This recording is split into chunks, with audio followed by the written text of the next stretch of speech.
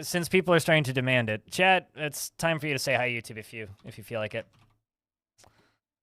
What was the name of that world that Rose Pass was in? I actually can't remember for the life of me. The question is do we oh, okay, well, I only have one in here. I forgot that I backed up everything.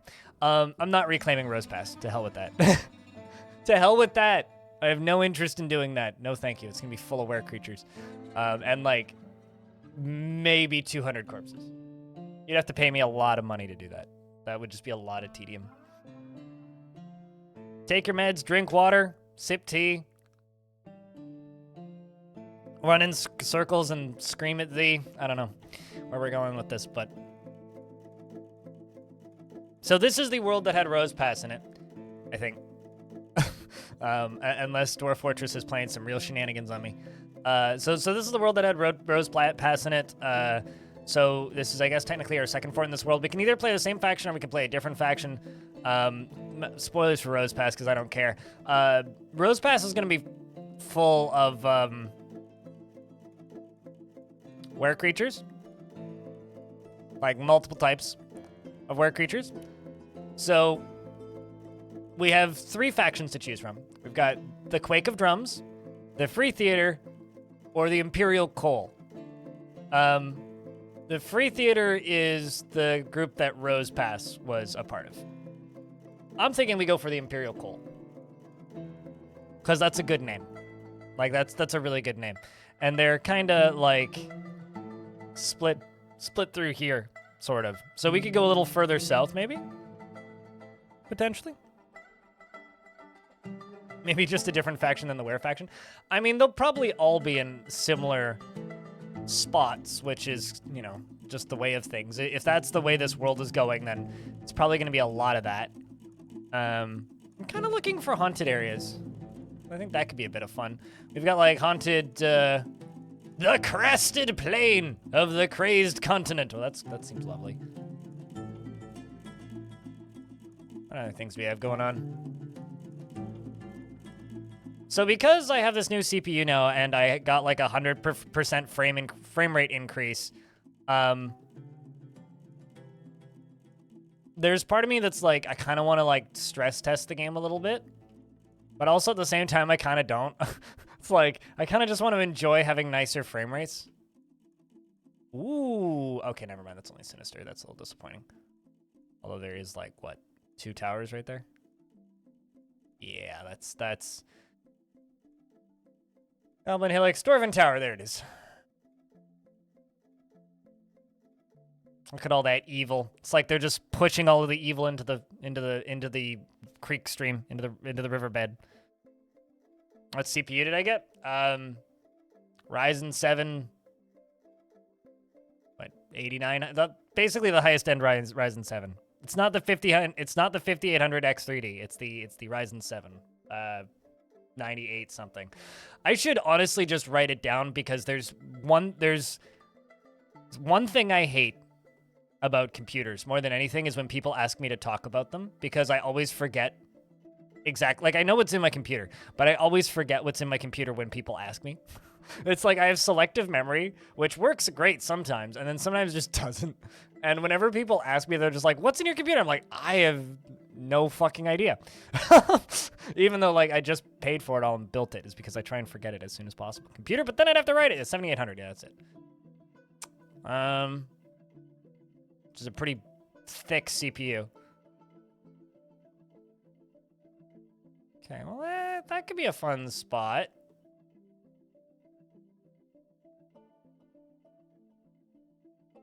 There is, like, a human tower, like, right there.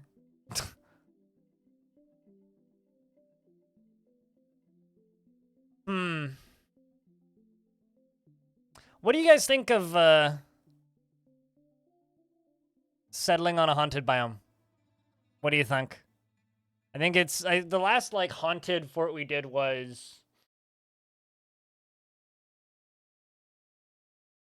Oh, man. Waterlungs?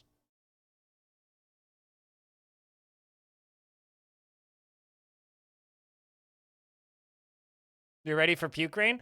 I was hoping it would like rain blood, because then we could all just play Slayer and just listen to Rain and Blood all day.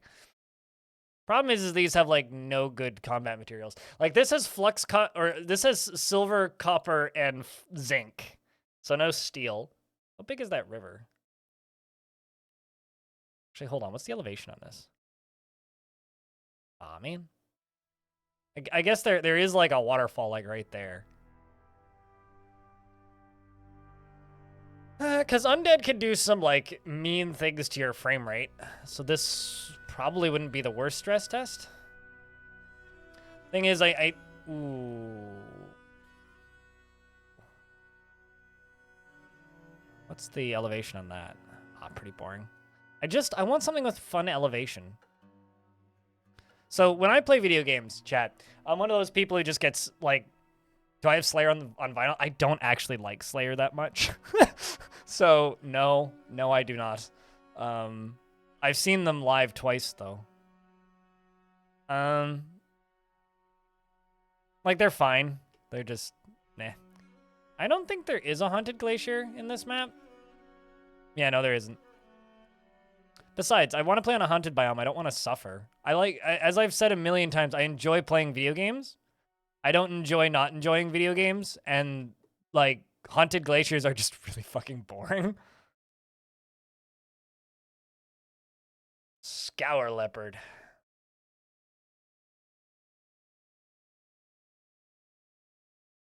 Oh, that's a rocky wasteland. I'm disappointing.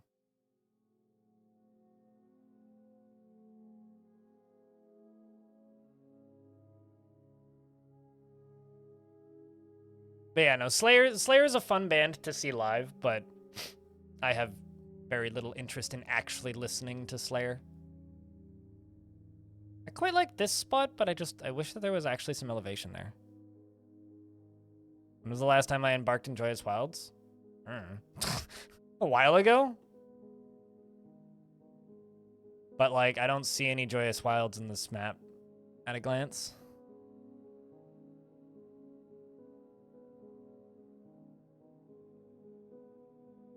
I mean, okay, there's some. But it's like, it's just a Badlands.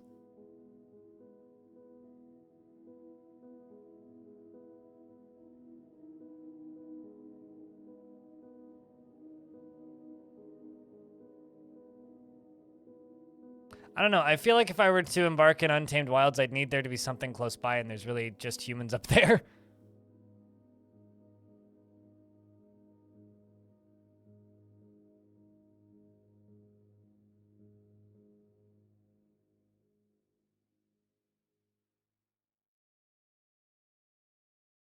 We mostly encountered were-lizards and died. Yeah, no, I gotcha. Rub Flare, the human tower. Uh-huh.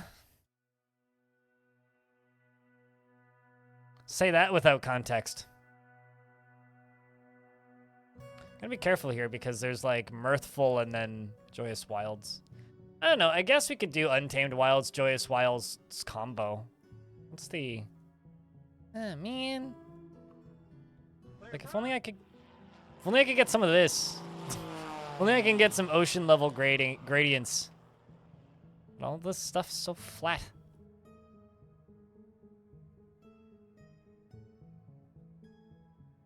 I don't know. I think I'm leaning Haunted.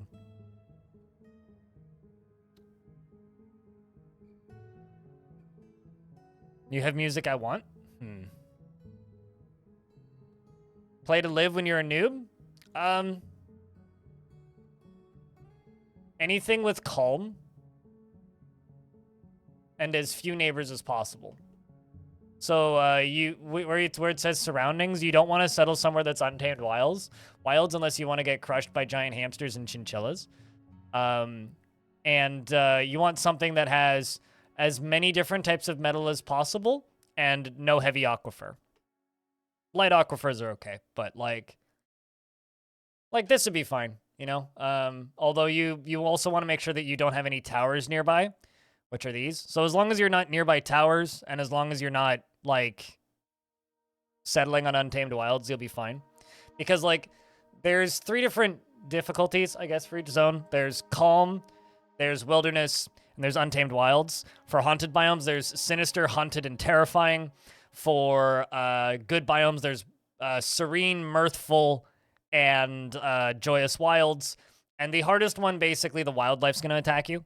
So, like, if you settle on, like serene, like, you'll have pretty fanciful, like, magical plants everywhere, and you'll see fairies and stuff, but you're not going to get attacked by, you know, giant chinchillas, right? If you settle on, like, a sinister biome, you're not going to have, like, zombies coming back from the dead, and it's not going to be raining blood, and it's not going to be raining mucus, and there isn't going to be weird clouds that float by that make your dwarves turn into weird walking zombie husks. However, the map might make spooky sounds.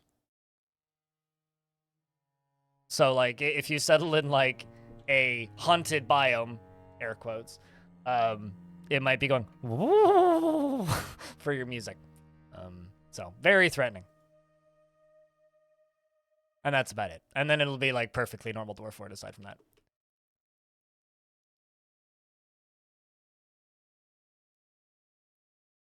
Where's this nearest tower?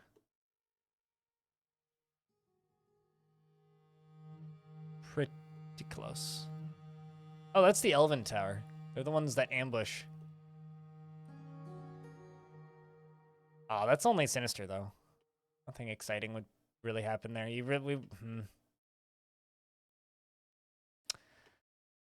Do I want to be on the front doorstep of a tower, chat room?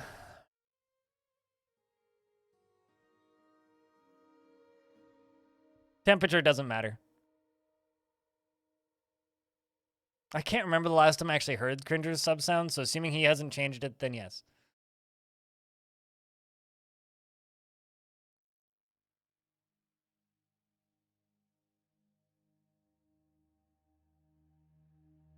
I think this might be what I go for. Right here. So this is like, I think that, yeah, we have a temperate ocean, temperate haunted shrubland with woodland levels of trees around, and then a temperate conifer forest. So we can do like a chunk of the biome that's not going to be super dangerous, and then a side that will be. What do you think, chat? Blood Rain is actually just cranberry juice? So elven-grown cranberry juice? Now the question is, do we roll with it, or do we make the map bigger? I bet you we could do 5x5 pretty easily. Get a little bit more of that ocean in there, or more building space. No, we have iron. See, it's in this biome. But the reason I'm like iffy about this upper area is it doesn't have iron, and neither does this. Like, none of this haunted biome here has iron. Like, it's all like silver and copper, and then like flux. 7x7, isn't that pushing it a little bit? 5x5 is more than enough.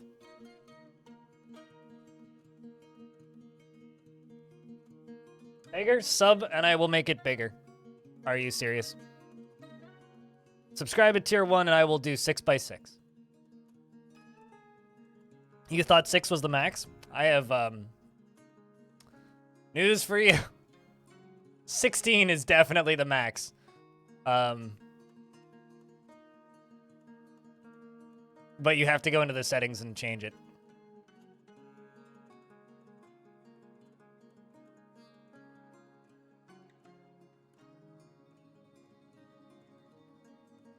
You barely fill out 4x4. I mean, 4x4 is more than enough space. So I think we'll do 5x5, and I will use that just to extend the size of this just a little bit. You have selected a large area. Choose a smaller area if you experience lag. You have selected an area with salt water. It might be very difficult to survive here. You have selected an area with a light aquifer. It might need to be pumped out or carried away. You may find it unpleasant. You may find very unpleasant environments here. You have selected an area near a necromancer's tower. You may be invaded very early by undead powerful foes. Yeah, that's fine. Bane, thank you very much for the 5-pack. Cheers, mate.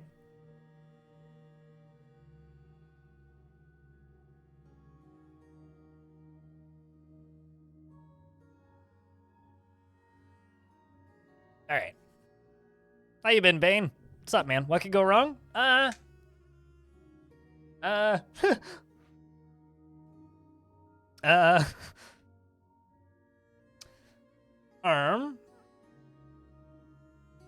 I think I'm just going to use my favorite strat, which is just give everybody points in mining and just bring a couple extra picks. I'm not worried too much about other things. I think probably what we're going to have to do is make a cavern fort, assuming we're not a resurrecting biome. If it's a resurrecting biome, then, I think... Ready for a move. Gotcha. A whole 200 feet to a whole new apartment. Okay. Like moving across the hallway or something. I've never actually done a move like that. Every move I've ever done in my entire life has been like, I'm actually going distance. Arm.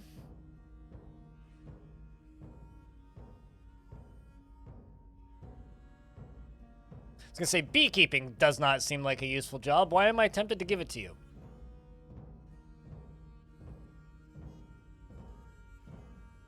I feel like we should embark with a doctor.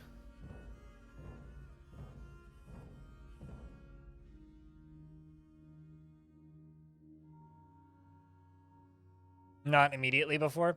Yeah, I've never moved out of a building and then back into a building. Let's make you a skilled weaponsmith. Make you a skilled mason. Let's make you a carpenter. Let's make you a...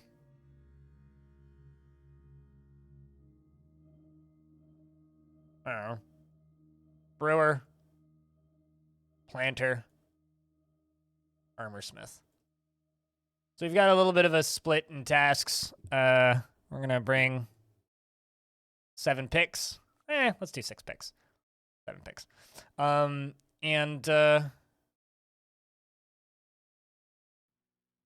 Just going to put a bunch into wine. Put a bunch into ale. Put a bunch into rum.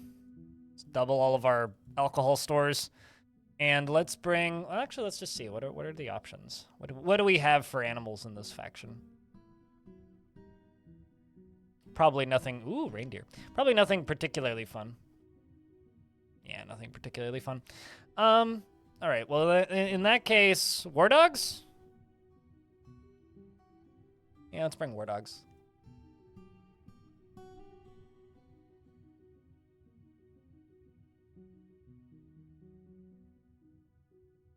And I think I'm just going to keep everything as is. This is because you like chickens. All right. Well, for you, Telenartho, I will bring chickens. Actually, sorry. Before I commit a crime, we must bring a goose.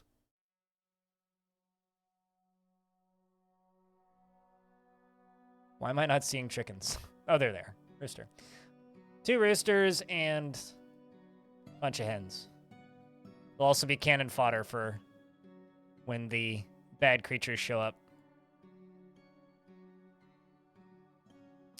And let's go back over to items, and let's say bring 2 extra plump helmet spawn. All right. So, 7 miners. Embark here. I'm going to run a real quick ad, and we're going to figure out the name of the fort, the group name, and then the group symbol, and then we're going to embark. So it should be another, like, minute 30 or so. All right. So I don't really have a theme for this fortress, right? We are the Imperial Coal, which is a good name. So you can make geese as bad as the memes? It's not hard. Wouldn't be hard to do. Not just make dogs that I can train. One less button I need to click, and I don't know what I'm going to encounter right away, right?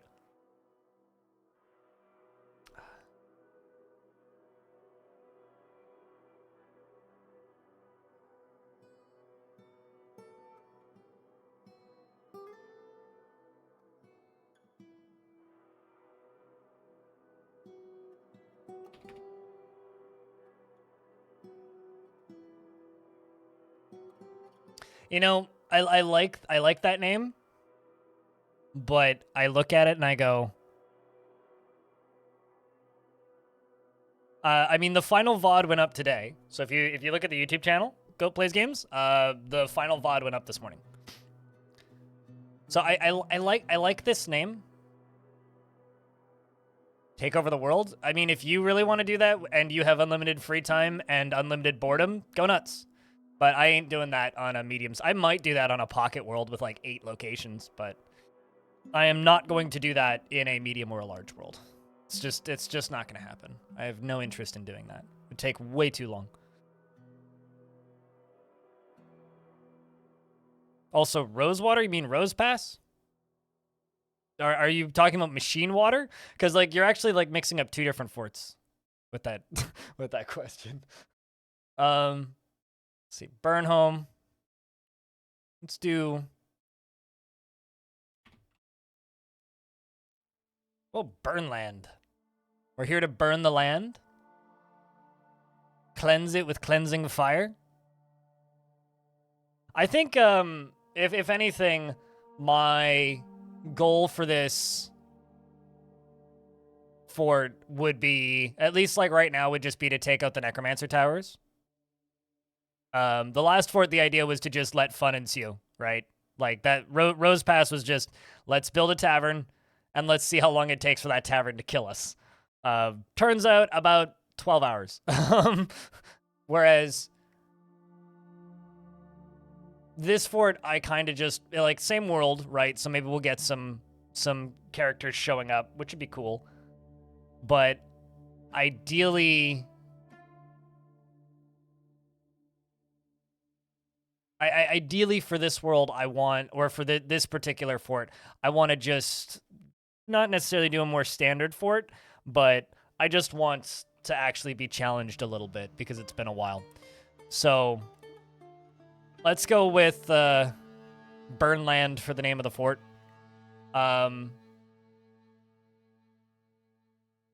Coalition.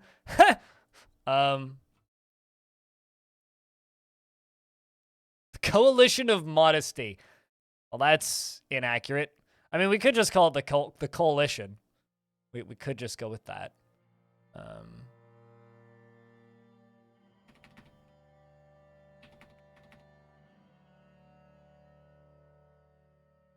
The Spicy Coalition.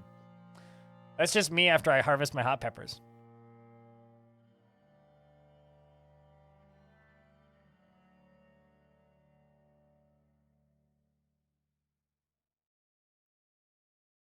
Raging Cave wants the Spicy Coalition. I mean, I'm kind of joking here.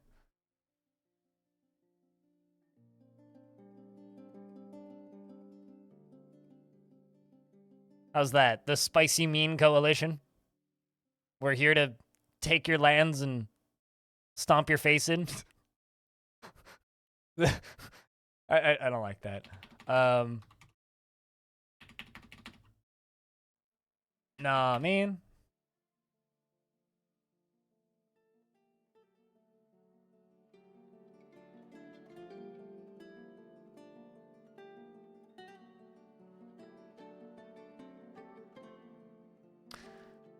I kind of don't like the Spicy Coalition, so let's go with something else.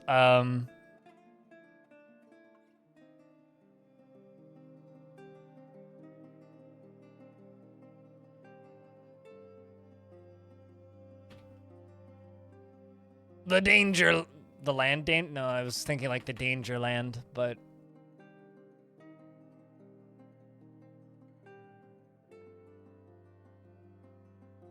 could just call it the Ancient Danger, but then everybody be like, that's a RimWorld reference.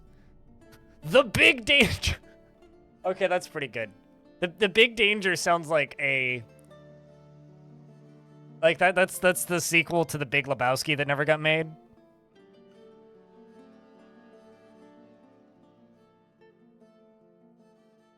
Thunder Cougar Falconbird? What?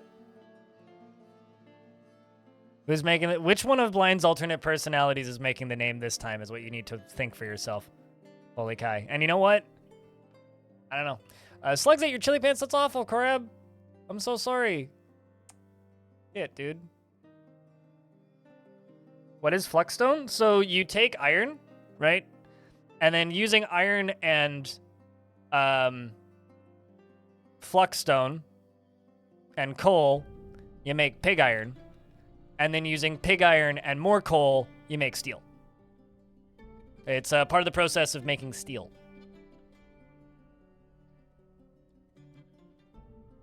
Big dangerous hole. I mean, you can call it whatever you want in your spare time, and you know what? I'm not here to judge.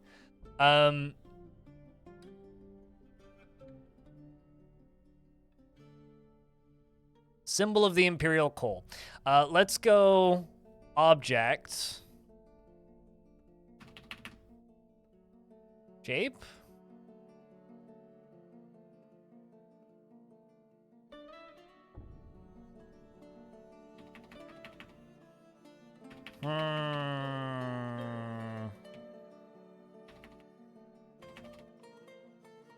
Five-pointed star. I don't know. What the heck would the Imperial Coal be? Oh, I know. A diamond. The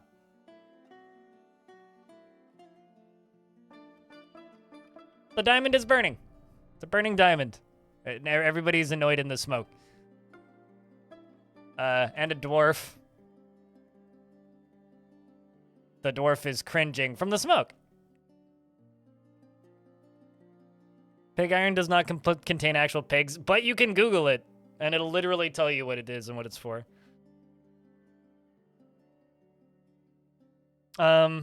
Creature. A beaver demon!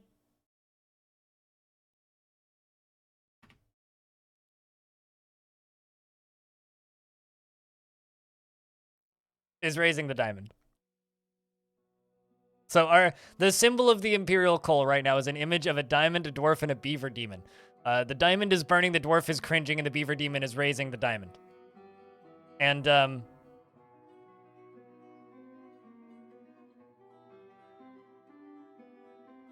the beaver demon is striking a triumphant pose. Why are we dragging Canada into this? Because I'm right here, Dr. Y. All right, so, the fortress's name is Burnland, I think. We are the big danger. How about instead of Burnland, we just go with Big Land? Because we're dragging Canada into this. So obviously it's the big land. What else do we have? If we actually want to go with this theme. Canadian dwarves invading some haunted wilderness. You know, true story. I talked to Tart about this once, Liberate the Forks. I am annoyed to all fucking hell that I can't make any kind of tree sap syrup in Dwarfort. It hurts me. And he goes, you know what? You're right. They should be able to tap trees. And I was like, see? They should be able to tap trees. Like, it hurts me. Like, why can't, like, that's the most dwarfy thing ever. It's like, what is better than murdering trees to stop elves from getting mad at you? Sticking a knife into the side of them and leaking their blood out to make drinks and stuff. I don't like Big Land. That's not a good name.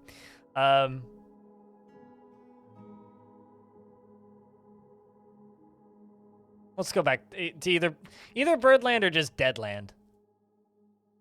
Chat, Deadland or Burnland? Deadland or Burnland? What do you think?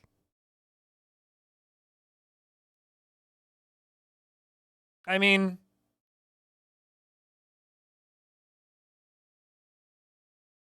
chat's saying burn, dead, burn. Oh.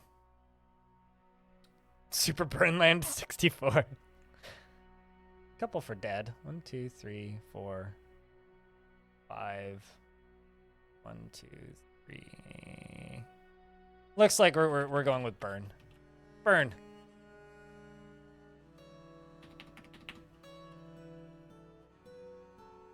I don't know if I'm gonna go with land though.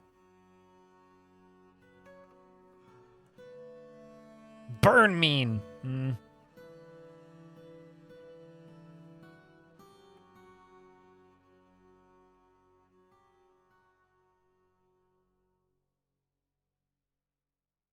Burnvault is also pretty good.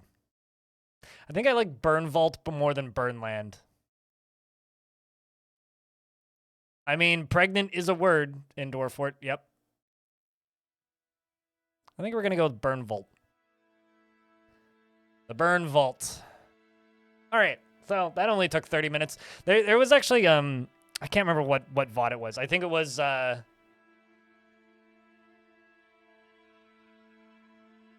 one of my recent-ish VODs. One of the highest rated comments is, I can't believe it took him 40 minutes to start playing the video game.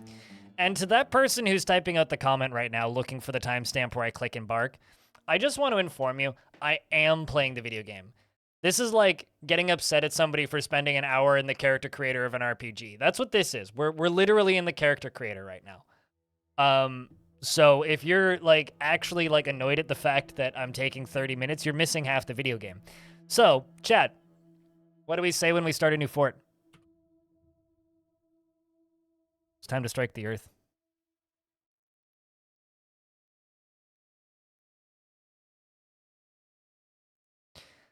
You have arrived after a forbidding journey from the mountain homes. You have arrived after a journey from the mountain homes into the forbidding wilderness beyond. This is a pretty cool map, actually. Look at that. Into the forbidding wilderness beyond. Your harsh trek has finally ended, and your party of 7 is to make an outpost for the glory of all. Falal Rezen. There is almost no supplies left, but with stout labor comes sustenance, whether by bolt, plow, or hook, provide for your dwarves.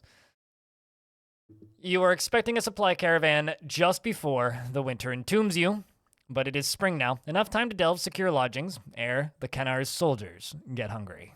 A new chapter of dwarven history begins here, at this place. Ningron Stuz. Burnvault. Strikes the earth.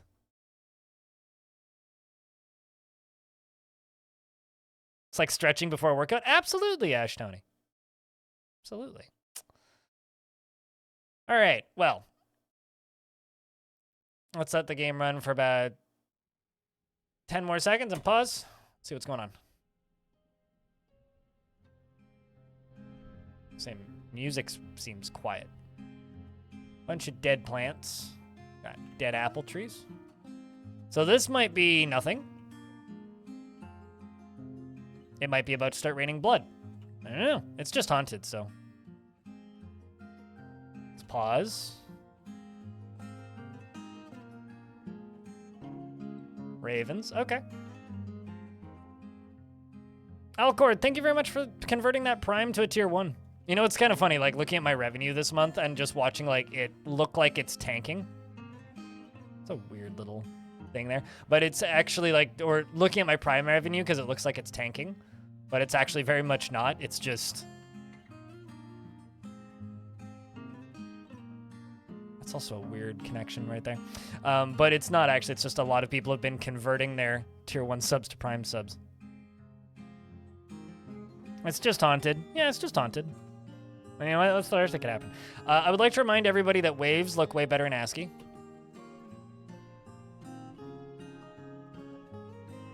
can see the waves crashing on the shore.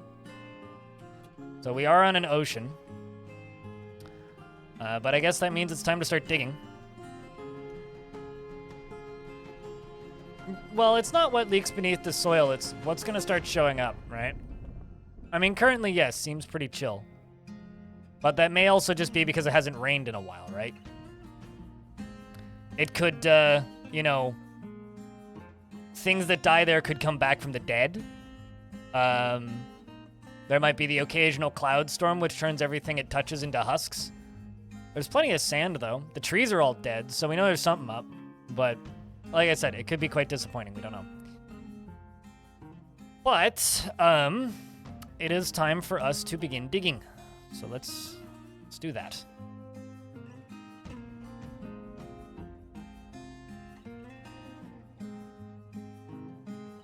The other thing I'm going to do is I'm going to jump over here, and I'm going to unassign one of you from this and give you wood cutting. I'm going to just chop down some trees. Not too many, just some.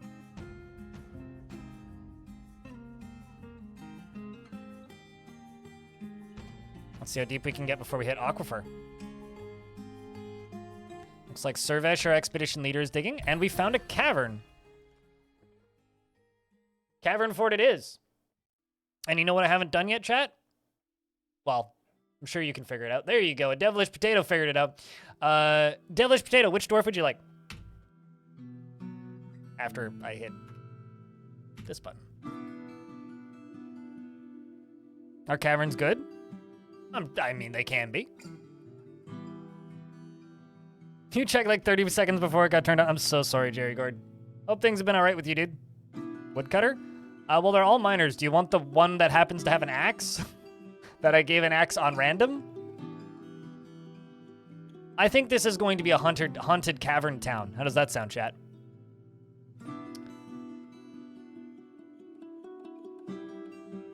Devilish potat.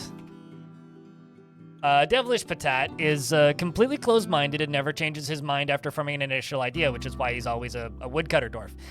He, at times to his detriment, and he has a tendency to go it alone without considering the advice of others. He has a tendency to consider ideas and abstractions over practical application, and he is often cheerful. He has an active sense of humor, and he doesn't often feel envious of others. He is quite comfortable with others that have a different appearance or culture, and he tends to assume that the worst of two outcomes will be the one that comes to pass. He can handle stress, and he is grateful when others help him out, and he tries to return favors, and he is trusting and generally acts with a narrow focus on the current activity and is not particularly interested in what others think of him. I'm also just realizing that I dug straight through an aquifer. So either I hit an aquifer in there somewhere, or there's no aquifer like right there, which is interesting. He dreams of raising a family and personally finds blind honesty foolish and finds friendship burdensome. He likes cobaltite and pig iron and moss agate, as well as giant sloth bear leather and bucklers. Brutes of the south. Sorry, hold on. Brutes of brine for their rhythmic undulations. Brutes of brine. That sounds like something from Caves of Cut. For their rhythmic undulations, and then the words of the South Wanderer, and when possible prefers to consume koala and strawberry wine, and absolutely hates bats. Well, okay. He is thin and scrawny, and his medium-length beard is braided. His very long sideburns are neatly combed, and his very long mustache is arranged in double braids. His very long hair is neatly combed, and he has a round chin, and his head is tall, and his eyebrows are slightly low. His lips are thin, and his ears have small lobes, and his pink skin is wrinkled, and his aquamarine eyes are slightly close set, and his hair is chestnut with flecks of gray. Done. Hats, bats, and Cavern Town. Hates bats, Cavern Town. Yeah, no, totally. Yeah, it checks out. It's great. I love his time here. I think we just stop right there. What do you think? Look at all of this magnetite. This is all iron ore in here, actually. This is like perfect. This is a great spot to be. Even a little ruby cluster right there. Can just like dig this out and put our houses into these walls all the way around here. Oh yeah, no, this is awesome. Lovely little cavern. Lovely little cavern. Excellent. We'll move right in. It'll be super cozy. We'll make it all homey. And you know what? Actually, I will go one further down. Oh, never mind. Oh, never mind. So I found the aquifer.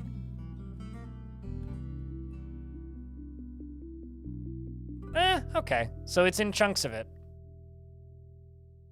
Doesn't seem to be down here, though. So is this going to fill up with water? Let's see. Okay, so no, that doesn't. Well, I think the first thing I'm going to do is I'm going to station all of my starvable livestock down here.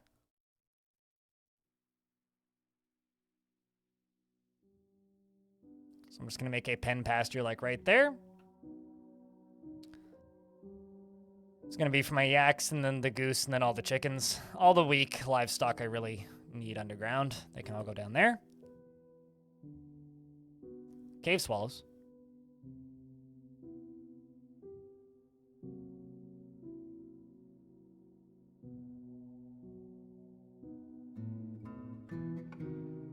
Which means we'll probably explore a bunch more of this.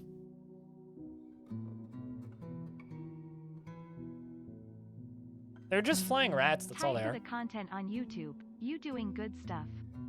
No problem, dude. Thanks for watching. It's gonna be an exciting week, hopefully, because now we're gonna have another Bay 12 talk soon, which means Zach and Tarn will be joining us once again. Sure, that'll be fun. But thanks for continuing to watch, and thanks for the Prime sub for the 5th month. Welcome back, dude.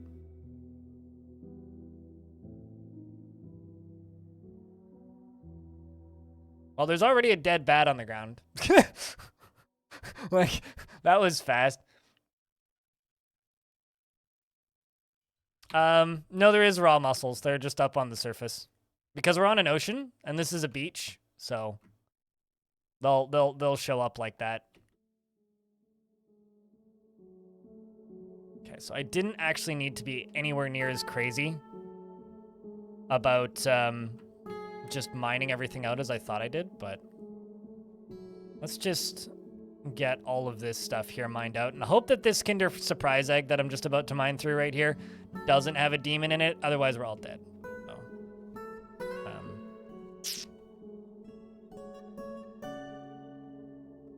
maybe it'll have a beaver demon, and then we can just be like, Dodd, is that you?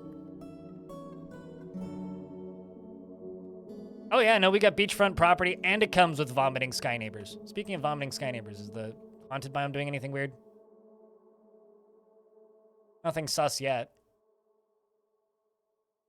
There is a troll, though.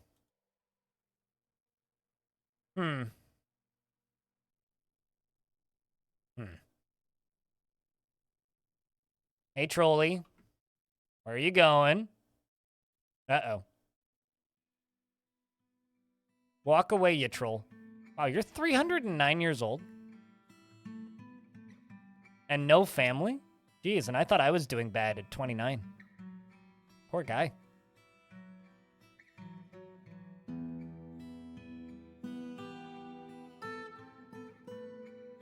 The trolls never attack? They're wild animals. So they're like any other animals. It depends on if the dwarf picks a fight with it and whether or not it picks a fight with the dwarf. So can they start fights? Absolutely. Are they guaranteed to do that? No.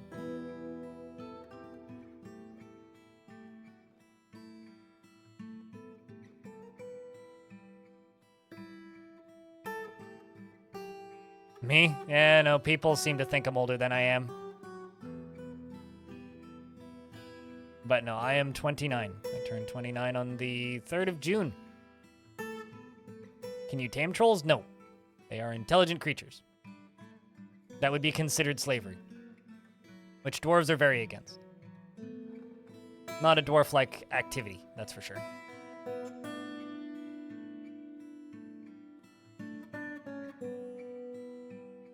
Well, at least I've got tons of magnetite. So I need to...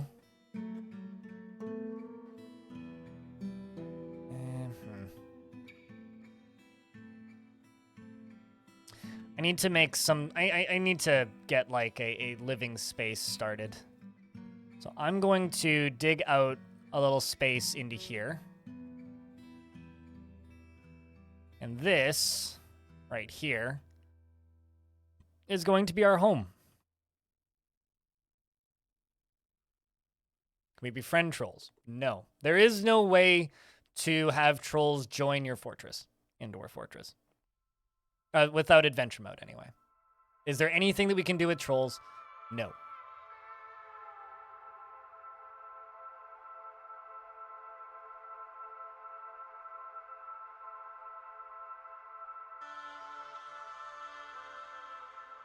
Well, I mean, it's going to be our meeting area.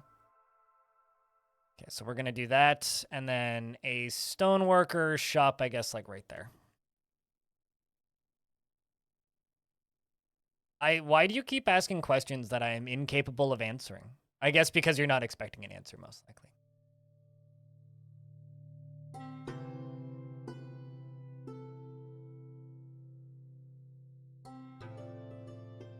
Let's go with hatch cover. Door. Table. Table. Table. Throne. Throne. And throne. What's up, Biofoot? How's things?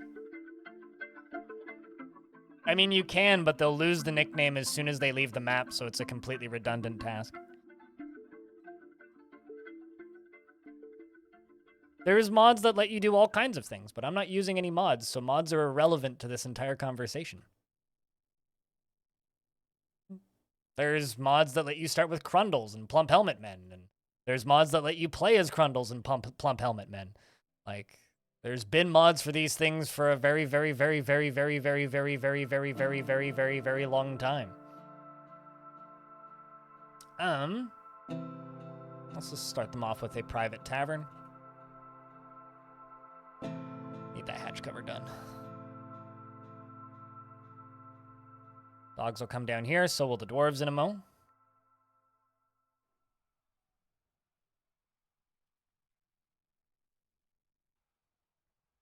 And then we go up here. And we go hatch. Right there. What was what camp mods do? You know what? I don't want to answer that question. Hoping adventure mode comes out this year? I don't know. I'm hoping it comes out when it's ready.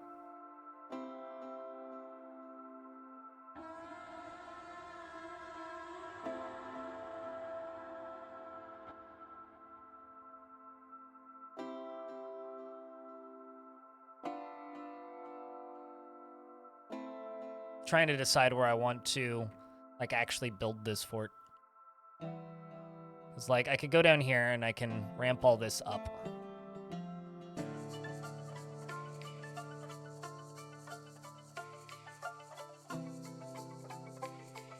The problem is I don't want to start hitting aquifers with this. I have to be kind of careful. I mean, it's fine if I start hitting aquifers. It's just going to fill up slowly, but...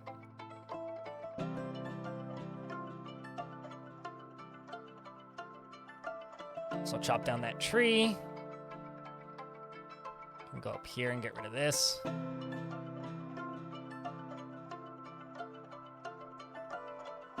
The only troll right now is just chat room. To truth be told.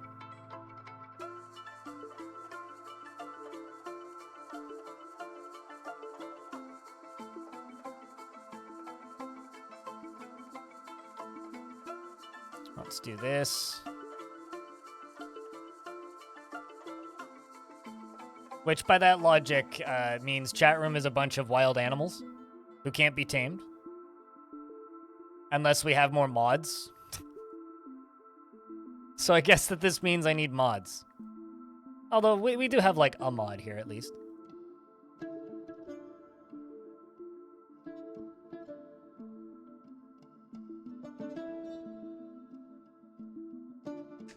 That was clever. Uh-huh.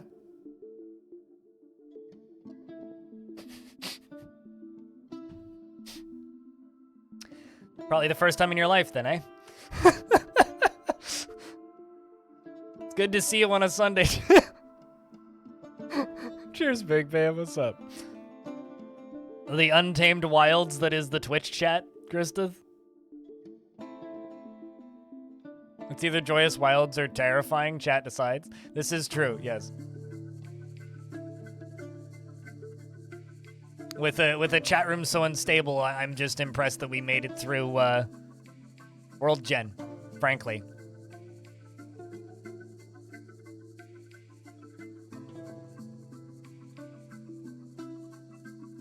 All right, so let's get a carpenter shop down in here.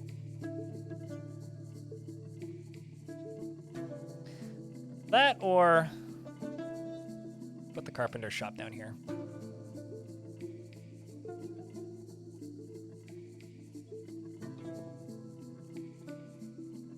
Also put some craft dwarf shops down here and stuff. I am very much kind of looking at this and going like, let's just build a cavern city. Right next to a necromancer tower, which I'm sure will be fine. I don't know what could possibly go wrong. Nothing would be my guess. Speaking of, how's the surface look? There's a giant olm, horseshoe crab, a wombat! Then there's a troll on the surface, apparently, who's also seriously injured because one of my dogs attacked it. It looks like the dog lost, but the stray dog did, in fact, tear the cartilage of its left ear, which bent its head. Trying to think how that works.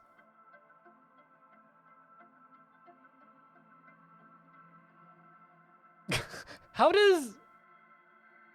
It's like, you can't physically bend a head. So when they say bend a head, does that just mean, like, jerked into the side kind of thing? Or does that mean, like, he physically bent his head? Like, is his head, like, crooked now? Is he, like, Beavis and Butthead kind of thing? Anyway, dog didn't die, so that's good. Best not to think about it? Probably. Too late, I'm thinking about it, though.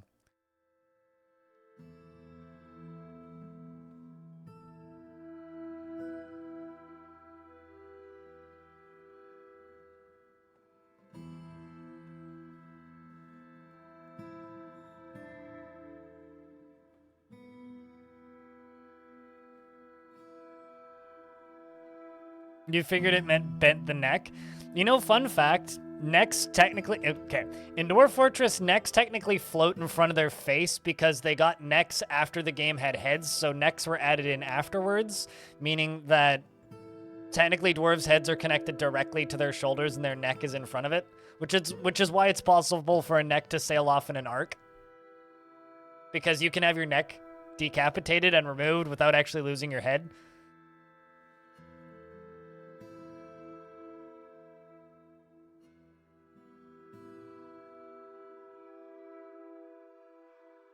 Speaking of things it's best not to think about, that's one of my favorite ones to not think about with Dwarf Fort, but still remind chat about because I think it's funny.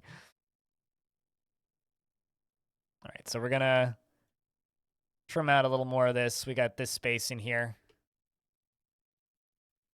Okay, I think I'm just going to move this tavern to over here. Probably just erase it from where it's currently sitting. Let's go out to like right there. Down to about right there. This is a new fortress. This is the same save though. So the Gilded Dinner. Let's call it the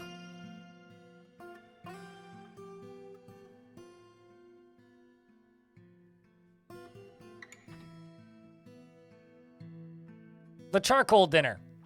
Very good cooks in this tavern. Let's... Making blocks yet? Make me some blocks, please. Goal for this fort? It is a haunted biome. This side's haunted. And we're right next to a tower. So I don't know. We're kind of playing it by ear right now. I don't really have a goal for this one. At least not currently. You missed the stream announcement? It was posted. Where wombats? Was it wombats? I think it was wombats. That sounds right. They did look like angry blankets.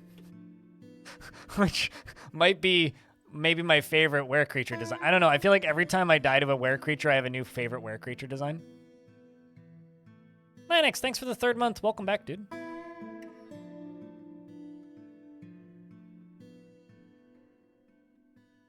This is a completely different world and has been a different world since I started playing Rose Pass.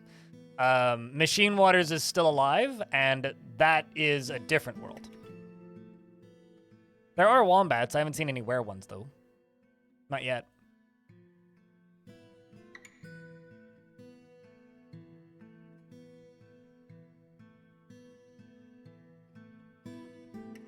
I mean, you've been able to try and get one in this world since I generated it, but...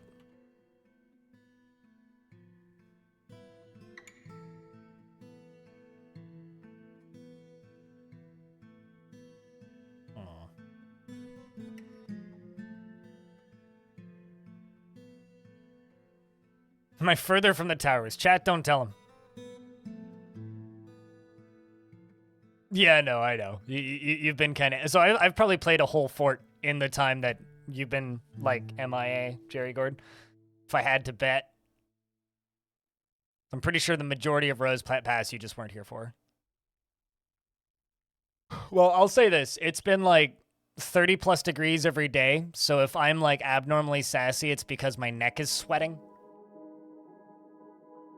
It is unpleasant. And the humidity has not been helping. So if it's a slightly cranky streamer day, I'm sure we'll all survive.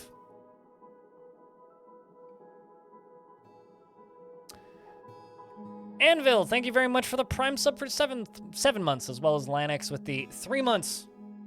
Appreciate you. Here's mate.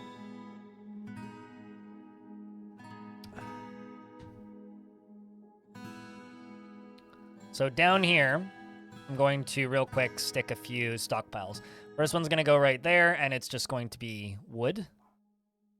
Going to put one right here. And it's going to be for, let's just say, furniture, weapons,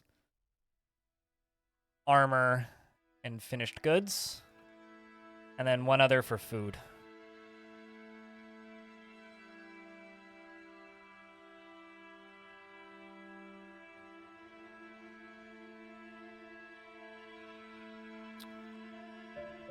We'll just say everything for right now.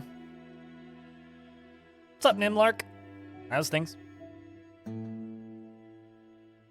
You saw me generate per Rose Pass? Okay, so this is in that world. This is in the same world as that, as Rose Pass, as well as Cinder Elliott. Hello.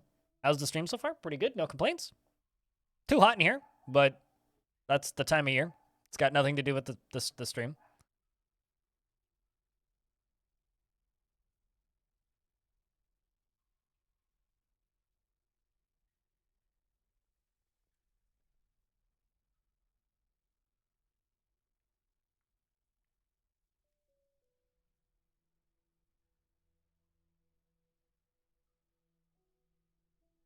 As we wait for the first save to go through. One thing I'll say I noticed about this CPU is it hasn't really changed save times much. So that part kind of sucks.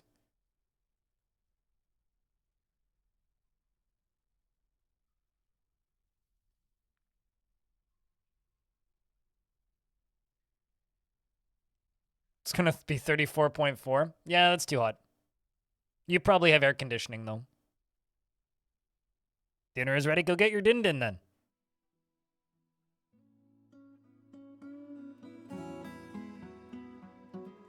We got dwarves constructing buildings, and they're probably all just going to haul stuff. If I had to bet... Oh, no, you're going to take a nap. You're making rock blocks, and you're putting stuff away. See how the surface is doing. Ooh.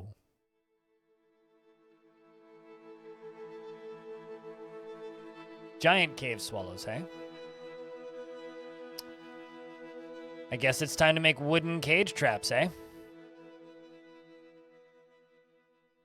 If we got giant cave swallows.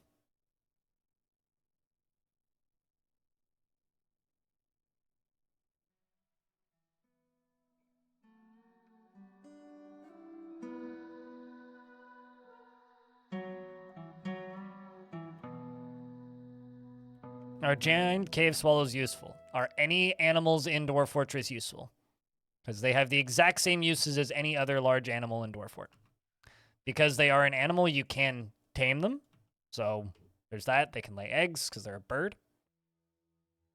But they are exactly the same as every other animal in Dwarf Fort. The thing that, like, I think that a lot of people who watch me need to, like, learn about this game is that nothing in Dwarf Fortress is inherently useful, right? Everything just kind of exists, and it's up to you if you want to mess with it. And if you want to mess with it, then mess with it. If you don't, then don't. Is it useful? That's up to you. Depends on what you define as useful.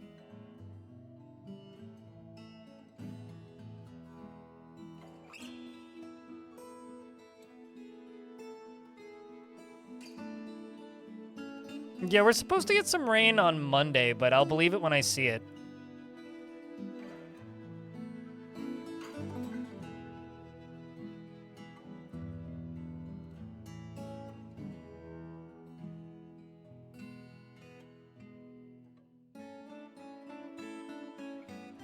I've used multiple dragons as, like, guard dragons over the years. It's pretty easy to do, actually. But, like, I maintain no animals in Dwarf Fortress are particularly useful.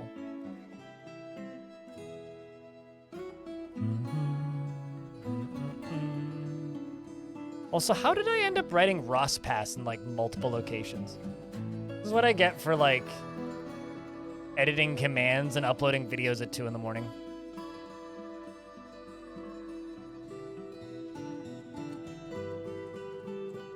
Sorted.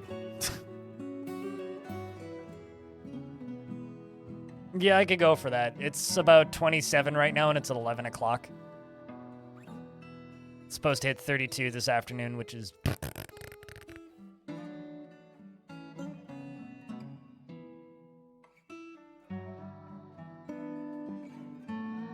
Mm-hmm. Absolutely. Napalm sideburns.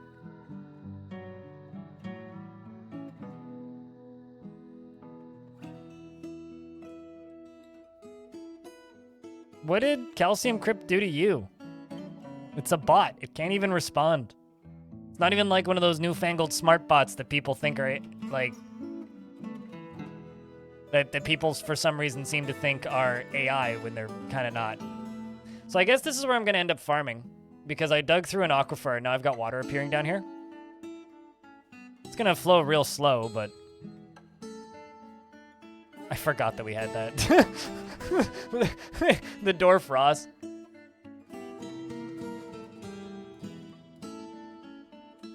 Totally forgot about that. After the whole Piss debacle. I mean, there was a goblin named Piss that ruined the whole fort. This is true.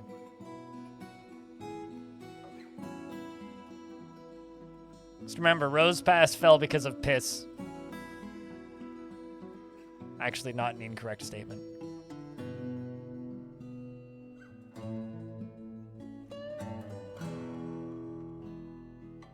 You know, honestly, that's what I should have written in the last fort thing and given no more context. Is just like, last fort fell because of Piss.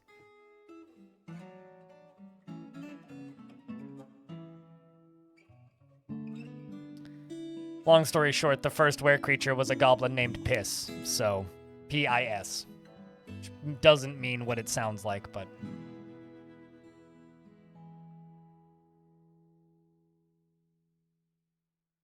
Still very funny.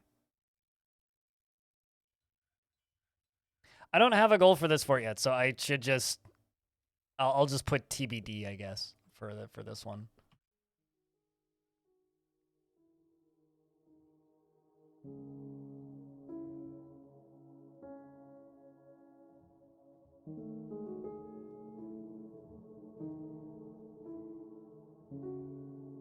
There we go.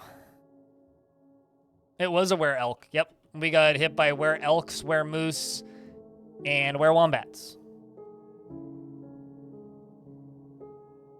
Was the majority of the invasion force.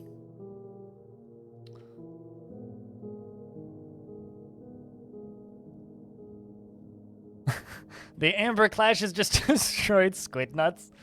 What was Squid Nuts?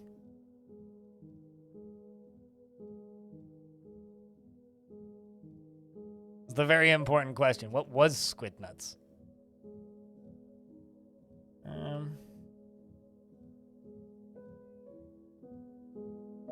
Kind of just want to flood this area.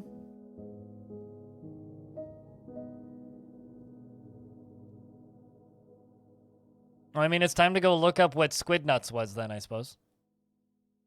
Holy Kai, thank you very much for checking a gift sub at Growlcore.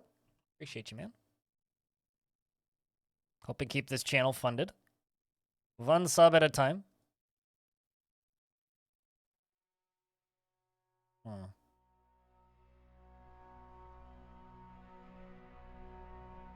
I'm gonna be unnecessarily picky.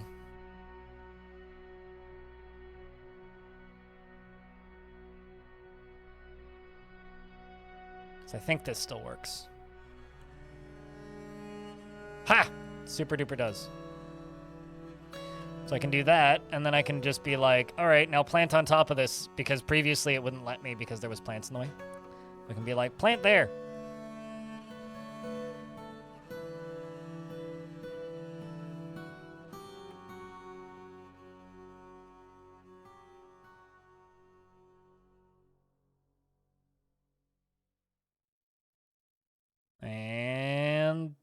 done.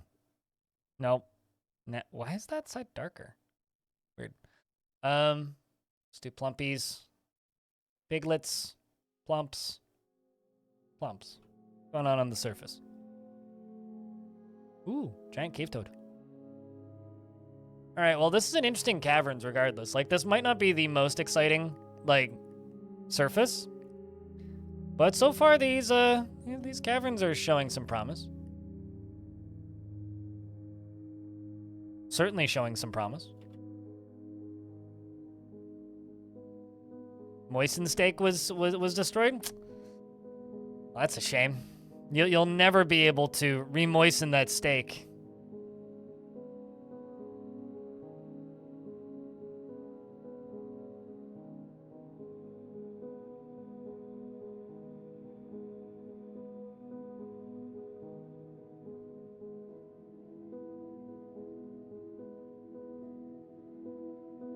This fort has been blessed by the toady one. I don't know about that, but it's certainly been blessed by a single giant cave toad.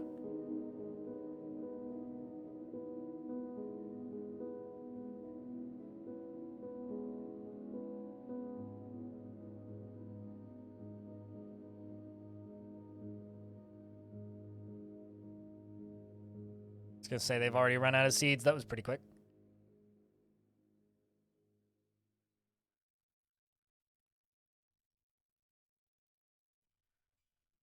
It's 5 times as efficient to farm in the cavern layers than it is to farm in dirt layers.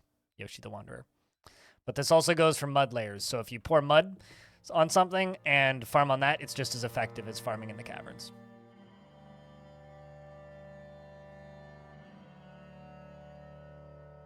It's okay. I can't type either. Which is why I just talk instead. It's much easier. Where's seeds? They're there. Seeds. Remove barrels. And if you're looking like for getting started guides and whatnot, the YouTube channel does actually have a very recent getting started guide, which covers everything that I've done so far in a much quicker, more concise timeline. Okay. Those bags come over. As they should be.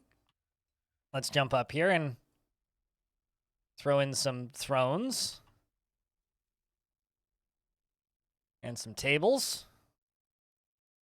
The dwarves can not complain about the lack of chairs.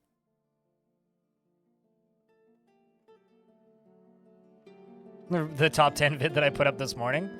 I really hate making those. Like they're the most soul-sucking content I've ever made. It's like, man, I'm just making cheap content that nobody actually wants. Is how it feels to make stuff like that.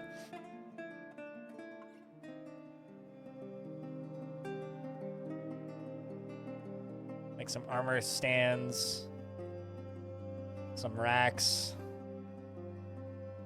table, throne, and blocks.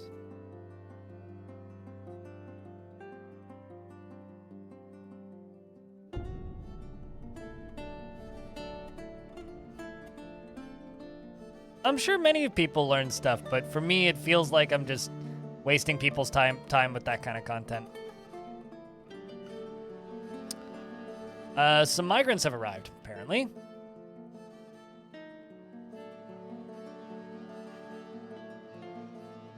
I'm glad we called it Burnvault instead of whatever we were planning to call it initially. Because the name Burnvault sounds a lot more like a cavern fort. I have a lot of animals with me. Thank you. I don't know how else to respond to that. What do you want me to say in response to that? It's like, yes, I have chickens and a few other things.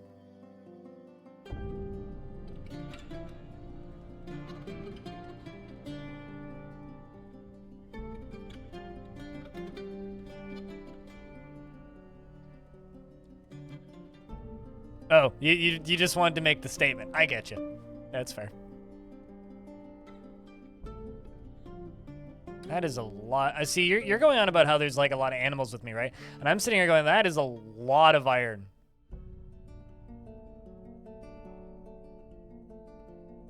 What did we sacrifice for the animals? Nothing? What? I mean, I suppose we did just settle on a haunted biome. I guess that's kind of a sacrifice. It's like, why can't I see the locations? Because there's logs right there. Okay, so we're up to 15 dwarves. Let's see what we got. You know what, chat? I don't generally do this. First two people to...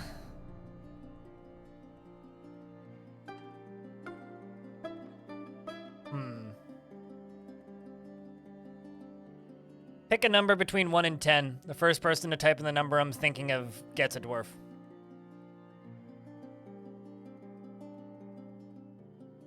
Also, Peter Gunn. Which dwarf would you like? I was thinking 7. I should have said between 1 and 100. Should have said between 1 and 100. Odds are pretty quick, but...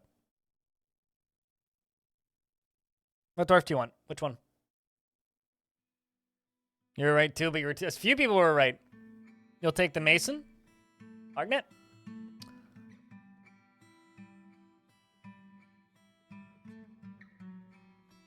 Peter Gunn RS. He cannot tolerate differences in culture, lifestyle, or appearance, and enjoys being in crowds and has little interest in joking around. He's assertive and tends to consider what others think of him, and he is somewhat quarrelsome, though he is conflicted by this for more than one reason. Occasionally overindulges and likes a little excitement now and then, and has a greedy streak. He always snaps his fingers when he's greeting somebody. Needs alcohol to get through the working day. Dreams of mastering a skill, personally respects perseverance, guile, and cunning, and sees guile and cunning as indirect and somewhat worthless, and values a harmonious existence. And dreams of mastering a skill, likes gypsum, plaster, copper, and jasper, opal, crystal glass, and cavies, and cavies for their 3 toes, gorillas for their strength, and the word of the South Wanderer and the sight of the lilac of periwinkles, and when possible prefers to consume water buffalo, cheese, pomegranate, wine, and llama's milk, and absolutely hates snails. And I think you're gonna run my military. His very long beard is arranged in double braids. His medium-length sideburns are neatly combed. His very long mustache is arranged in double braids, and his very long hair is neatly combed. His flattened short ears are fuse-lobed, and he has low cheekbones. And he has a broad chin, and his head is broad, and his somewhat narrow copper eyes are slightly wide-set, and his ears are somewhat broad, and his hair is dark brown, and his skin is dark brown. I have a question, Chad. Have you seen dwarves losing their names? Because it just dawned on me as I was looking at the description of that dwarf that I haven't seen a dwarf lose their name while in combat in a while. Also, that is a lot of animals.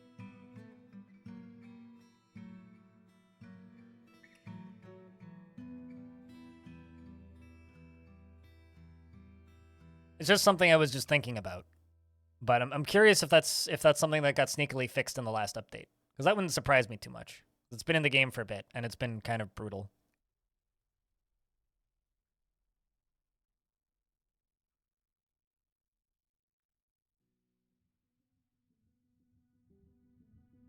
So, chat, there's a Gorlak in my fort. Buddy! Look at him! Look at it, it's Gorlacky. He's gonna go die, though, if he encounters my dogs.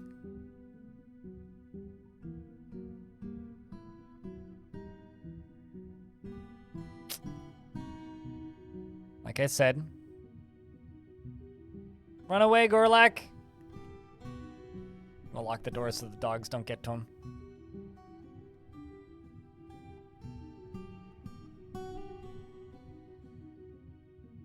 Run away, Gorlak.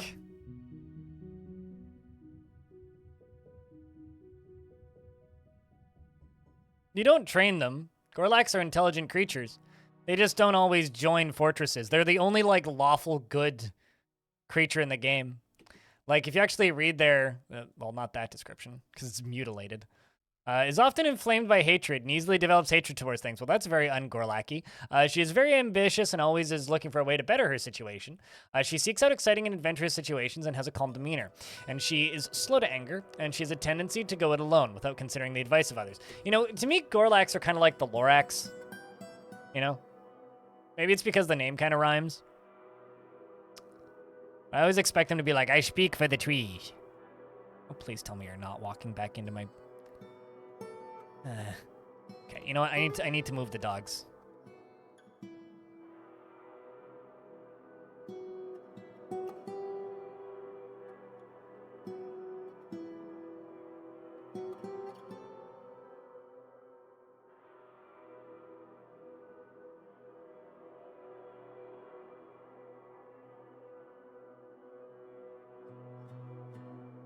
They're a threat to the local Gorlax. Dogs kill everything. Oh yeah, no, totally. No, good. The Gorlax are lawful good. They're actually like very good creatures to have around. I think he's trying to use my stairs. Is literally all he's trying to do.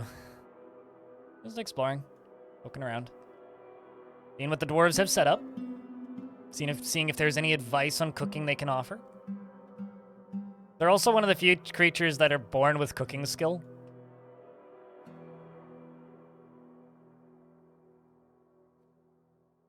Does your cavern area have access to the edge of the map? You can't see it, but all caverns do. That's just because we haven't walked to the edge of the map yet. It'd be a mighty boring cavern if it didn't.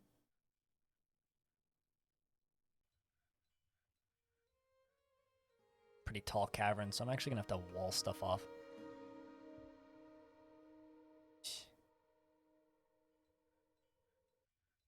So this side down here has aquifers scattered throughout. So as long as we build up this way, you know what would be really cool is if I had a little bridge going all the way along this. That'd be really cool.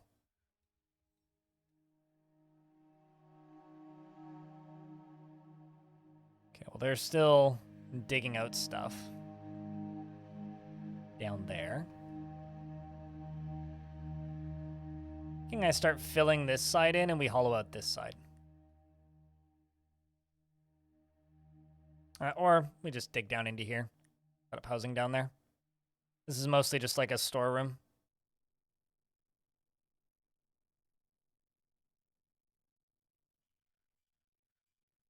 Brew some drinks from plants, get some more plump helmet seeds.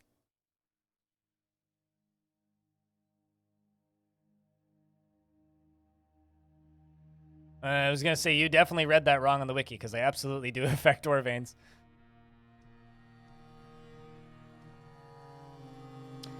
They want goblets, cups, or mugs. I feel like you're probably capable of answering that question yourself if you're capable of asking that question, Kimura. I mean, assuming you know how the game works to a degree, you'd know that there are forgotten beasts that'll show up in the caverns. Any number of wild animals. So, how safe or unsafe is it? It depends on the cavern and the world that you generated and what happens to be lurking close by, really. Well, it's kind of hard to say.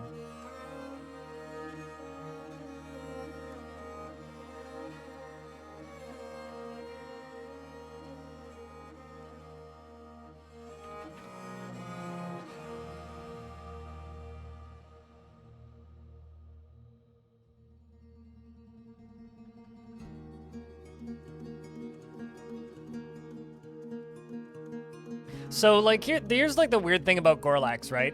Lunar Huntress? Then I realized this question was a little bit ago. Here's the weird thing about Gorlax. They can either be listed as wild animals in the cavern. Also, by the way, each rock mug job makes 3 mugs. You don't need to make that many. But here's the weird thing about Gorlax. They can either be like wild animals or members of factions, and they don't always join factions. So you could either have a Gorlak that is, like, shows up randomly in the caverns like this, or you could have a Gorlak that is, like, part of a performance troupe, right? If a Gorlak is part of a performance troupe or they're a mercenary or something, they can join your fort and become a resident. If they're just a wanderer of the caverns, they're not interested in becoming your resident, right? They're just there to wander the caverns. So it really depends on the Gorlak at that point. Trying to figure out how I want to build this. It's like, got this big mined out area now, which I kind of don't want to move into. I don't know. It's like I kind of want to dig up 1 layer, or maybe even 2. Like go up into here maybe. Could go a bit more vertical. Build a little... Actually, no, it would be nice. Building a little bridge across here and building out in here. That could be fun. Nimlark. What kind of dwarf would you like? Who would you like, rather?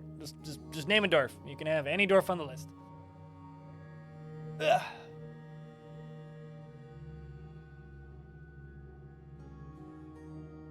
But good shot, Nim.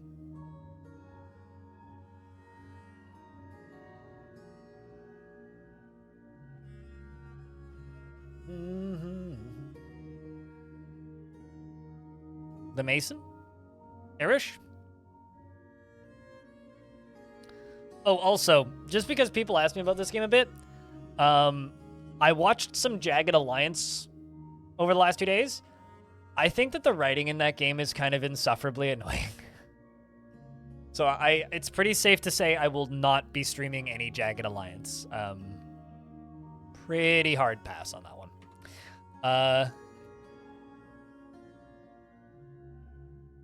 Nimlarked. He pursues matters with a single-minded focus, often overlooking other matters, as he is emotionally obsessive, forming lifelong attachments even if they aren't reciprocated.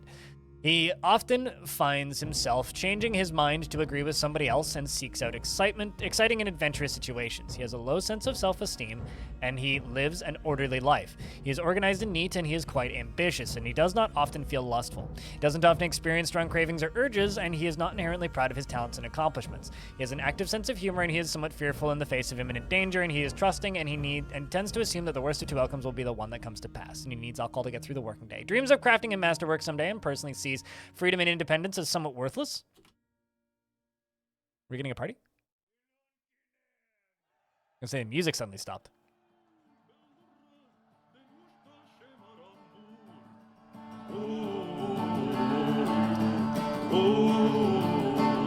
And he sees introspection as important and doesn't feel strongly about the law and dreams of crafting and masterwork someday, and he likes pitch blend, trifle, pewter, fire, opal, groundhog leather, and bucklers and thrones and earrings and buckets and iguanas for their dewlaps.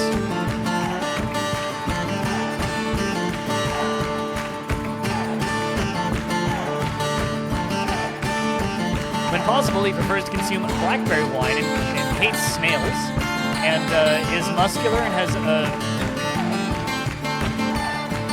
He is muscular, and his very long sideburns are neatly combed. His medium-length mustache is arranged in double braids. His hair is clean-shaven, and his nose bridge is somewhat concave. Oh. We got Cody stealing our stuff, chat. And his hair is buff, and his skin is pale chestnut, and his eyes are silver.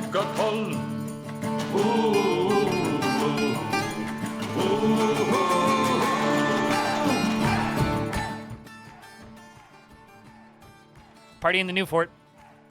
Party like it's the year 508. Morbits, what's up? How's things? All right. How's the new computer setup? It runs a lot faster. So I have to catch it every morning. It's kind of a pain.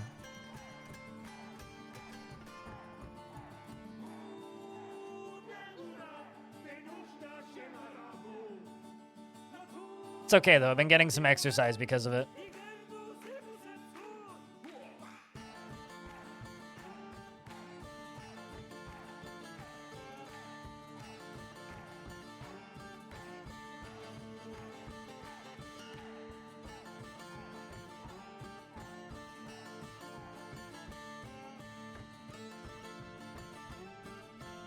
Wow, wow, wow, wow, wow. It's nice to have a new computer setup. It works a lot better, but my God, am I stressed out now. I don't like having big credit card bills to pay, and so I have a massive credit card bill to pay right now. And money from Twitch payday, which was on the 14th, hasn't made it into my bank account yet because PayPal's being slow. So... Oh, there's tons of iron. There's iron, like, literally everywhere. So I'm not too worried about it. Like, yeah, all this is iron. There's iron quite literally everywhere in this cavern. Like, that's all iron.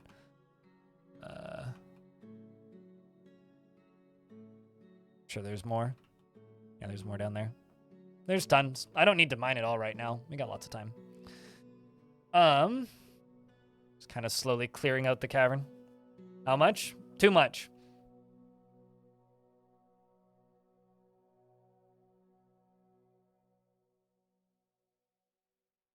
Are they all exactly the same color? I'm pretty sure they're not. They're close, but...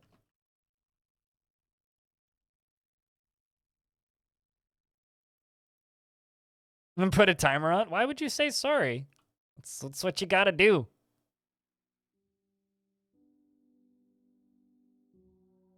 What part of I don't like talking about computer parts do you not understand? I replaced the CPU and the motherboard. Like, I was using a 8-year-old motherboard and an 8-year-old CPU. So I replaced the CPU, the motherboard, and the RAM because I was using DDR4 before, and now I'm using DDR5. So, yeah, I hate talking about computer parts and would rather just stop. So the day that people stop asking me about my new CPU will be a lovely day. It's like, what did it get me? A fuckload of stress in a short period of time. That's what it got me. Do I like it? Sure. I'll like it once I've, like, recovered my savings again.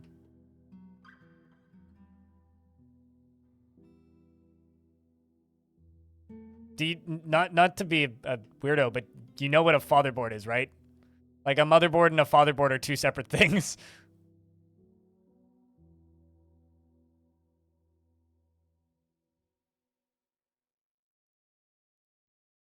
Yeah, because this is where this conversation always goes, and it just makes me angry every time. Oh.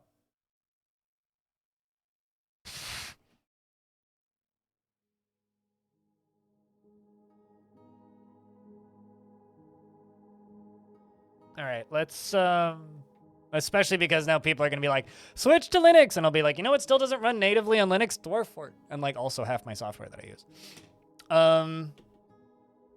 I like having OSs that break exactly in ways that I expect them to, which I'm very used to Windows breaking. In ways that I expect it to, whereas Linux breaks in ways I don't expect it to, which is significantly more time consuming to fix. So let's make a little dormitory for these dwarves because they're going to need it. Let's go.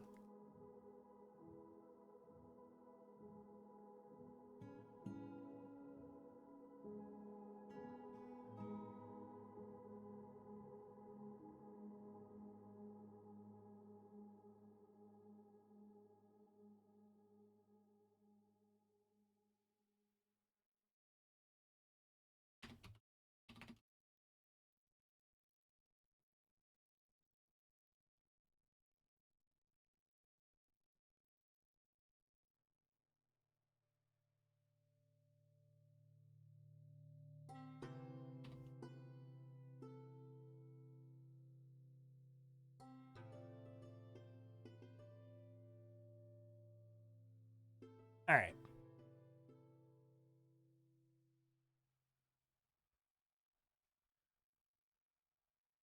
It's too hot in here to talk about Linux, though. Let's do this. Nope. Out of doors. I need more doors. Actually, what I need is a manager.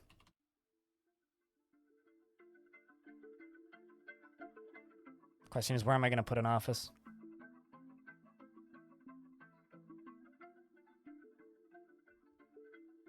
Terms for old ATA drive configuration is gone. It was not great. You know, I'm going to be completely honest with you. I have no idea what you're talking about. Truest thing I've said all day. I have no idea what you're talking about. You know what? That's okay. Probably for the best. Really. Just pump those doors up above you.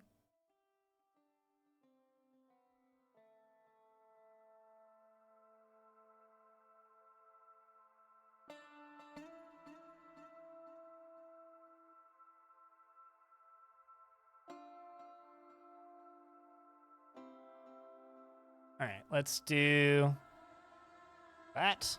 Get a door on you, and then make you into a dormitory. Doop. Doop.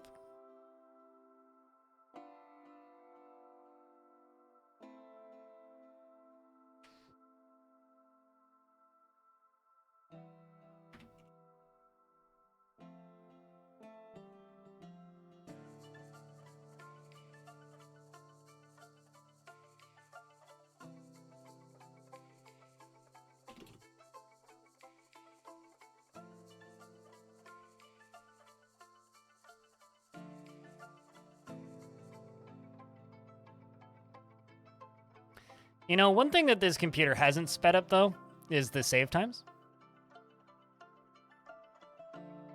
Maybe I should turn save compression back on and just have longer save times. And at the very least, it's because I checked the size of my Dwarf Fortress install when I was, like, backing stuff up. It turns out I had about 70 gigs of Dwarf Fortress saves on this computer, which is a little excessive. Like, even by my standards, it's a little bit excessive.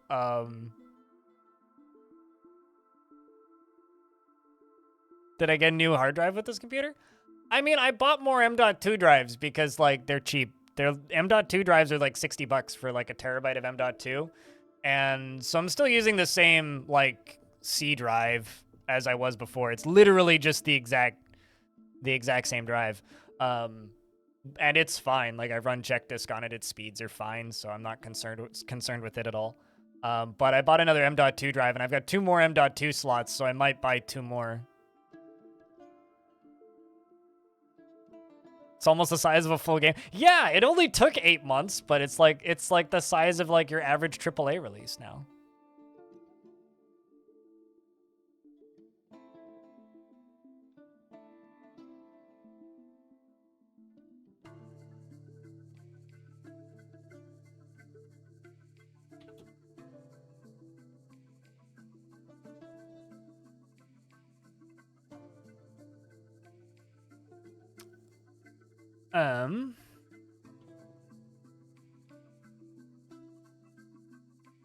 Trying to figure out how to lay this room out, because I want to get those workshops out of there. I kind of want to get those workshops out of there and maybe move them down here.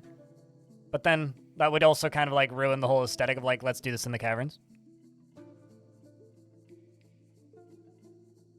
Are working on save compression? To be completely honest, I have no idea what they're working on right now. Well, that's not totally true. There is a few ideas of what they're working on, but I'm pretty sure Tarn is working on Mark's Dwarves rework and a few other things, and then Putnam is working on quality of life stuff.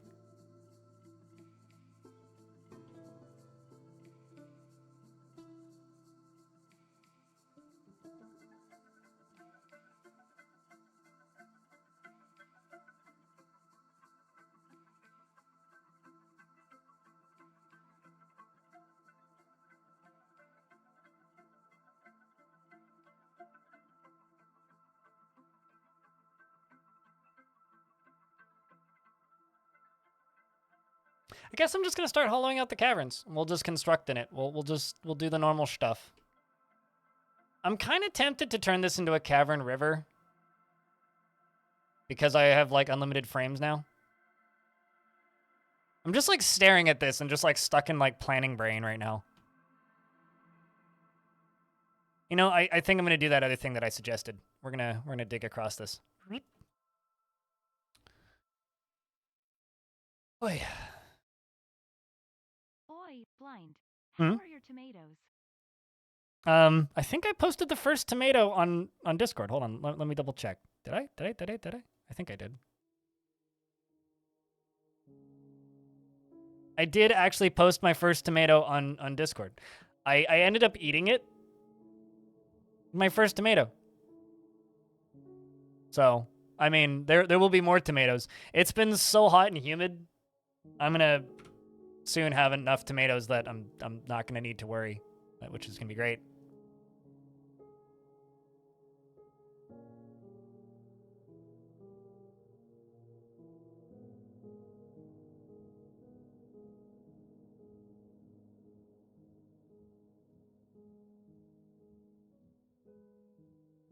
So I guess what we're gonna do is we're gonna build a little bridge across here. I guess we'll just make this like a little 3 wide thing. And just go all the way across like this. Build a little bridge going across, and I think this is going to be our living quarters. And they could go all the way up to here, potentially. Because, like, I don't think the aquifer kicks in on this side. No, it doesn't. So, this could be our living quarters, and the main fortress could be, like, up in here.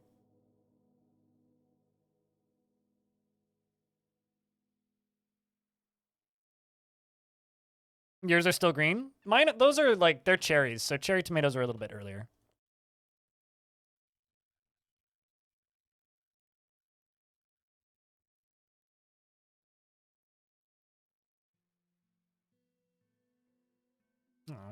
Let's do that.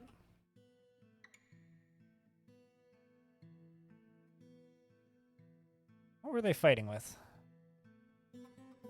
Ah, got into a scrap with a troll. From the looks of things. So something else I need to do is I need to grab my carpentry shop, which is down here, which is still making beds. Let's make cages. Because I need wildlife cages, like, everywhere. If we're going to function in these caverns, we need wildlife cages, like, everywhere. I really should just make a manager. But this is going to be our little kind of, I guess, front door to the fort. For farming out here, we can just set up little farm fields all over the place down here. And this can be our living space. But yeah, no, uh-oh. Is it just running away in fear? Yeah, it is. I, currently, garden-wise, have more zucchini than I can eat. I have more kale than I can eat. And I have more Swiss chard and lettuce every day than I can eat. Oh, I bought the stuff for zucchini bread yesterday. I'm just waiting until Monday because Monday it's supposed to be 24 and rainy. So it'll be cool enough that I can tolerate turning on the oven for a bit. You planted yours later than usual? Got you. Yeah, no, we've had a pretty ideal year, which means I've been suffering. I've been suffering. It's been awful. I mean, my plants are happy, but I'm not. Zucchini tend to do that. Yeah, one of the other gardeners of the plot who also happens to be the neighbor in my building, he planted like 8 cucumber plants. And he's just... Ooh. Oh, never mind. I thought that was Jet. Although it is a grim reminder of the winter hardships to come, a supply caravan from the Imperial Coal is a welcome sight. Their eyes are alight with anticipation of inspecting the splendid products of your industrial crafts, dwarves. What products exactly are you suggesting? We'll trade with you next year, guys. Don't ever skip the first trading year. I'm going to trade with you next year because I just don't feel like trading right now, to be completely honest.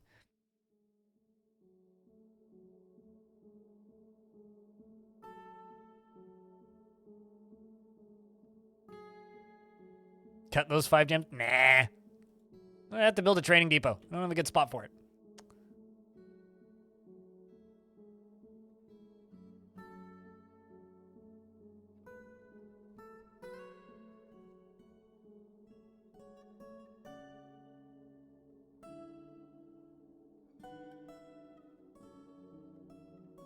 What happens when you skip the first trade? You get way less migrants the first year.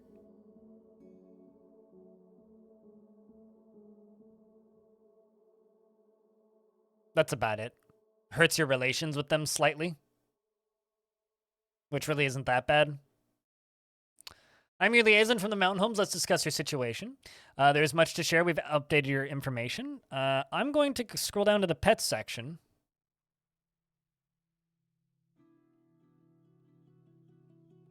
And I'm going to ask you to bring me some cats. That's it.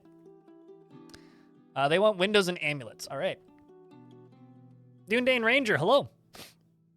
Glad to catch a stream. You just got into Dwarf Fortress pretty recently and you just want to say your tutorials on YouTube are awesome. Cheers. Well, happy to help. Well, thanks for swinging by the Twitch side of things. It's been a little tough as of late to get people to watch Dwarf Fortress. It's starting to feel like pulling teeth again. But, you know, at the same time, things are still better than before.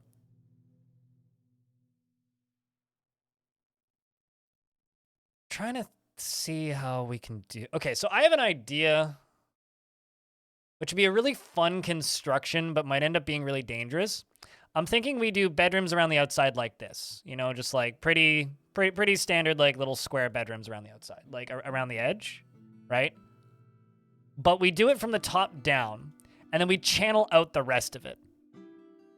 So we end up with just like an open space with like a central open staircase and then like open walkways going to the edge. Could be really cool looking. Oh yeah, no, the liaison will still do their thing if you don't trade.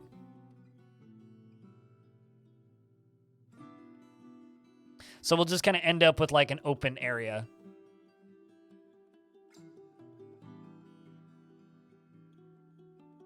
I'm going to do this. And then the next thing I'm going to do while I'm doing this is I'm going to build forges.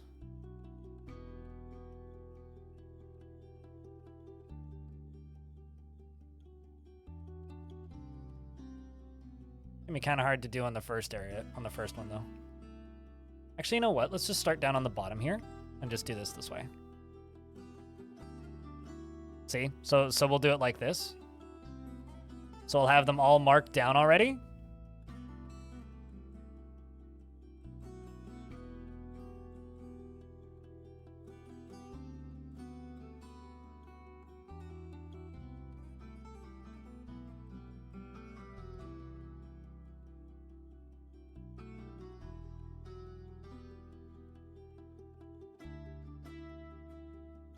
I think this works.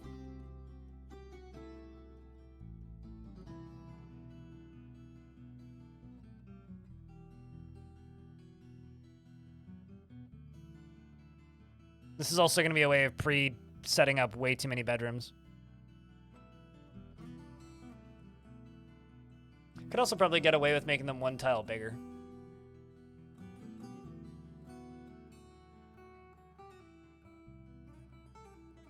I'm also not counting these. Maybe I should be. Well, I guess I can count them after. So dwarves can't look up, which I said on the Discord yesterday. It's like dwarves do not have the ability to look up, aside from like in combat. So they do not recognize if there is like a large open space above their heads. Like they legit can't see it because they don't look up.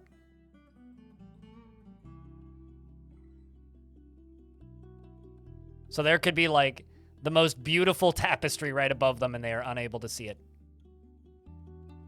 They can look down, not in like room value wise. In combat, once again, yes, they can. But we're not talking about in combat, we're talking about in space value.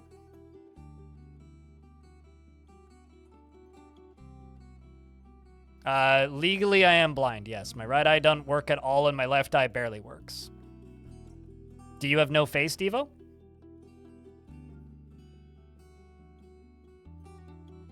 And are you Devo?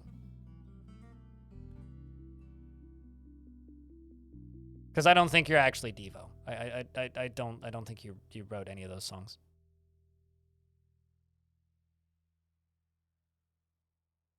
But your name's Devo, not Dev. Oh. Devo. We are Devo.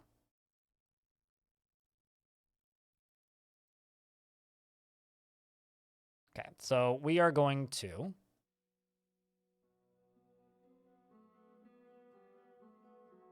whip it. Whip it good. Exactly. You gotta whip it. Whip it good. Don't we all gotta whip it good? I was trying to think of a Devo song. You just saved me. I'm not actually joking. I was literally sitting here going like, what's a Devo song? Shit.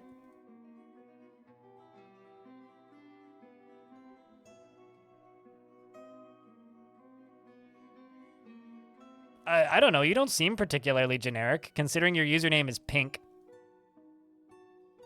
So that's not super generic. That's actually pretty standout.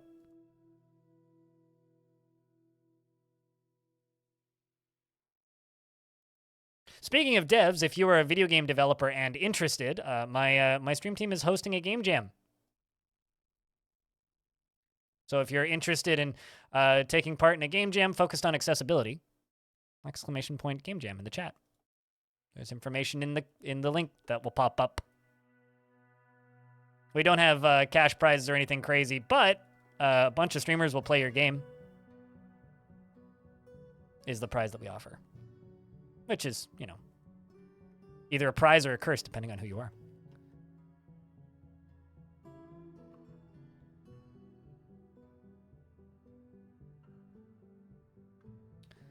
All right, so that'll be layer 1, and we'll just go all the way down with that.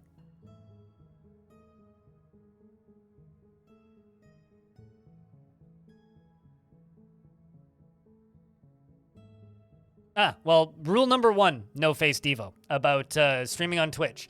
You go into another channel and you say, I'm also streaming this right now. It's one of the fastest ways to get you either A, made fun of, or B, banned. Because it's like the equivalent of walking into a restaurant and then saying, hey, my restaurant's real nice and it's across the street. Food's better too. Don't ever do that. Don't ever do that. Also, hello, Stone. How are you? Good day. You have no idea why you said morning. It's morning when you wake up.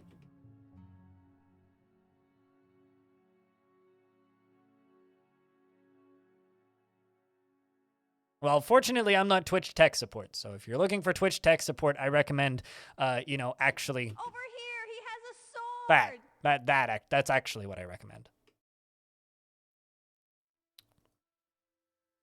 Let's...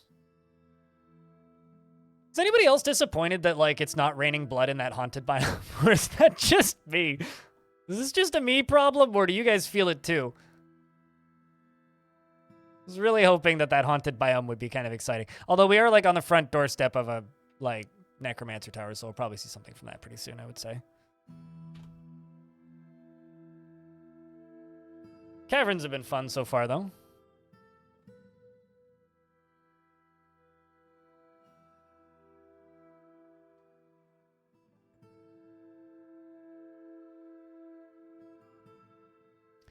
Let's just make 2 wood furnaces.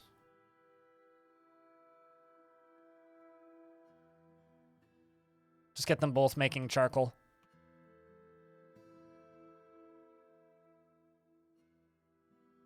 Yeah, we have giant cave toads, cave birds, gorlax, and trolls so far. So the caverns will be fun. It's a little sort of haunted cavern fort. Make me all the charcoal, please.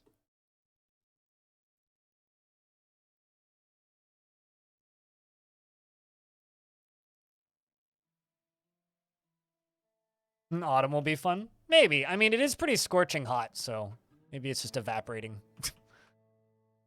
I mean, you can tell where the haunted biome begins and ends. It's all of the areas with the dead trees.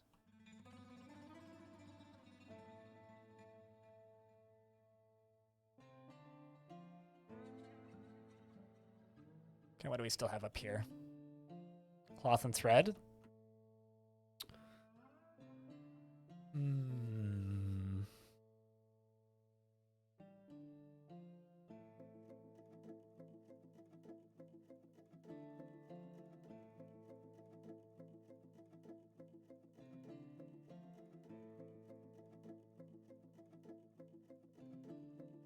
I think I know what I'm going to do with this zone down here. I think I know what I'm going to do. It's either going to be a library or a temple, and I'm going to do that open floors idea.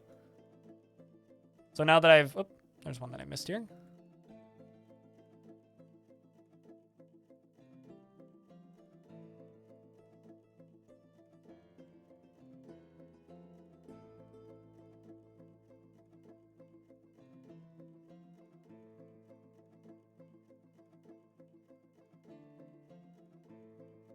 So what we're going to do is we're going to go around here like this. And I'm going to have like holes in the floors, and there will be like these stone pillars around the edge.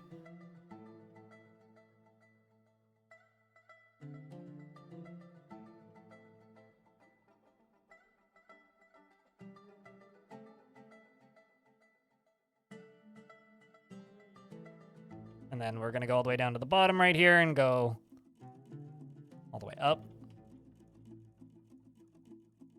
I'm also going to go over to furnaces, and we are going to make 2 smelters. And the way this is going to work is I'm just going to wait until we run out of wood. When they run out of wood, I'm just going to start smelting stuff. And it's just going to be that simple.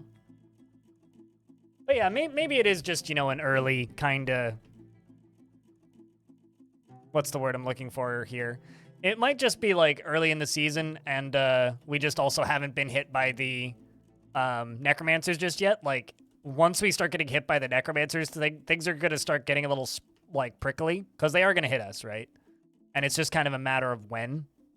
It's not a matter of if, it's a matter of when with necromancer towers. So they will hit us, and that will be exciting. So... the next thing I want to do is I want to go around and start building flooring in all of these because I'm sick in the brain, I guess, and I just cannot have bedrooms without paved floors now.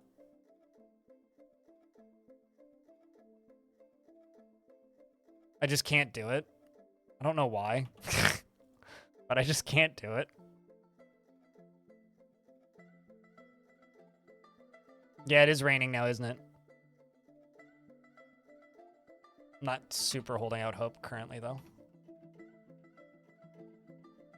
Yeah, I'm not seeing any blood.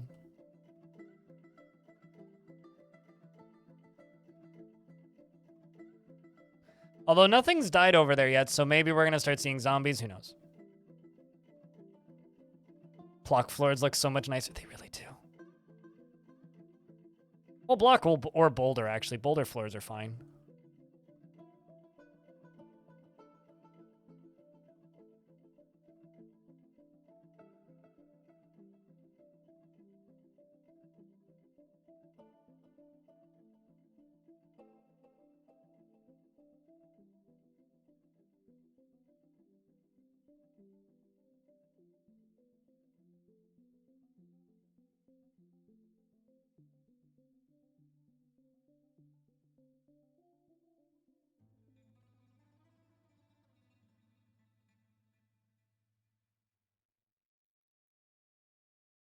Gotta do the doorways. That's the only part that I don't like is doing the doorways.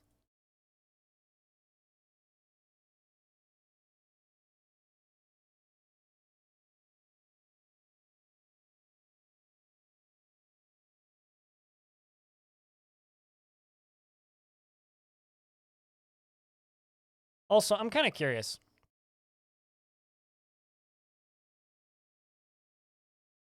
Where was my destroyed fortress? Ah, there's Rose Pass. No civilized population. So I could raid Rose Pass and get my artifacts and books out of it. I might do that, actually. Because Rose Pass is dead. I'm also curious. What does my faction think of... Okay, so we are actually allied with the Free Theater. So the faction that Rose Pass was in, we're actually allied with. Which is possibility for fun. Our past self, yes. Our past self is DOA, friends. DOA.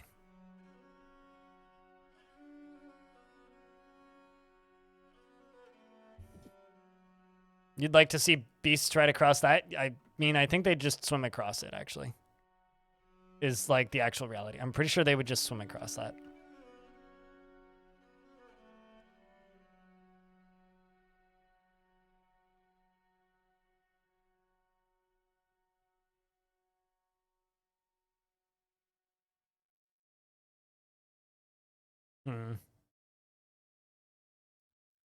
I need a manager's office. So I think what I'm going to do is I'm going to jump over to here and I'm going to make you a throne. Do it now. And a table. Do it after that, or do it first, even. Leave the spikes. I mean, we could do stuff with spikes. Spikes are fun. There's another Gorlak. We've got like a family of Gorlaks in this map, which is fun.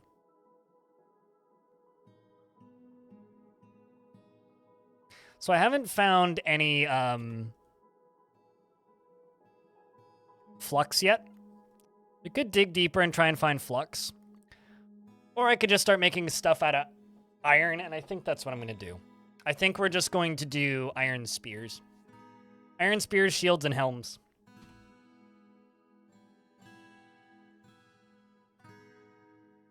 Fishery dwarf, are you even remotely good at military potential? Lots of others concerning her actions. Isn't particularly curious about the world and finds obligations confining, though she's conflicted by this for more than one reason. Likes a little excitement. How do you feel about stress? Doesn't handle stress well. Well, balls. I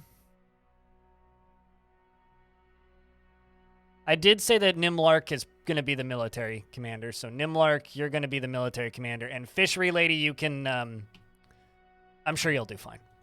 You'll get over the stress bit.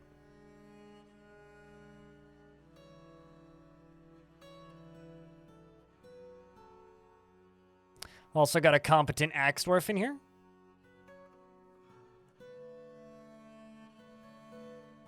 I don't know if she'll be any good, but we'll put her in the military. Have I explored the levels on the way down? I mean, it's a lot of chert and conglomerate, so I mean, it's one of these three, and I'm not, like I said, I'm not in a rush to find it. We have plenty of iron. And I don't generally like making steel until I have lava. Just because I find it kind of tedious.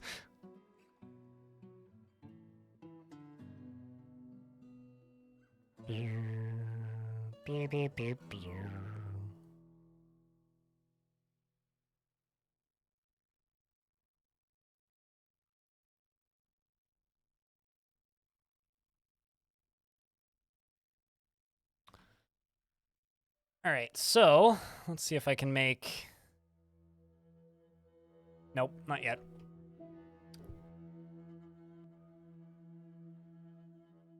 Why would I let the fisher fish in the first place, actually? There, problem solved.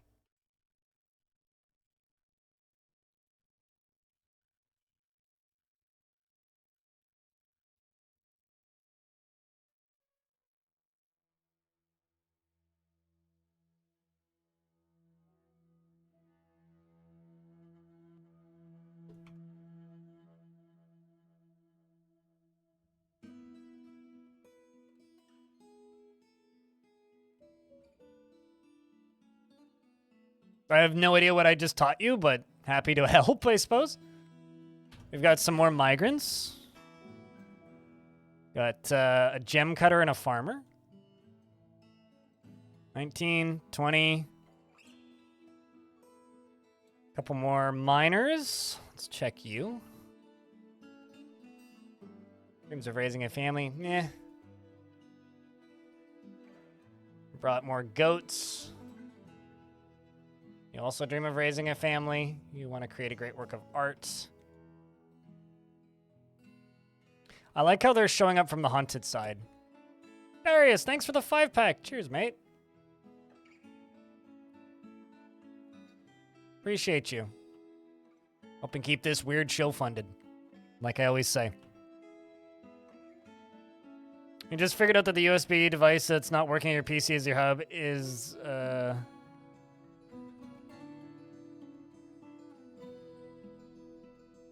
So the hub is faulty, or the webcam is fault? Like, what? I guess I don't understand the mind-blown portion of this.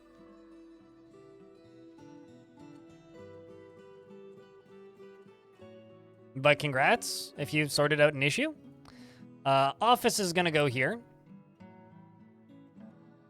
Manager, Servesh can have it.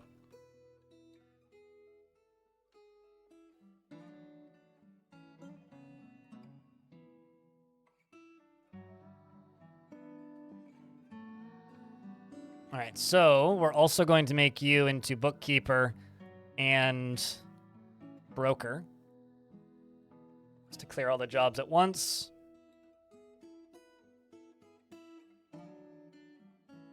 We're also going to remove her from other jobs.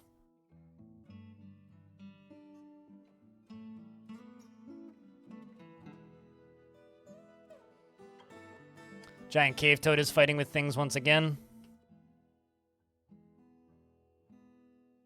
Ah, okay, I gotcha. All right, so now that we've got all that done, I can go over here and I can go iron spear, iron shield, iron helm.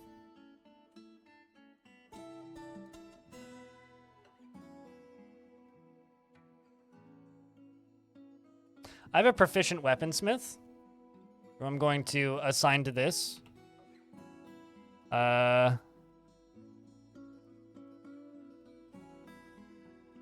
It's this dwarf, Yushat, so they're going to be removed from that. Means you're going to make one more rock block, probably. And hopefully go do literally anything else. But seriously, thank you so much for that 5-pack of gift subs. Means a lot, dude.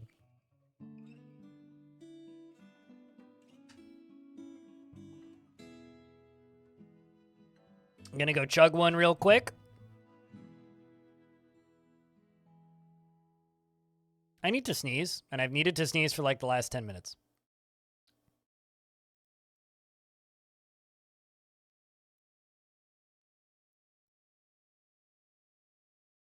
The anticipation was killing me. Okay,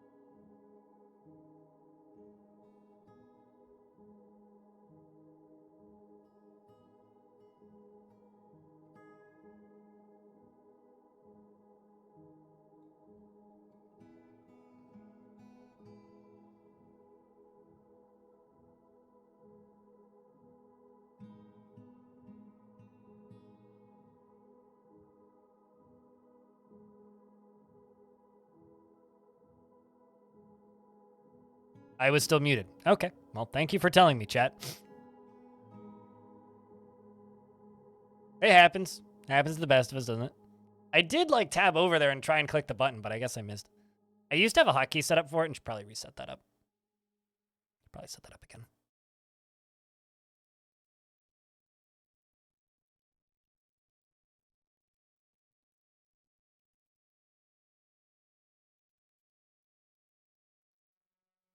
A contemplative moment? Nope. No, I certainly was not. All right, so you guys down here, let's go to equip, assign uniform, metal armor. See what you get. There you go. Looking a little better.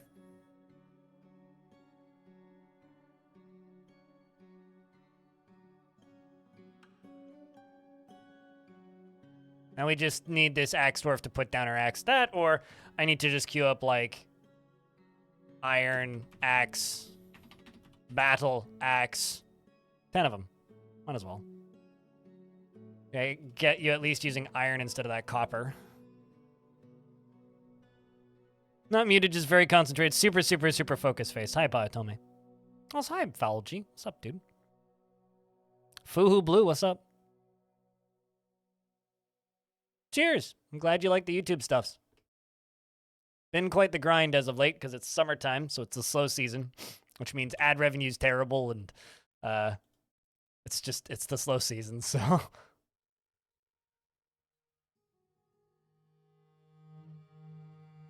But, you know, such is the way with this time of year. My fortress is out of food. Oh, noses. Well, That's horrible. We'll have to deal with that by placing a butcher shop and eating a something. What can I eat? What has 4 legs and is edible and delicious? Plenty of puppies. Donkey, that'll do. Reindeer, that'll also do. How about the bull? Okay, we'll do that too. The camel, that'll also do. And the yak, that'll also do. That'll be great. Perfect. Let's also jump up here and go nest box. 4 of them. Celesty, what kind of dwarf would you like?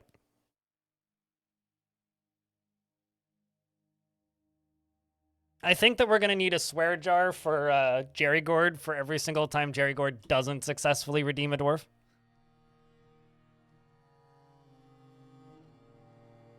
I do actually have a lady gem cutter.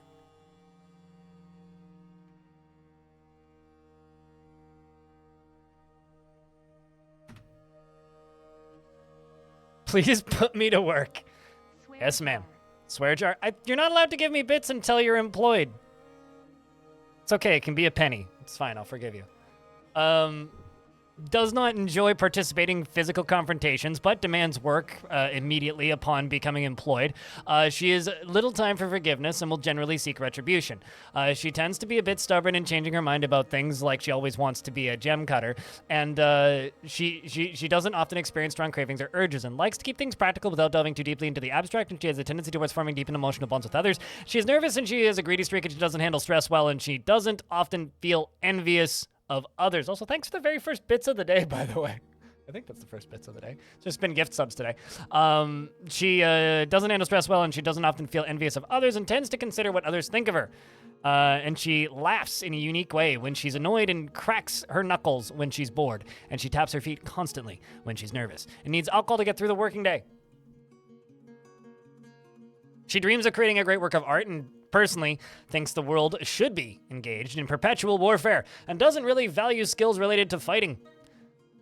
She likes schist and trifle pewter and sard and ruther and leather and coral and octahedra and short swords and socks and catapult parts and honey badgers for their tendency to for their tenacity.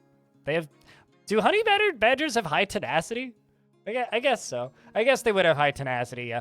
The sound of the mellow saffron and the sight of the euphoria of phantoming, and when possible prefers to consume duck and char and pearl mullet beer. This dwarf has good tastes. And hates maggots. Yeah, me too. Her short, broad ears have great swinging lobes. She has a deeply recessed chin. Her emerald eyes are sunken, and her nose bridge is convex. Her hair is straight, and her medium-length hair is arranged in double braids, and her hair is dark chestnut, and her nose is somewhat long. Tenaciousness? I guess. Okay, so you said to put you to work. All right. Jeweler! I don't really have anywhere in particular to put anything in specific right now, so I'm just kind of putting everything everywhere. So, jewelry. The other thing I was going to do is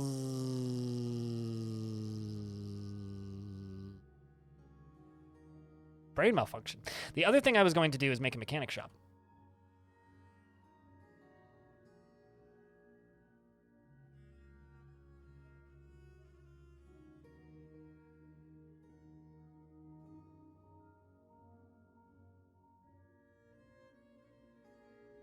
It's an improvement. We're getting shields and such. What's the idea with this fort? Not really running with anything, just kind of going with the flow for right now. But I'm open to ideas.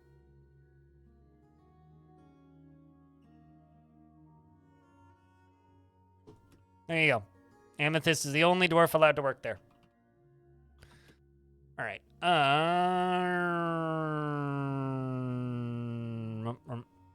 Okay.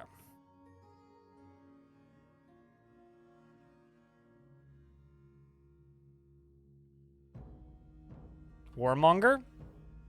Boring. I mean, we'll probably be at war. I mean, like we're right on the front doorstep of a tower, so that is not an unlikely outcome.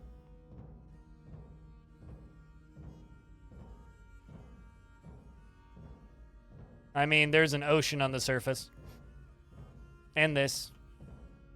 What's your idea? Huh. I found gold. I missed that initially.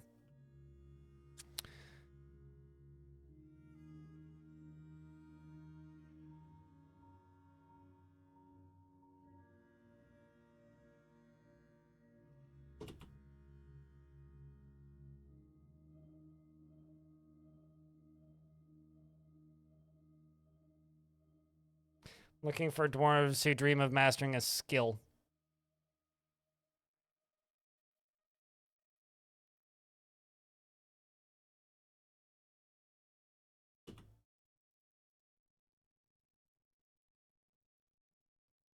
Initially, I thought you were asking me if I stream, by the way, Simply Jeef. And I was just like about to answer with a, what?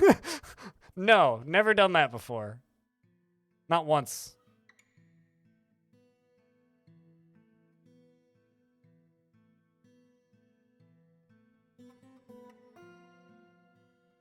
You know, like, I do many things with my life, but streaming, no, not one of them.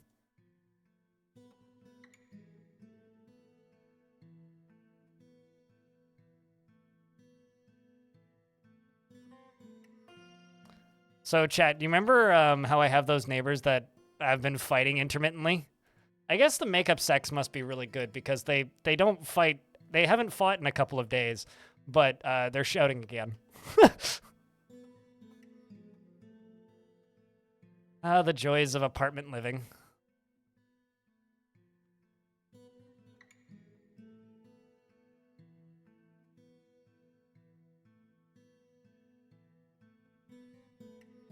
Actually, wait, never mind. It's not them.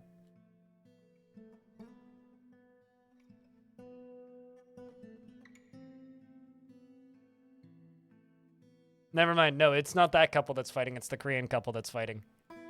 They're a funny couple. The other day I was sitting outside. By the other day, I mean Friday. I was sitting outside and drinking my coffee. And she just like, they're like in their mid-20s, right? She comes outside and just walks right up to me and goes, do you smoke weed, right? And I go, yes. And she just like drops half an ounce next to me and she goes, that's yours now. Do you want this? And I was like, what's this? And she just like hands me a, like one of those like pre-filled cartridge vapes. I'm like, I don't want one of those. And she goes, okay, takes it, snaps it in half and throws it in the trash and goes up to her boyfriend and screams at him in Korean and then left. I was like, are you in trouble? And he goes, eh. Her boyfriend's quitting. This happens fairly regularly. They have a really cute dog. His name's Roman. He's about this big. He's a miniature Shih Tzu. He's the cutest little fucker I've ever seen. Although he has a mini panic attack and starts vibrating whenever he sees another dog. It's very funny. What's up, bold cactus? So yeah, no, they're a funny couple, but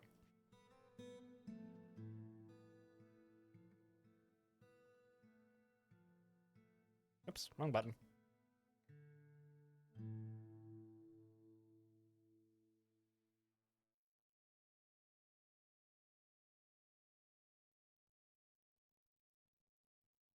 Give it back to him? I might, actually.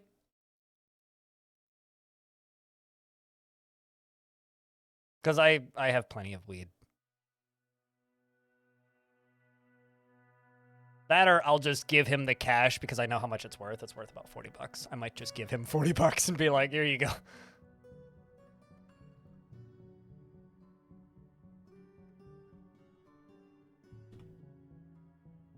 It's roughly $40 in weed. So we're going to have like these kind of open things going all the way down. And then what I might do is I might like let some water flow into here. So we could have like a water feature at the bottom. Although then I'd need a way of draining it. Or like basically be tempting fate.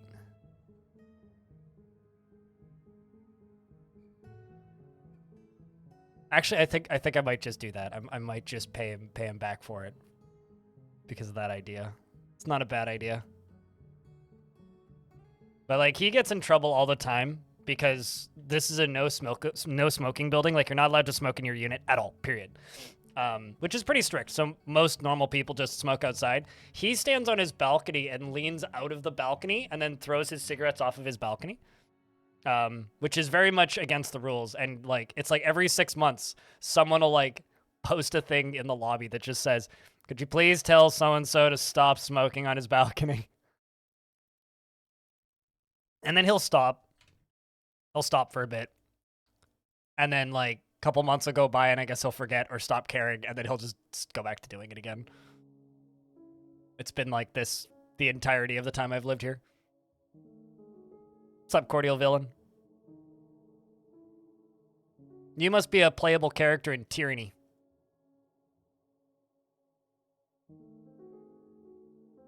Okay, how's our metal industry doing?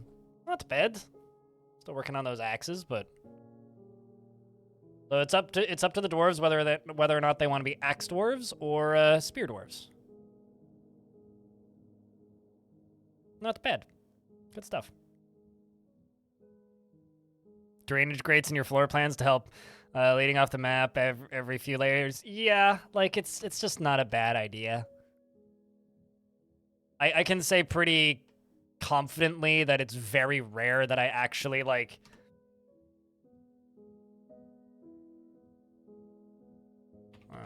it's very rare that I actually flood my forts unintentionally, but it does happen every now and again. Like every now and again. I think everybody kind of screws up every so often, and when that happens, you just feel really dumb.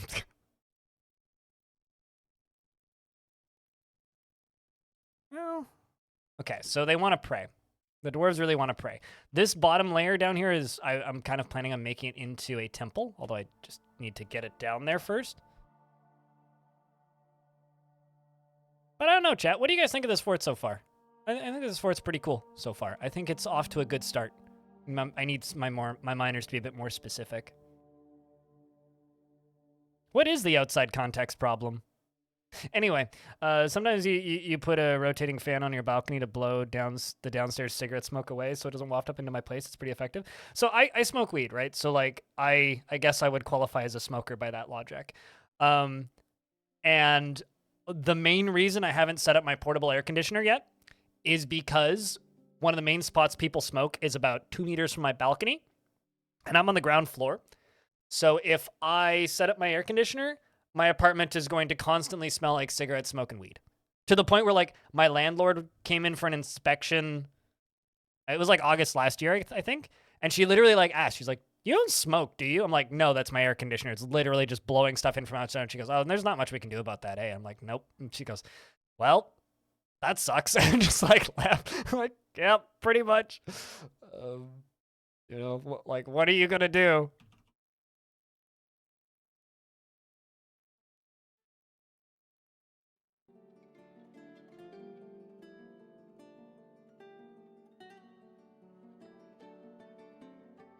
You're not a fan of smoking? I'm also not a fan of smoking, but I smoke.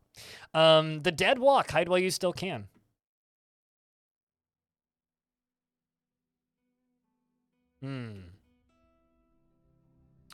So they're just corpses.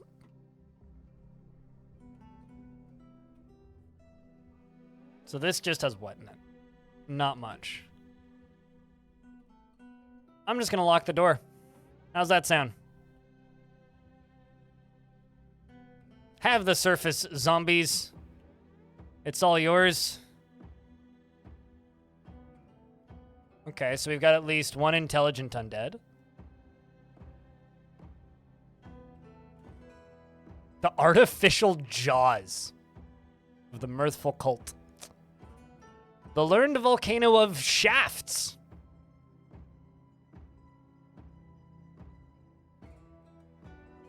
You like the idea of multiple connected cavern pillars? Good, good aesthetic potential and highly defensible. Yeah, totally.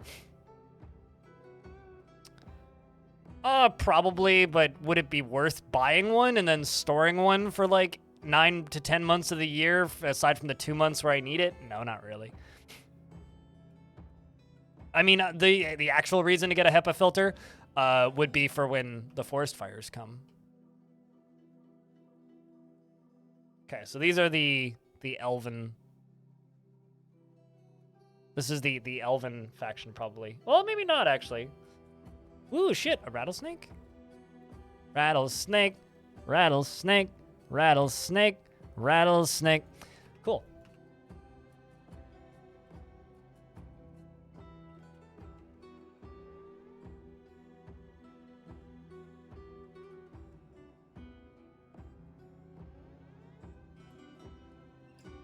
Huh.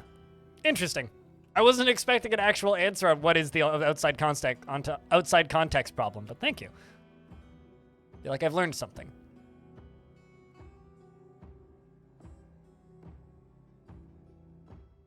I just kind of had to ask because it was such a specific and long name. Figured there was some sort of history there.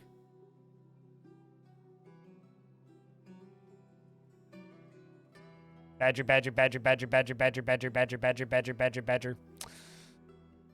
I mean, it's just like llama, llama, llama, llama, llama, llama, llama. Old internet never dies. It just simply goes into sleeping sometimes.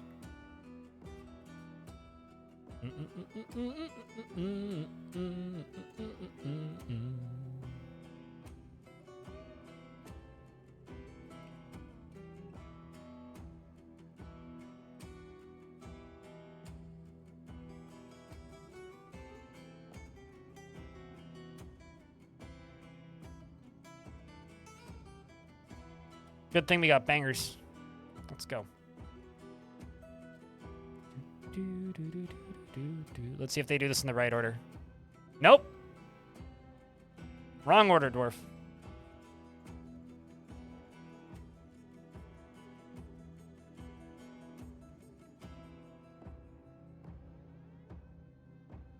It's okay. I'm pretty sure most of this chat room probably remembers badger, badger, badger, badger.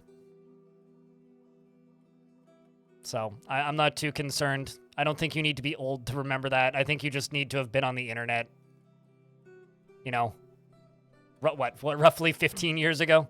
And I'm pretty sure the vast majority of this chat room right now was probably on the internet 15 years ago.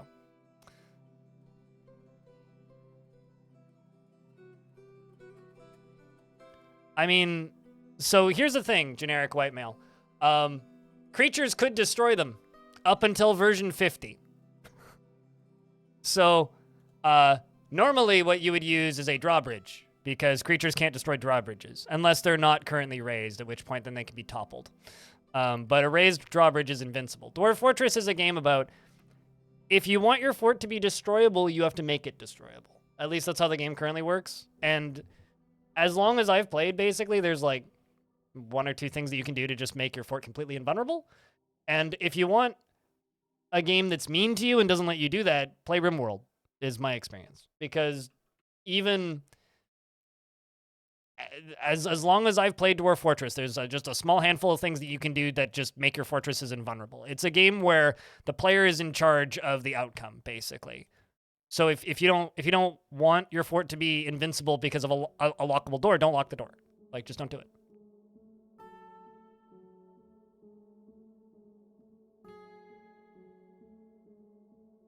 Yeah, there are some types of fire beasts that can destroy drawbridges, like dragons can, right?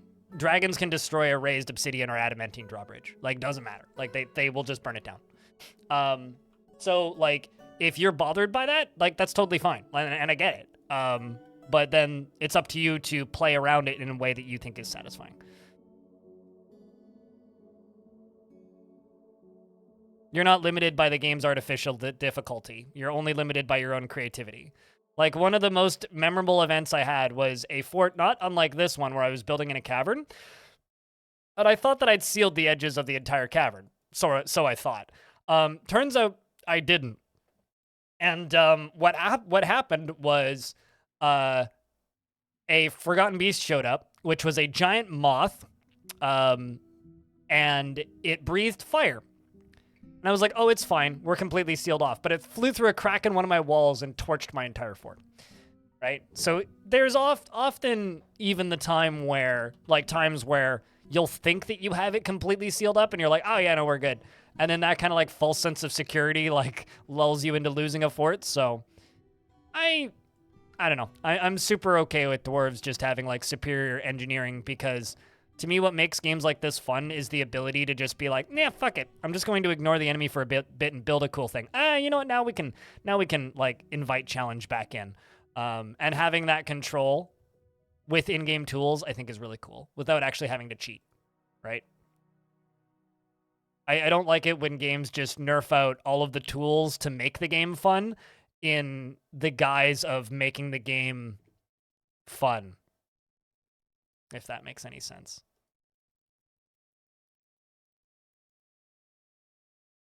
Did they add the ability to hatch dragon eggs and raise them? We've been able to raise dragons since like version, I don't even know what, since before I started playing. What? You've always been able to hatch dragon eggs. You just need a breeding pair.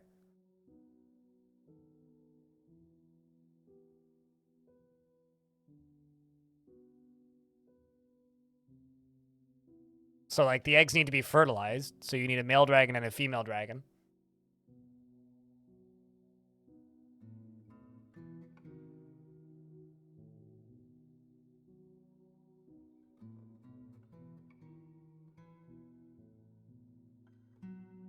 No, you're thinking about cave dragons and hydras. So no. Dwarf Fortress has had the ability to raise dragons as long as as long as dragons have existed, but there were certain types of creatures that didn't have a baby variant, such as hydras. Dragons did though, and always have. I want to say cave dragons didn't. But dragons have always had baby variants. And the babies update was added in like 3 months ago now. The most recent update, which just came out of the beta, added multi-threading and SDL2 ports and a bunch of code modernization, which makes the game run twice as fast. Yeah, dragons require an S-box. They always have.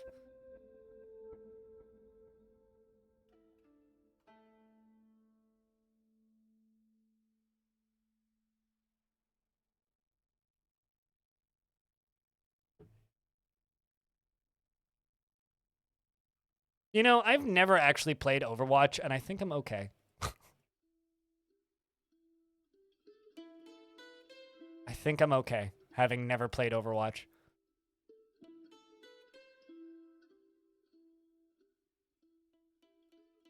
Okay, let's see if I can get some more dwarves into the military.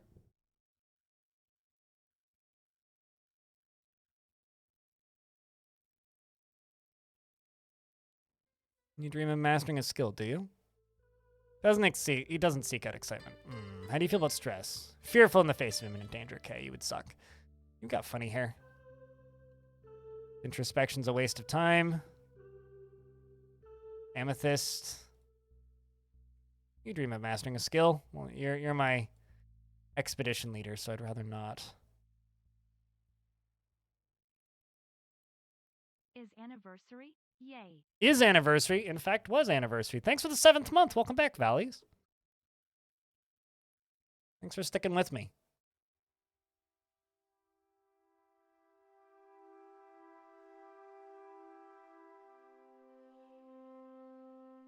Yeah, we'll toss Bambool in.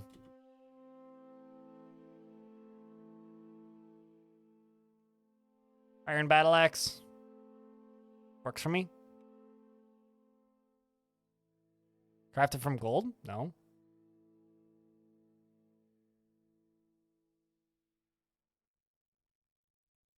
I mean, Nimlark, to me, it's more normal and natural and logical than things that have happened in Shrek, so. But yes, it is a funny visual.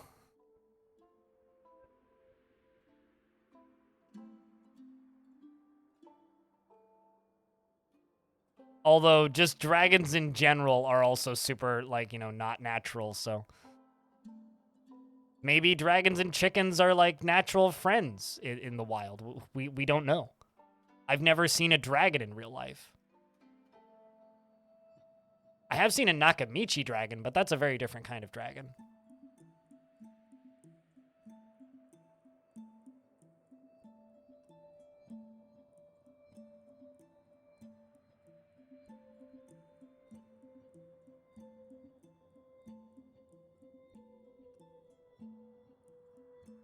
Just baby dragon and hanging out with a bunch of baby chickens being raised by a chicken. There you go. That's your drawing prompt for the day, Elfie.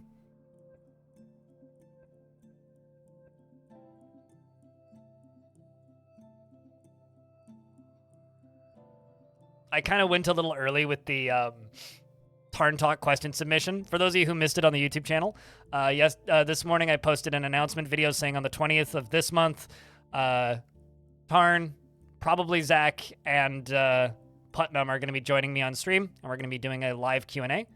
So if you have a question for Putnam about working on this game, or a question for Zach, or a question for Tarn, if you jump over to the YouTube channel, there's a link to the video, and I'll get a command set up by Tuesday for you guys to just submit questions directly. I'm also going to make Reddit threads and whatnot.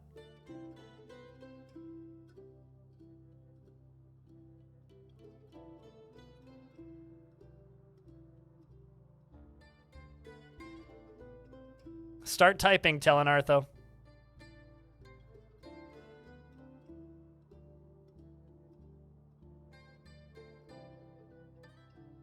It's okay, I'm pretty sure Telenartho's pretty quick at writing.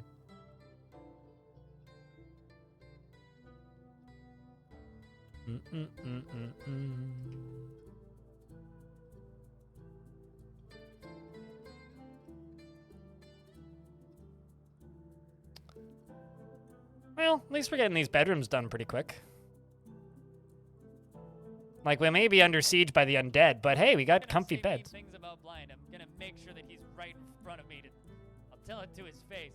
Blind, you smell. You know, one of these days I'm gonna seriously ask myself, why does every single troll in my chat get moderated? Animal, how are you doing? It's good to see you.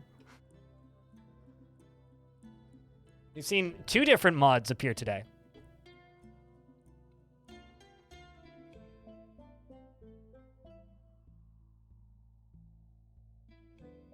It literally tells me that I smell every single day. It's a question. It's a choice. I'll tell you that.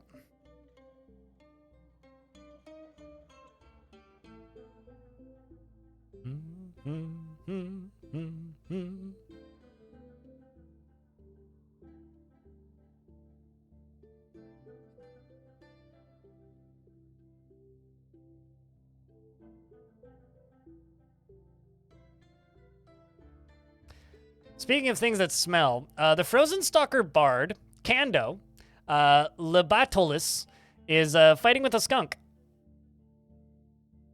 Seems to have missed. He does actually pick up the skunk and throw the skunk by the second left rear toe. The skunk's right foot skids along the ground, bruising the muscle. The skunk's left paw skids along the ground, and the part splits into gore. The skunk slams into an obstacle and then stands up and is no longer stunned.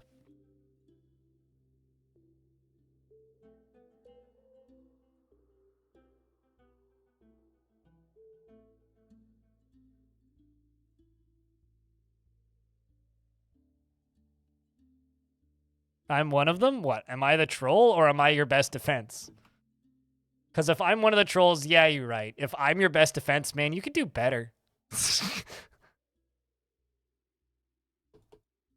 I don't know why this goose is over here. You're supposed to be up there, but...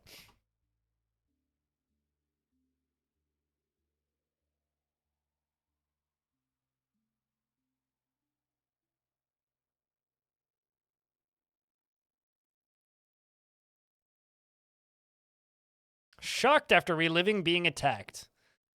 Well, I don't know what you were attacked by, but...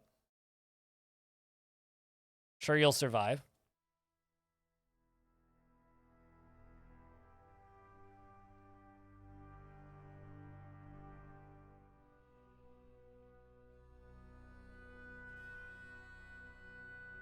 Oh. My melons are my best defense. Got it. I definitely agree with that, wholeheartedly. There's no complaints or confusion going on there.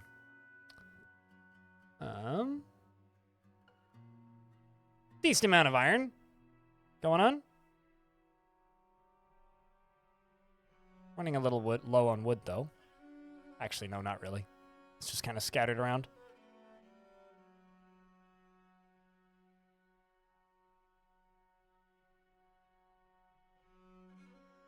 So what I'm kind of thinking, I've got this lower hole down here, right? I'm thinking we wall off up here at the back.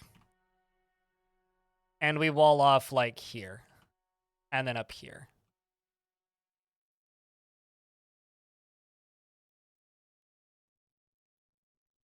So like, let's do there. Go in front of the aquifer, so maybe like through here. And along the back here.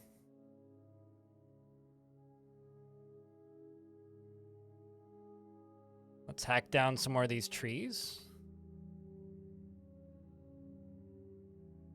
And get to it. I think this is going to be a lovely little cavern town.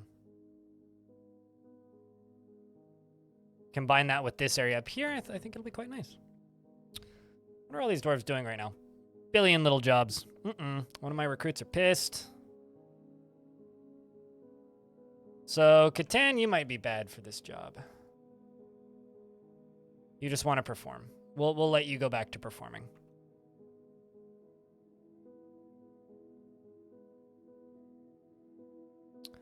You're enjoying improving discipline. You want to pray to Bim.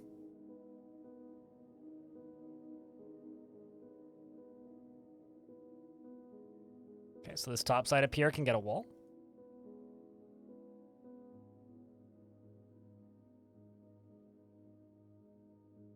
Let's go across up there.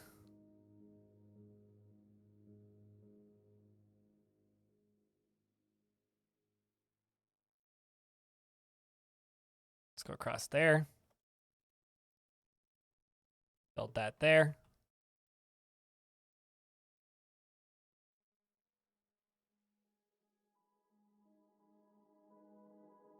A tree? Why a tree? Map size is 5 by 5. But a tree? Why a tree? You mean like a Douglas fir, but it's an aqua fir? Is it bad that, like, you know, okay, so if you were to refer to something as like a something fir, when I was like a child, my immediate response would be, ah, like the tree. But now when you say something fur, my brain goes, ah, somebody's fursona. The internet has destroyed me. This is horrible.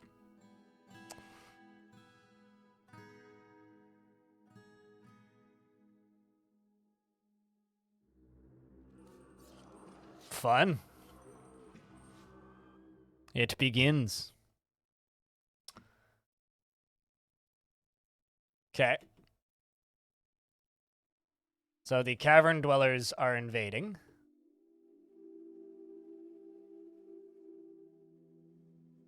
I'm gonna go hide behind my war dogs. I'm also out of booze.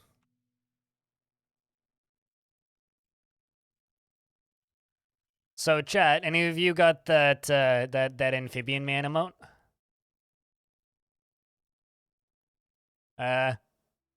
Bad time to collect webs, devilish. Okay, fine, I'll move you up.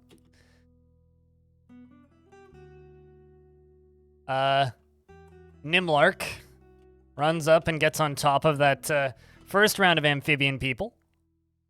Seems like Bambool's pretty heavily injured. Moral's doing okay. Nimlark's very injured and not in a good way. My dwarves are fighting with the amphibian people, and the dogs appear to be doing a better job. We've lost all 3 of my military. The dogs are not doing a better job, in fact. Well. I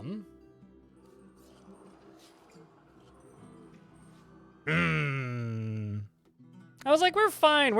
Nope. Apparently not. Yep, looks like all my livestock on this side is dead too. Okay, so what I can do... Actually, what can I do?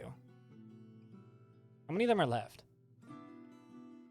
Quite a few, and a bunch of them are named. I could lock this door.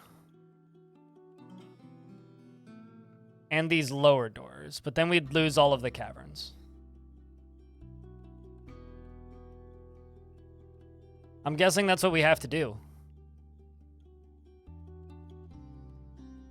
Group up and hit them till they die? Oh, we won't win. We will not win. Like, just straight up, we won't win. Can always go deeper. I mean, that's kind of besides the point. But what I can do is I can lock these doors and just go, I hope everybody's inside. And anybody who isn't, well, that's unfortunate. And then I can go up here. I can open the surface. And I can be like, oh, we've got these frozen stalkers up here on the surface, right? Right?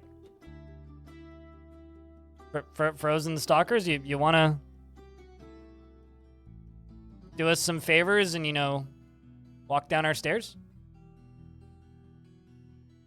We did just lose a good number of dwarves, though. Nope. Wow, they're not very interested in, like, you know, going down, are they? How about the amphibian dudes? Are they interested in going up?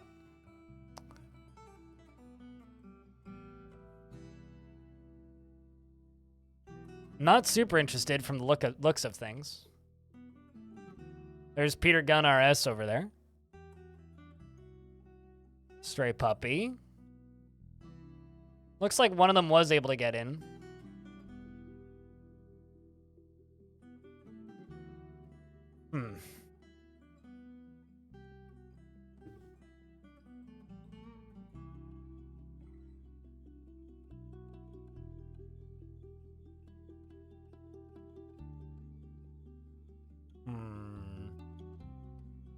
Because, like, I don't really have any other dwarves that are good for military stuff, so I guess we just have to kind of hope that those zombies take the surface. But they're... Oh, there we go. See? Now this is happening. So this frozen stalker just took out one. You did give it your all. You did your damnedest, dude. Well, it seems like the critters on the surface are doing all right. Yeah, no, you did. I didn't get to see how many, but you definitely took some with you. Yeah, it seems like the amphibians are moving up to the surface. So hopefully we'll be able to take the caverns back. But till that point, we have a bit of a problem. And that problem being, I don't really have any way of growing food in here currently. So what we're going to do is we're going to go dig over to that aquifer and let it dribble a little bit.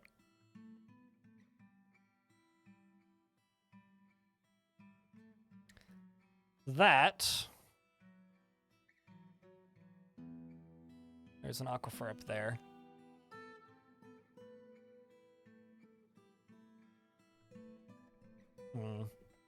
Trying to think about best ways to get food going.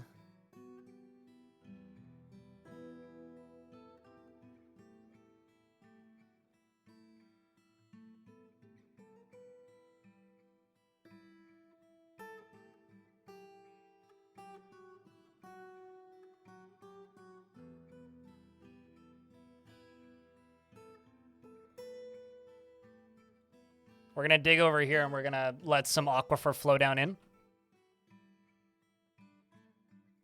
So Devilish Potato apparently survived and is currently just like running around in the caverns. Never mind, Devilish Potato did not survive. Devilish Potato was found by an amphibian man, so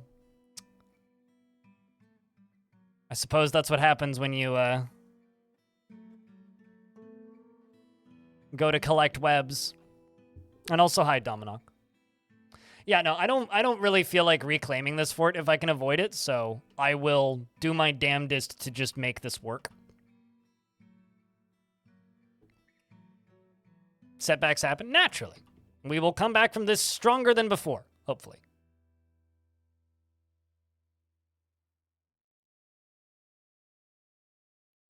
Keyword there's hopefully.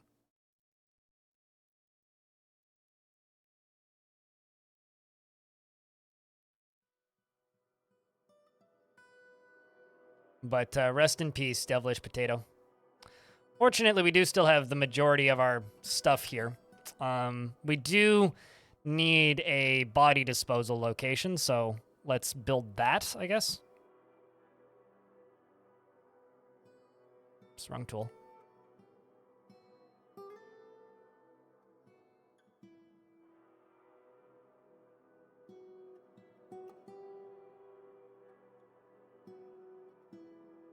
And we still have plenty of weapons, so that's also not a huge concern. I love how we just have 2 dwarves that are just like uber ecstatic, and one of them's the expedition leader. I mean, I'm not surprised that you're alarmed after seeing an amphibian woman's dead body, but like this dwarf just like loves their gig. Like, you know, they have a new romance. They're in love with Lemuel. Feel empathy when being yelled at. They're all just standing right next to this dead amphibian man, which is great. And don't mind the donkey corpse. I love the fact that there's just like blood under the door. Like somebody came through the door bleeding, and they're just like, they're generally fine about it. Like they're like, yeah, this is okay. All right, so we got to get rid of corpses. So we're going to go over here.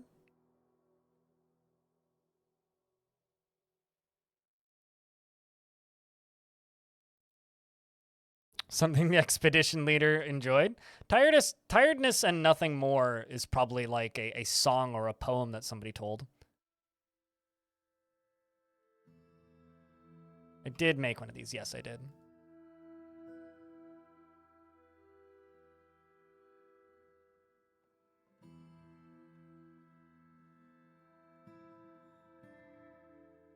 Just get somebody on that job right away.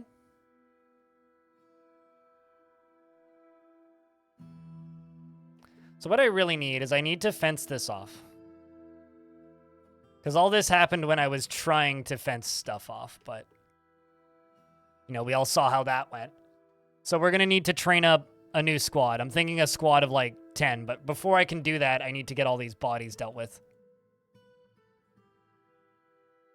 Like, literally before I can do that, I have to get these bodies dealt with. So, priority number 1 is let's get the bodies out of here. Priority number 2, let's get the rest of these dwarves housed. Priority number 3, get everybody training. And then we'll take this setback in stride and try and take back our caves. Because these are our caves, damn it. We need to bury our dead. I think you guys can agree with that. What do you think, chat? Certainly better than just, like, throwing my dudes at them just to go into the meat grinder to die.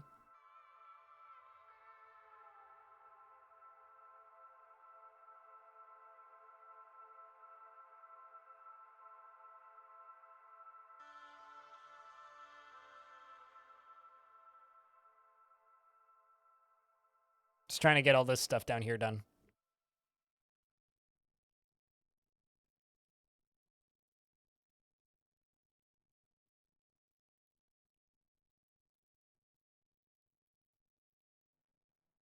But knowing our luck, we're going to try and fight them, and there's just going to be like 45,000 of them outside by the time we do that. But, you know, the fight for the caverns is going to be, I guess, the gimmick of this fort at this point for the next little bit. You know, for some reason, I feel like I've been streaming for like 6 hours already. I've only been streaming for 4. Let's get our caves back, rock and stone. Damn right. Damn right.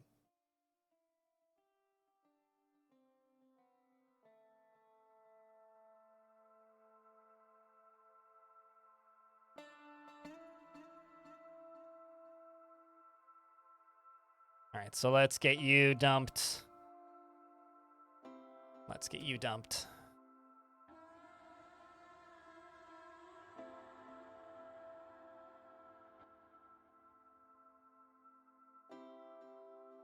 There we go.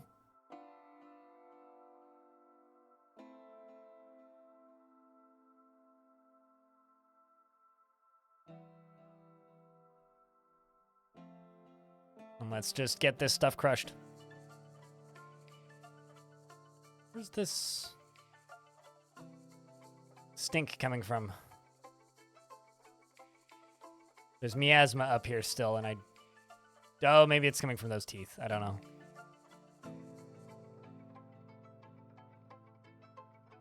jar. Is man nipples a swear? Pierre, what kind of dwarf would you like? Thanks for the $1. Chat, I have a serious question. Is man nipples a swear? I don't think that Jerry Gord needed to put money into the swear jar for that one. I do not think that man nipples is a swear. Or should be treated as such. But it is funny. Sure, yes.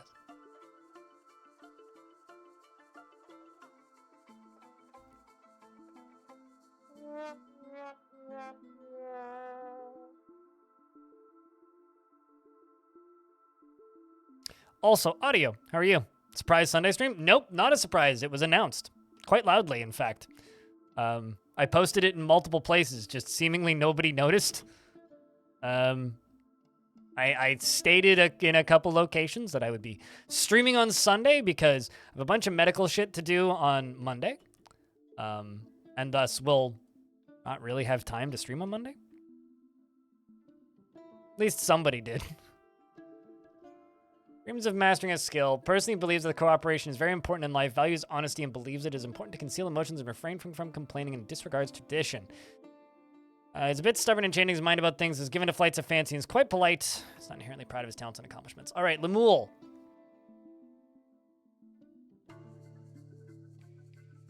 You're going to get to training. We'll bring in the wood burner, who's a competent swords dwarf, and Imush is a competent spear dwarf.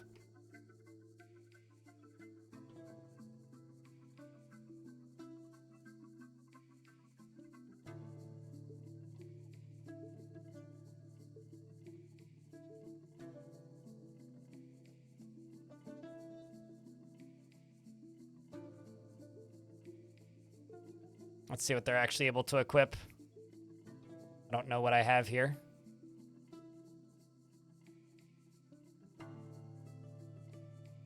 There we go. Sweet.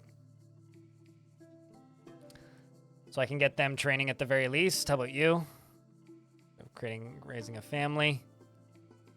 All right, so I guess the rest of these then are just going to be... So basically from Imush down, we're just going to boot them all, but we're going to go let them train.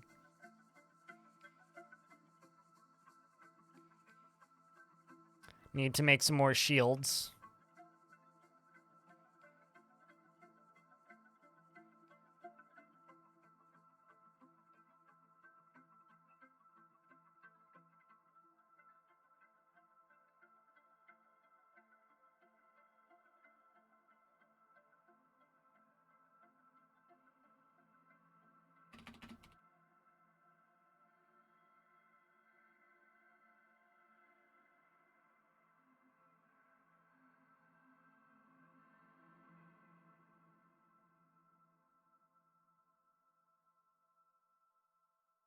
Nobody your butt. I mean, noted, Celesty. Making wooden shields, I have more iron. Iron is more plentiful than wood currently. I would rather use wood to make more iron. Is there anything wrong with making anything in Dwarfort? No, not really. Unless you're like making all your bedrooms the shape of swastikas. That's pretty wrong. So, no, you're fine.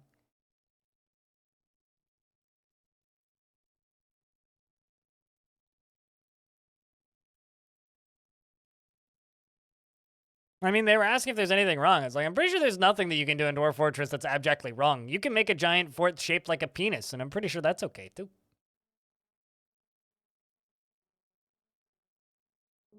Circles are fine.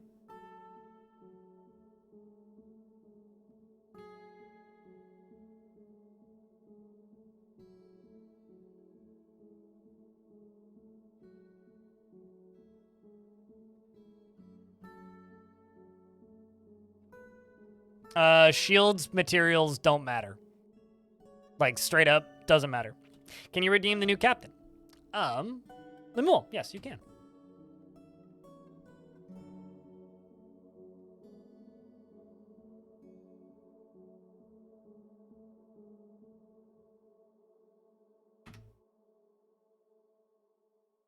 who currently is not armed, seemingly. Well, I guess I should probably remove that. That'll help. You may also, like, just go out and die, so, like, maybe don't get too attached to him. Okay. You're also extremely happy, which is kind of funny.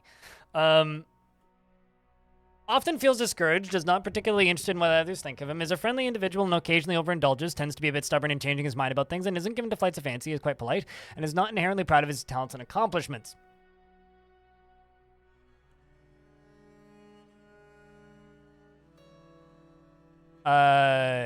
He needs alcohol to get through the working day and likes working outdoors and only grumbles mildly at crappy weather. He dreams of mastering a skill, personally sees cooperation as important in life, values honesty and believes it is important to conceal emotions and refrain from complaining, and disregards tradition. He likes stibonite, tin, pink jade, and marlin tooth, and giant sparrow bone, sheep's wool, and bolts, and traction benches, and crows, and llamas for their long necks. Why aren't you equipping weapons, you weirdo? Ogres for their low howls. Interesting.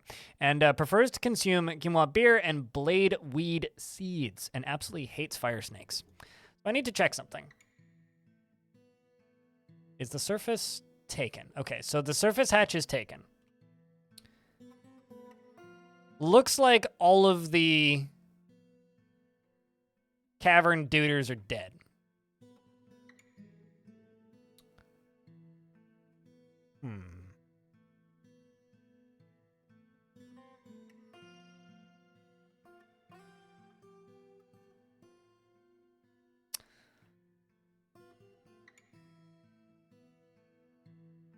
Let's do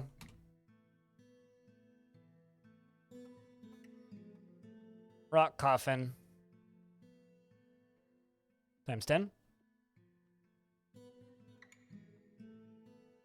I mean, it's definitely the only reason to like llamas, right? It's for their long necks.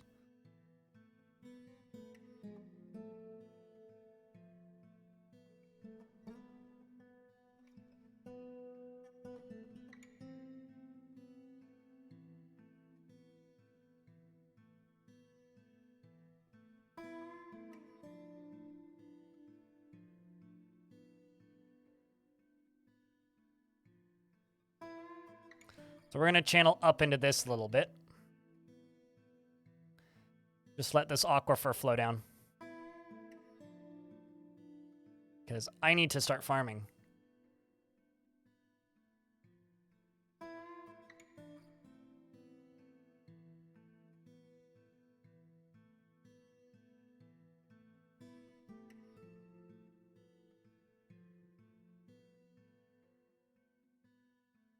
Well, I mean, snakes don't have long necks. They got long bodies.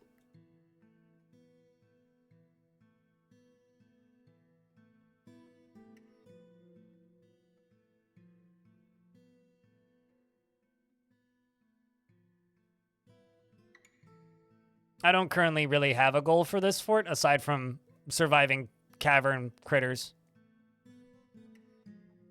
That's the only real goal of the fort currently.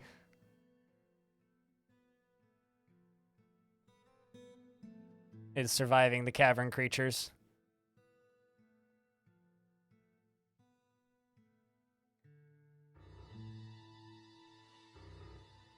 It is pretty spooky. I can confirm, Giraffe. Especially if they're suited. Then they're just truly terrifying.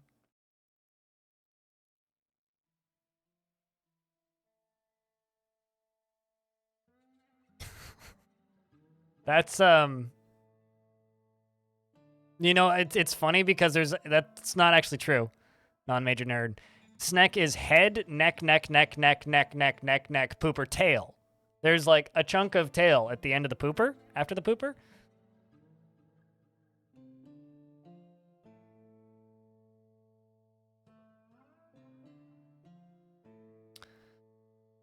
Man, I really want to try and take the surface back. But I know that if I do, it's going to be real bad for us.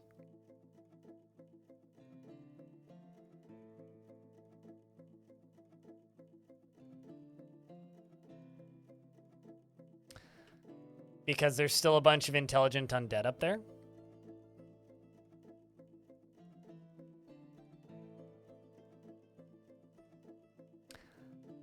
So what I think I'm going to do, Catan, you're pissed, right?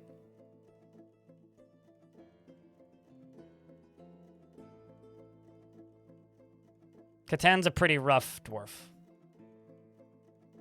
So I'm going to make a tiny little burrow.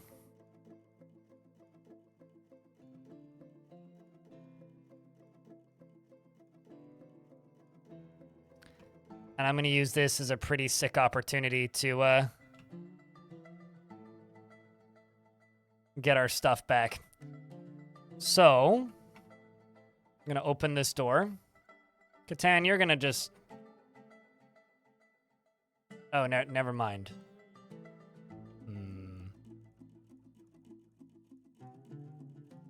They're all standing, like, right there, which they weren't previously. I'm going to lock this door. See where they go.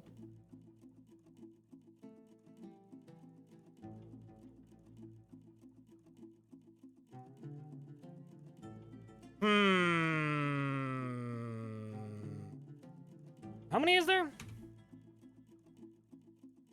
5.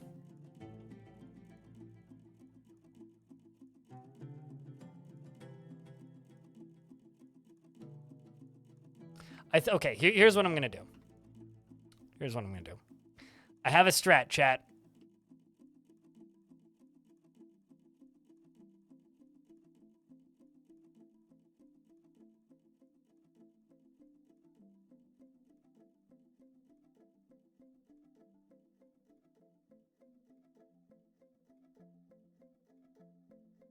Okay, so we're gonna dig to right there.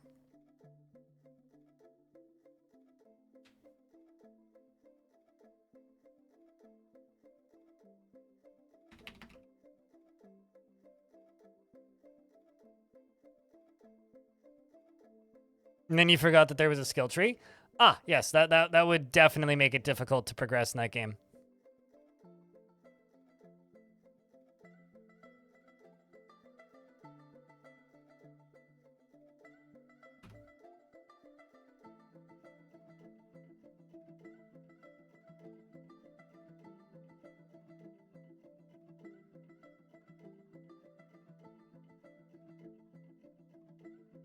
Okay, so what I'm going to do is I'm going to start filling this up with cage traps.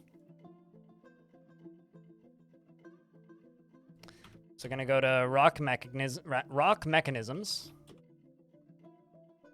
We're just going to make like 10 cage traps down here. And we're just going to let those zombies come in, and we are going to make sure that they get caught in our cage traps. That's what we're going to do.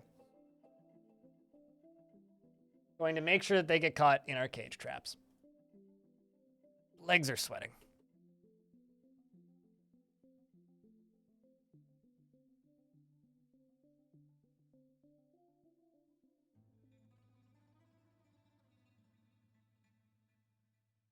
So much ore. Yep.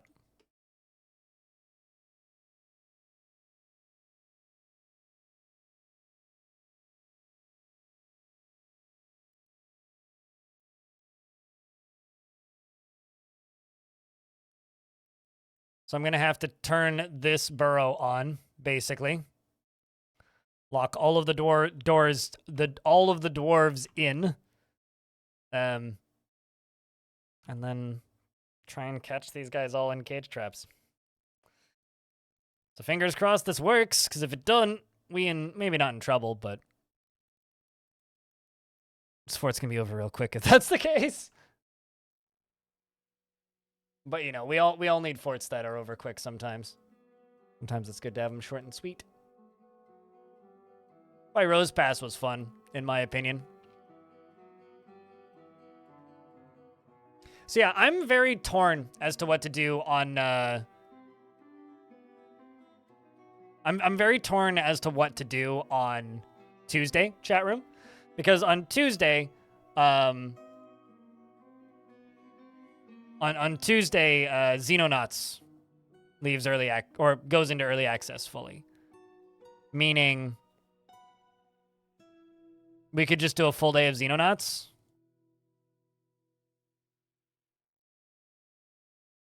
But I don't know if I want to do that. Or I don't know if you guys want to watch that. So I'm a little bit torn as to what to do on Tuesday. Did I not set you to get eaten? Thought I did. It is set for slaughter. Did I not build a butcher shop? Apparently not. So I might do a full day of Xenonauts. I might start with Dwarf Fortress and then switch to Xenonauts. I don't know. No, I set a butcher to be constructed inside of the locked door. Thank you very much, Celesty. They just haven't built it yet. Because I don't have enough dwarves. Because they're all just like probably up here doing something. Yeah.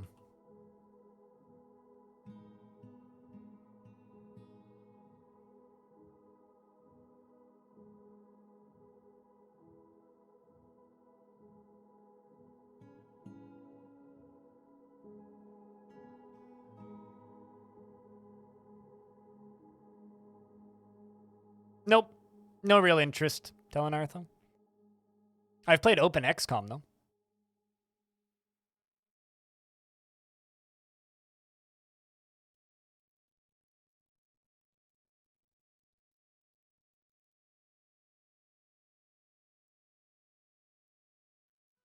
Lads, you're off duty.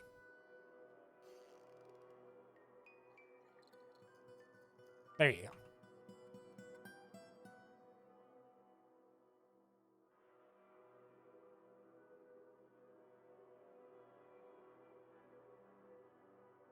Don't make me turn your whole squad off.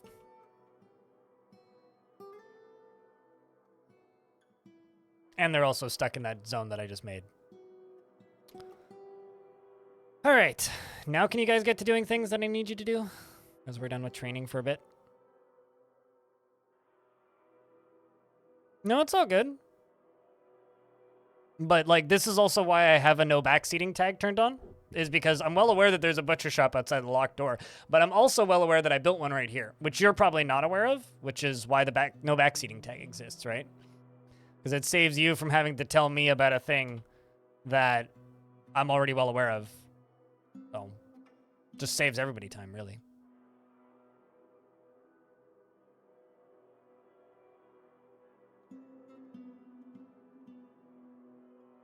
Saves everybody time and headache. Okay, so that's one starting there. You're working on that. All right, let's go down to here and build this.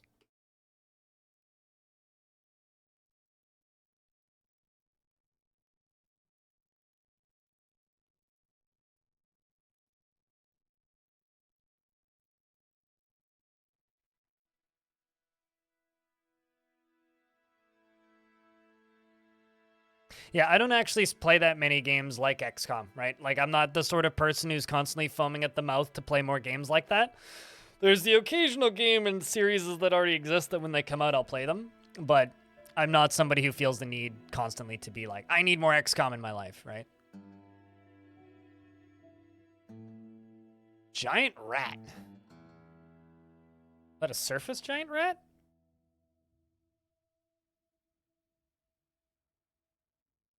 I suppose so. That or it came from the caverns. It's certainly losing.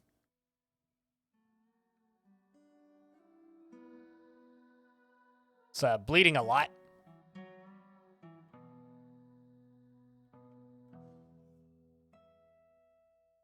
Wow.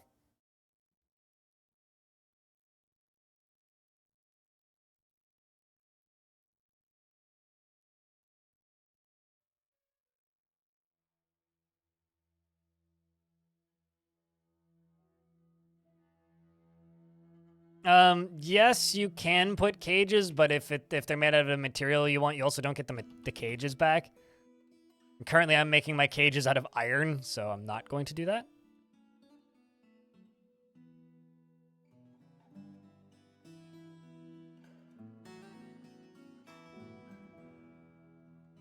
Dwarf wants to fight. Well, I guess you're in the right fort. At least you also have a bedroom to go sleep in.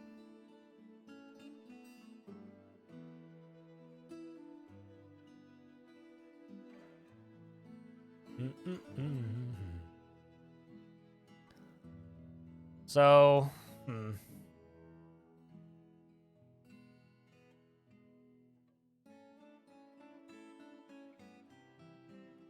well, we'll worry about that later. Let the water spread a little more.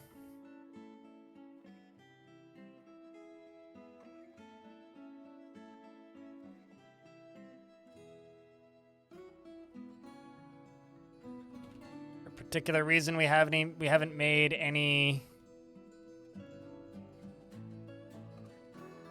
iron cages. Oh, we made all of them already. Okay, well then, why aren't there any iron cages in these? Get these cage traps filled, chat. I mean, dwarves.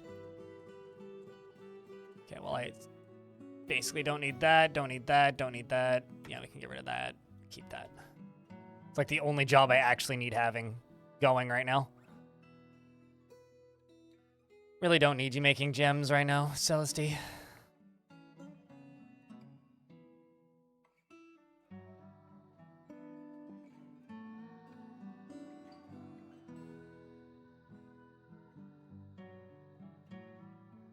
Okay, I need somebody to load a cage trap here.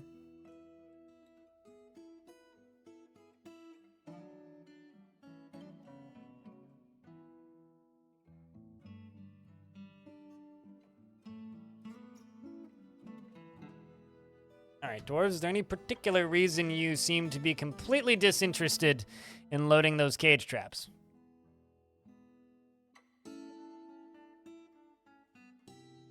Maybe they're going for the wooden ones, which are right there. Need these cage traps loaded.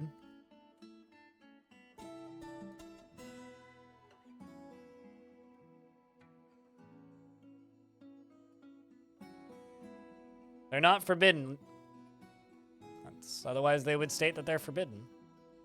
Or just a question as to why isn't the task getting lined up?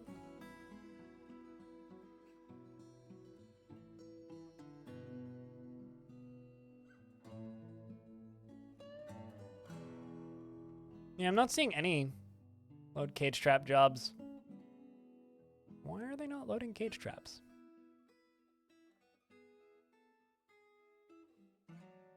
It's not like there's... Yeah, literally nothing. Well, I mean, none of these would have been tripped, so...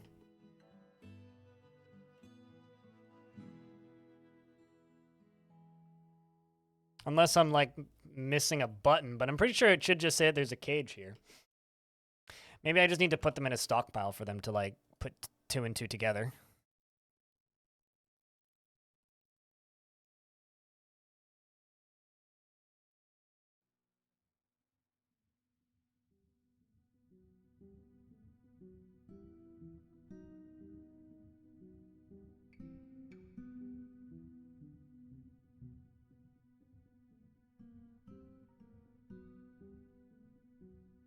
Are they outside the burrow? The burrow's off, mate.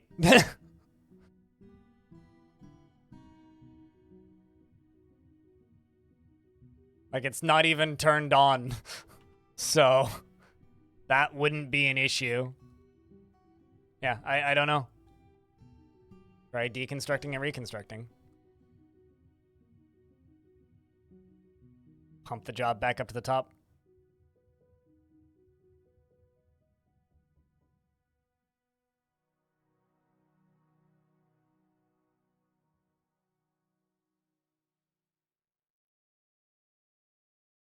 But this isn't rearming. This is the first time they're being armed, but... Rearming is like a weapon trap that needs to be rearmed, so something would have to trip it in order to be able to rearm it. But I can't say I've ever encountered this before. Maybe it's this, but like, they're not sprung.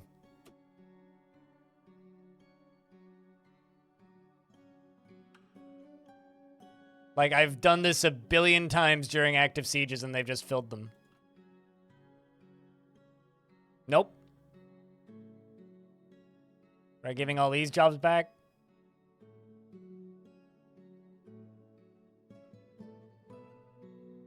In my life? Dude, I've got probably close to 15 or 10,000 hours in this game. I have no idea.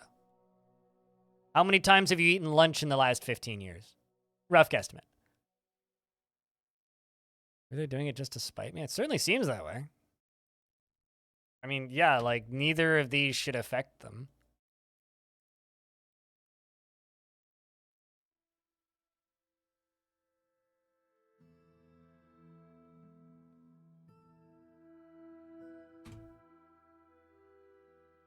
Okay, no, it looks like forbid trap rearming. But that's not rearming, that's initial construction. I don't like that. Weird. All right, well, that's an interaction I've never seen before. I've been playing this game on and off since 2009. So, I don't know. Twitch claims that I've streamed like 5,000 hours of it.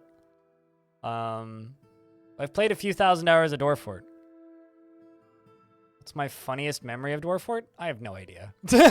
Right now I'm just trying to deal with this siege, mate. 1, 2, 3, 4, 5, 6. Let's do 10.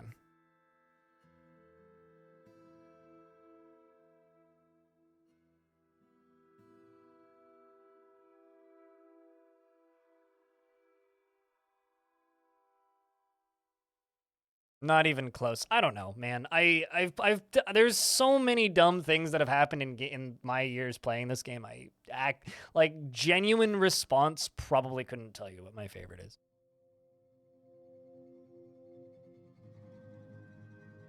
You see, like all of you guys are just like, oh yeah, the half dozen things that have happened since premium release. But like, I mean, like there was the dwarf that jumped off of a cliff to pet their cat. There was the moth that panicked that dropped me into an ocean. There was the first time I swam across a creek and died because it froze in adventure mode. There was the time that a dwarf dodged out of the way of a ballista arrow and threw their baby, and their baby landed in lava. Like, I don't know. Like, and that all of that was like in the year before premium came out, so. Like, what's my funniest memory in DF? When Masterwork stream? Literally never, because I don't really like the guy that makes it. Until he credits literally every single person that he stole art from for that, I will not use that mod.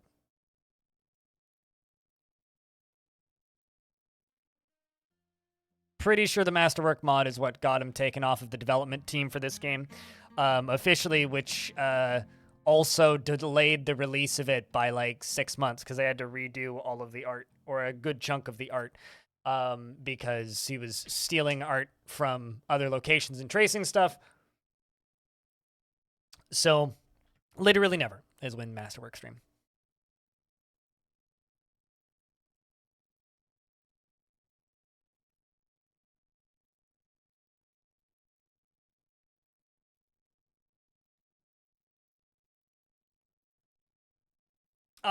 I mean, apparently that's just the way it works. It's just something I've never noticed before, Celesty, so there's really nothing to ask them. What exactly is the Masterwork mod? It's not a mod, it's a mod pack. Masterwork is a kind of shitty launcher for old DF that used to be okay, which would, like, automatically change some settings for you, so you wouldn't need to fiddle with the init files, and would, like, automatically load up a tile set for you just by clicking and dragging, so it made some things more convenient. But it also, also came with about 100 mods pre-packaged. So it was like playing Feed the Beast for Minecraft, or like Project Ozone Kappa mode for Minecraft, except in Dwarf. So it's just a mod pack with a bajillion mods, which in the old days of Dwarf Fortress, when you know, you'd have to sift through the forums to find individual mods and there was no real mod packs, it was a neat novelty. The problem with it is the guy who made it was notoriously really bad about crediting the people whose mods he was using, and also got a lot of the art assets for his tile set from Google image search, and didn't credit the sources. Which, when Meph, the person who made that mod, or that mod pack, shall I say, got hired by Kit Fox to work on this version of the game, they had to remove him from the team because, simply put, they couldn't confirm whether or not any of his art was legitimate. So, will I ever stream Masterwork mod? No, because I don't really support that kind of behavior. It's like, if you're going to mod games and you're going to make mod packs, that's totally fucking cool. But make sure that you ask all of the modders who you use the mods from for permission, and credit all of the art. And then remove it when people ask you to. And he never did that. And also, it hasn't been updated for this version anyway, so what the fuck's the point? Also, I didn't like a lot of the mods that were in, like, that mod pack. Like, a lot of them were like, oh, make wood generic so that the game runs better. It's like, yeah, I guess the game does run better, but I don't want generic wood. I want to be able to, like, differentiate between different types of wood stuff.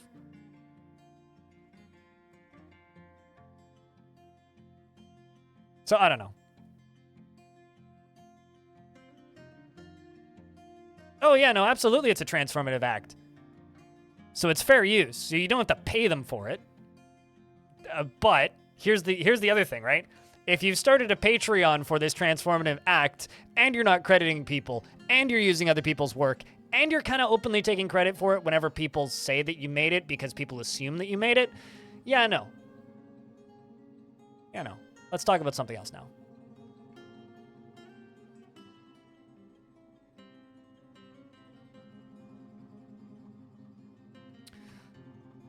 All right, well, that should be enough. Let's hope this works.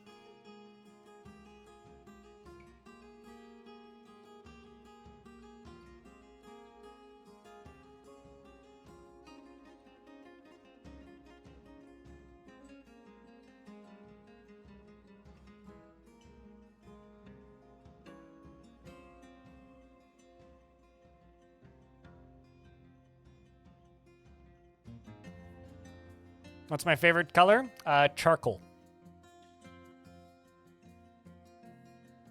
Also, what are you, 12? Who asks that these days? And why did you spell color wrong? You spell color with a U, please.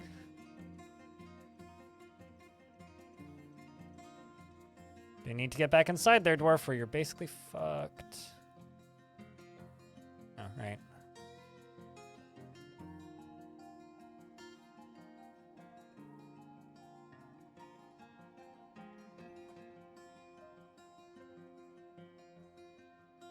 I think I could probably do this with the forbid tool, but... Okay. Get all these dwarves back inside, jump up to the surface. Oh, that's funny. Unless I retake it, I can't even, like... Oh, wait, no, it is already open. Okay, so are they going to come for me now?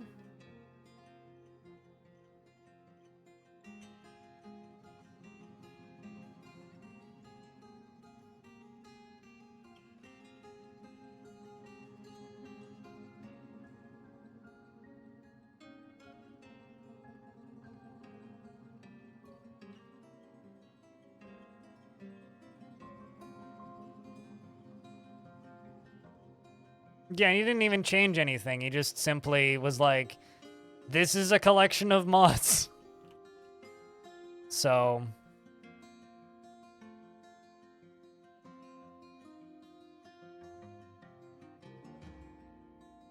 And also, I did state, let's talk about something else now, all right?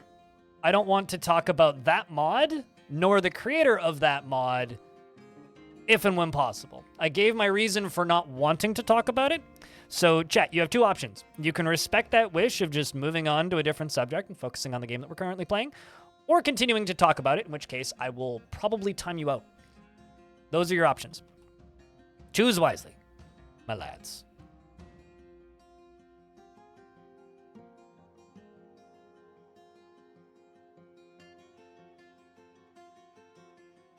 Like, we can talk about the fact that these zombies up here are very convinced that pacing back and forth is the best course of action, whereas I think they should... Oh, we've got... So pandas... So when pandas die, they go upside down for some reason. So this is an undead panda corpse.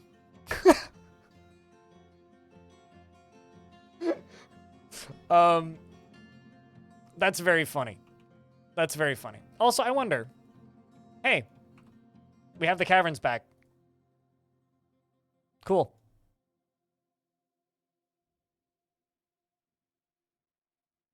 Let's get back to what we were doing in the caverns, shall we? Because I was able to run that one dwarf up there, and that was enough, apparently.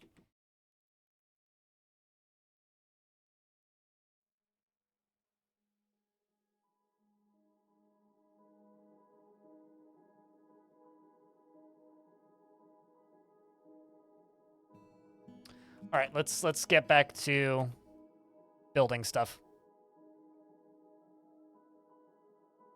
Let's get back to it, dwarves. And let's go down to here. Claim all those back.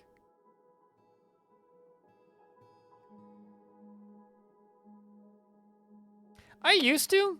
Erneth, I think I have this unfair advantage of having Twitch chats constant, like, reminders and ideas of things to do to catch up.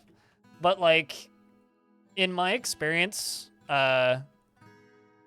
probably the best way to overcome that is one of two main ways.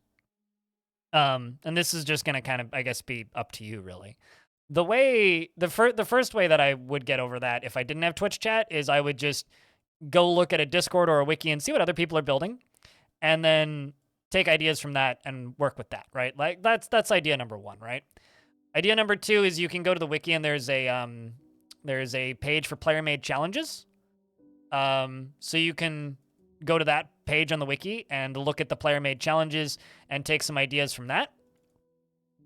Or alternatively, if that doesn't prove fruitful and you're still having a hard time thinking of things to do in Dwarfort, at that point, just go look at the subreddit. Go look at the forums. Go look at some recent screenshots that other people are taking. And if that doesn't help, take a break. Go play something else. Come back when you have inspiration. That's my advice.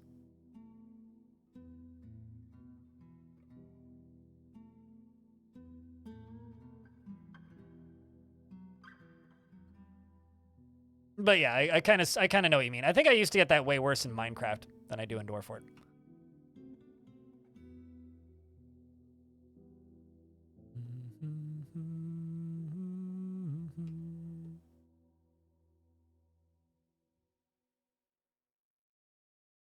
Kind of surprised moods are as good as they are right now, all things considered. Huge library, attack stuff. Also, just like, you know, ask chat what chat's currently doing in Dwarfort, you know? Jump into the Discord and ask the Discord what they're currently doing in Dwarfort. Because everybody's going to be working on something different at, like, all times.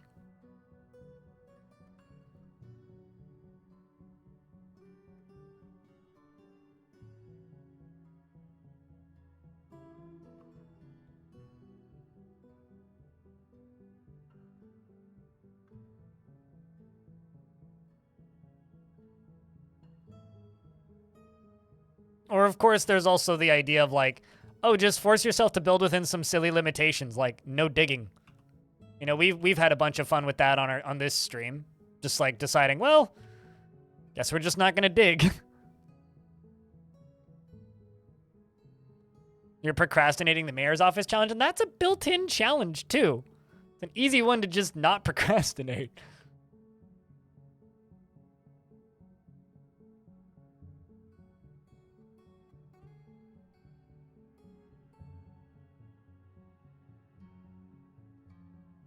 Kind of surprised I was able to get the surface back by just running a dwarf up there and then telling them to leave. The zombies just kind of didn't notice us. Kind of surprised the game let me do that, but, you know, here we are.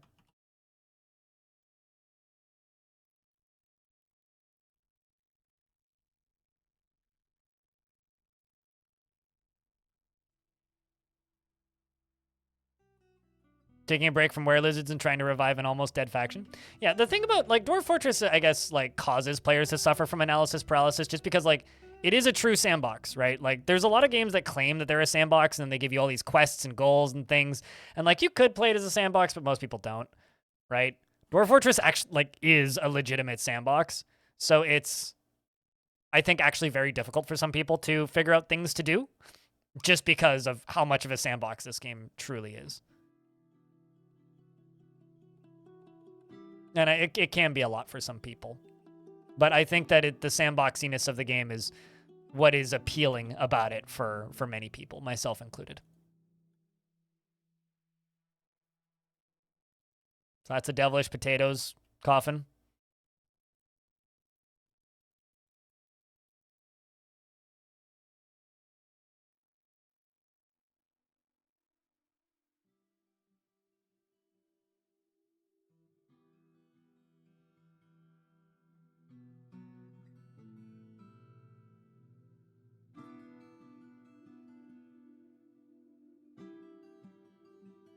Nimlark and all them. So far, so good. Not too many complaints yet. I always got something to complain about, or at least I can find something if I need to, but haven't had to yet, so that's good. How's Bananas Unlimited doing so far?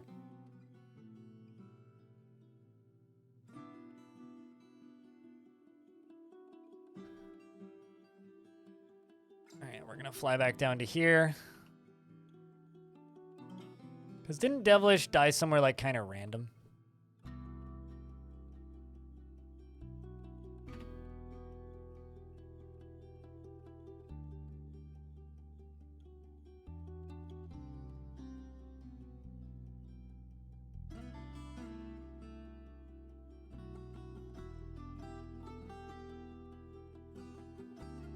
Okay, so I do need to, in fact, dig through this wall by one.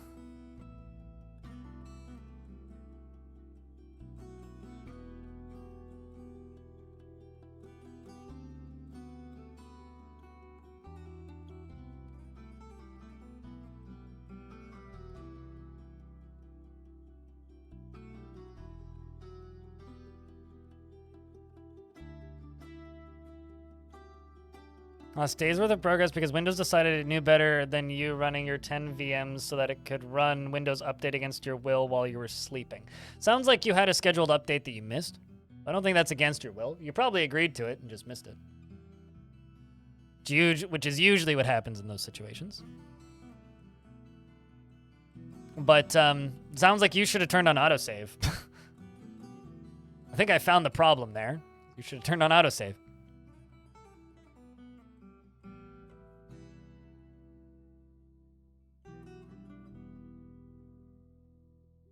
Yeah, pretty much. I mean, this fort kind of got off to a pretty rough start, so.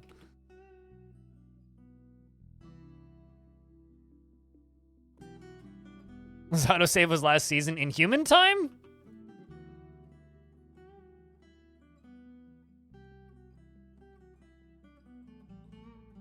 All right, so we've done that. Now let's get... Well, actually, let's just wait until these dwarves are finished putting items in tombs first. I don't want to accidentally throw out my own dwarf stuff.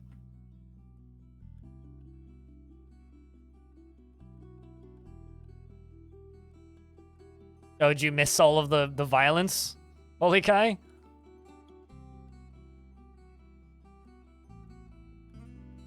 I mean, we're just getting things sorted now. Working on the third Twitch baby. Hey, thank you very much for the 19th month, Elser. Appreciate you. Clockworks. You want me to read the stories? Hold up. It's time to go to Discord and read y'all a story. Get comfy. After I scroll up a little bit. Rest well until daylight, so be people prepared. Cilantro therapy bargains Minnesota cheese curds prices which makes us somehow loopy. 32 deranged llamas eat Brussels mussels to hustle muscle-bound twinks. Reoccurring thoughts occur with a brain distressed in cycles. Turmoil launches the shock soup directly homeward quickly. In a reversal, Uno failed. We tried retelling another Shakespeare story, but this ballad turned into Clown School Ballad. The Clown School was angry about llamas. And,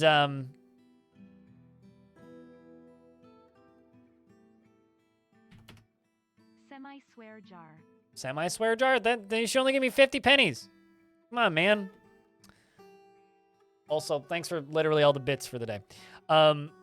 Anyway, Holy Kai, who would you like to give a dwarf or to, or would you like a dwarf? And if you would like a dwarf, who do you want? They all fit on the screen.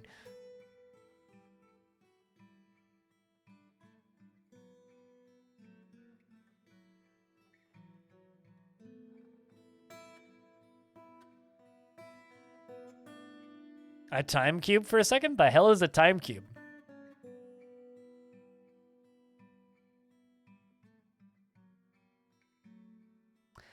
So, what dwarf am I giving to Jerry Gord then?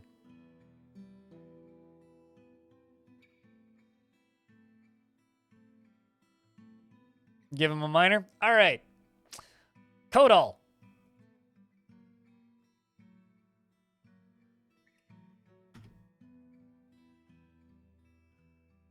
It used to be free, Banana Unlimited. It used to just be like, ask me if you want one.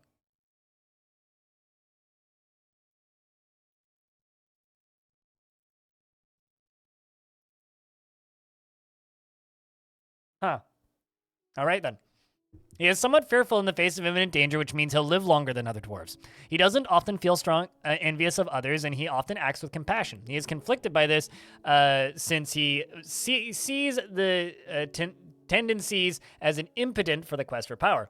And he doesn't mind wearing something special now and again. Doesn't often... He doesn't mind wearing something special now and again. He is often nervous, and he finds helping others to be emotionally rewarding. I can read, and he does not have a great aesthetic sensitivity, and he is conflicted by this since he values artwork and its creation. He is slow to anger, and he thinks that he is fairly important in the grand scheme of things, and he can handle stress and does not tend to reveal personal information. And he tries to do things correctly each time. Thanks for the baby hype train, chat. And he needs alcohol to get through the working day. He personally would have the world operate in complete harmony without the least bit of strife or disorder, respects power and is put off by family, and dreams of creating a great work of art.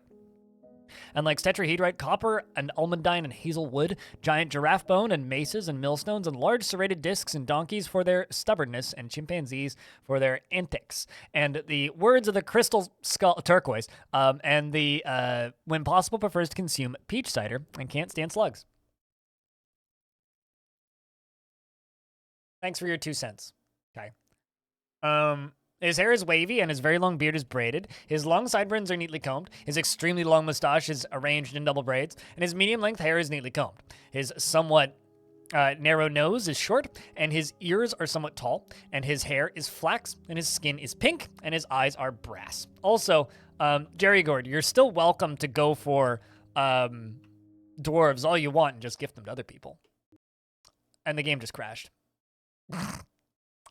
Where's that going to put me back to? When did it save last? This is Sparta! Fuck, shit, balls. Shit, titty. Yeah, what you said.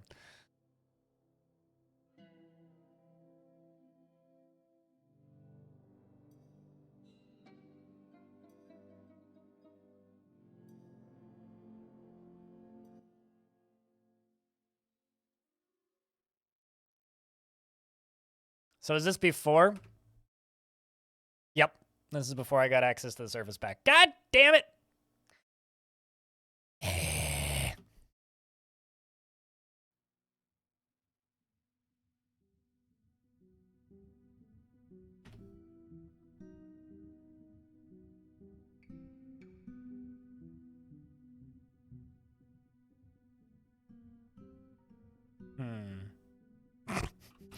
Thinking about it. All right, well, how far back did this put me?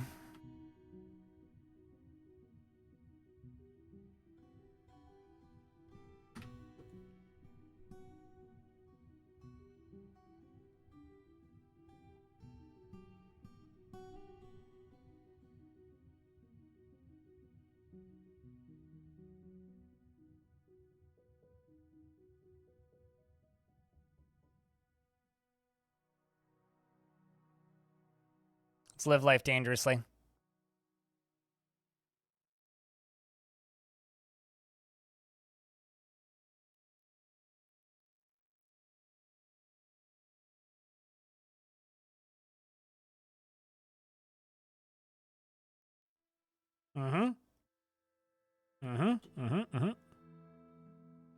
You may want to, you know,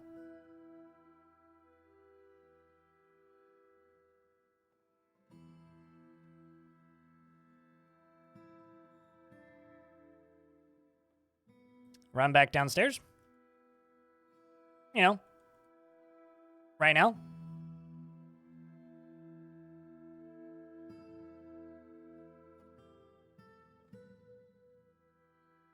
Did you just get rained on and blood fell off of you? Yeah, well, in order for a hype train to go anywhere, it needs people to take part, right? So.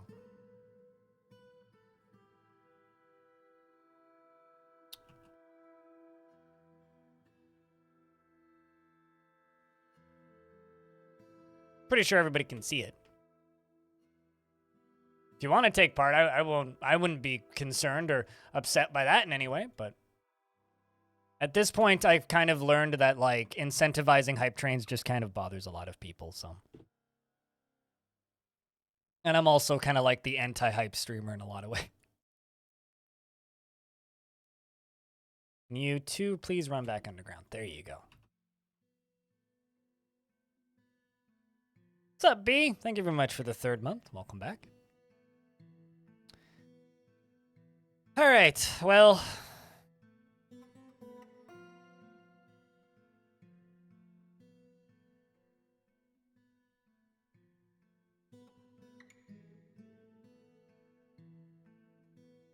And Foul G, thank you very much for gifting a sub. Appreciate you. This before or after I queued up coffins?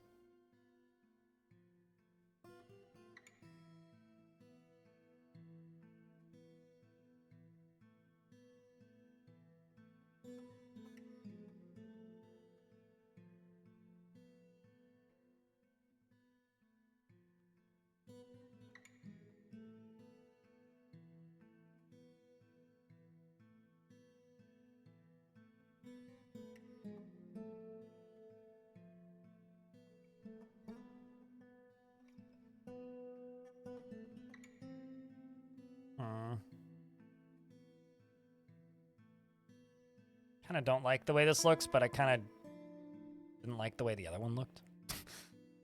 Let's go with that for right now. On that.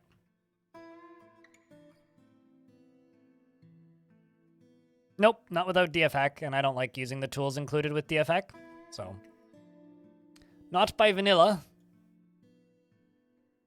Although I don't like building the same patterns twice, so.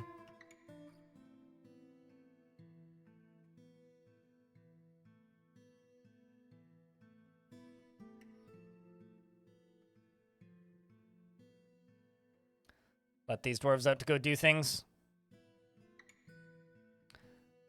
There is apparently another 35 amphibian men just around, which is a little bit concerning, but not too worried.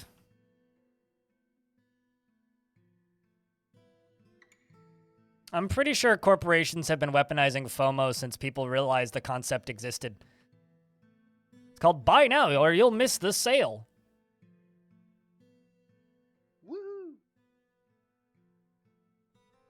What you sipping, Pilot? Or it's been okay. Just got a crash, which I'm not super happy about. I think it's my 2nd crash on this version. Like total.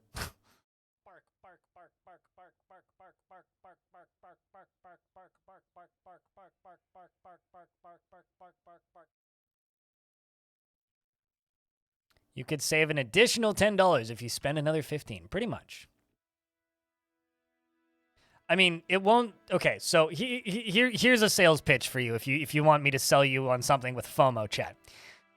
So, I don't have anything useful that can benefit you in your life. However, if you currently have boiling hot water on your hands because you do not have any containers to hold hot liquids in your general vicinity. And you need a container to hold hot liquids in your general vicinity so you can drink tea and coffee instead of trying to hold it in your hands. I recommend you buy a mug. Now, you can do that from many places such as Walmart or Target. However, you could also go to my merch store and get yourself a Vile Force of mug. Maybe you already have 12 of these because chat keeps mugging you. That's understandable. We have the Machine Water Swim Club mug, which only 3 people have bought. I can confirm. Remove everything that's good from it, the seeds, the vitamins, the nutrients, everything that's good about it, and just jam it full of shit, garbage, shit sugar, and put it in a shit bottle that sounds like shit when you put it on your shit. It's shit. Stop eating ketchup. There you go. That's a sales pitch for fear of missing out. So instead of burning your hands with hot water today, go buy a mug. You've been pouring coffee directly into my lap. I generally try to pour it directly into my mouth, but, you know, however it works. Whatever works for you, really.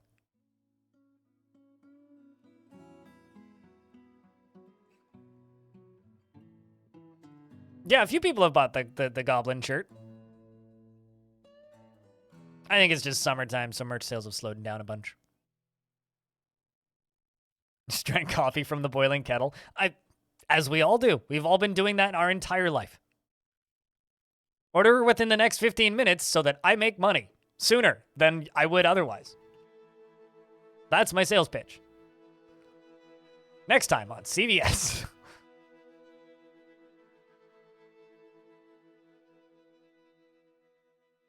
The brewy area thingy water comes out. Okay, yes. God, I know exactly what you're talking about.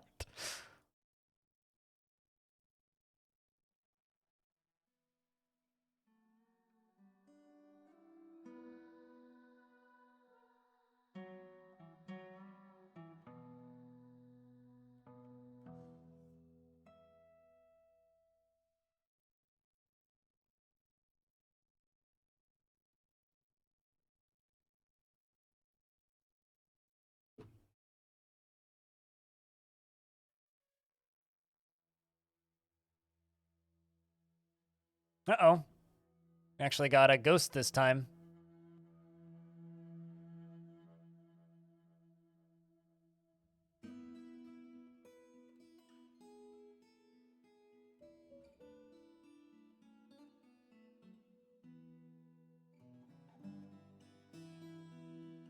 Also, hey, Bob, by the way.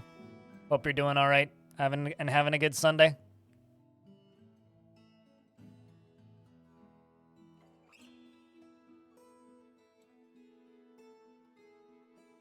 Okay, so we're getting all these items placed in tombs.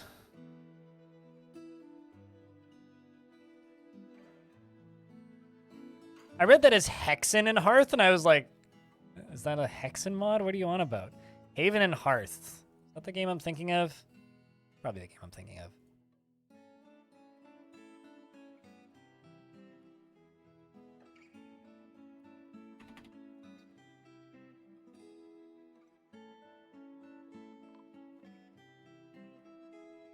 Nope, not the game I was thinking of. Yay, Ghost has been put to rest. Like, popped up and started haunting the fortress and then immediately got dealt with.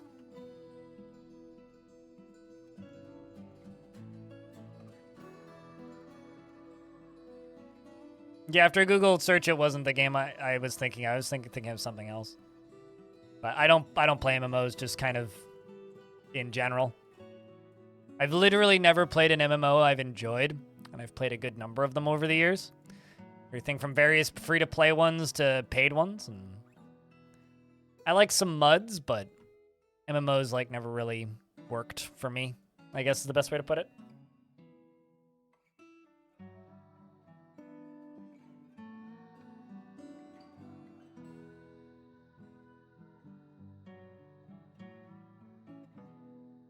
Clock foolish? Why would that be counterclockwise? Oh, I get it, because clocks are wise, because I get, okay. Why wouldn't it just be like clockdom? Which could also just be like a term for like hitting somebody in the head. Like, don't make me smack you in the clockdom.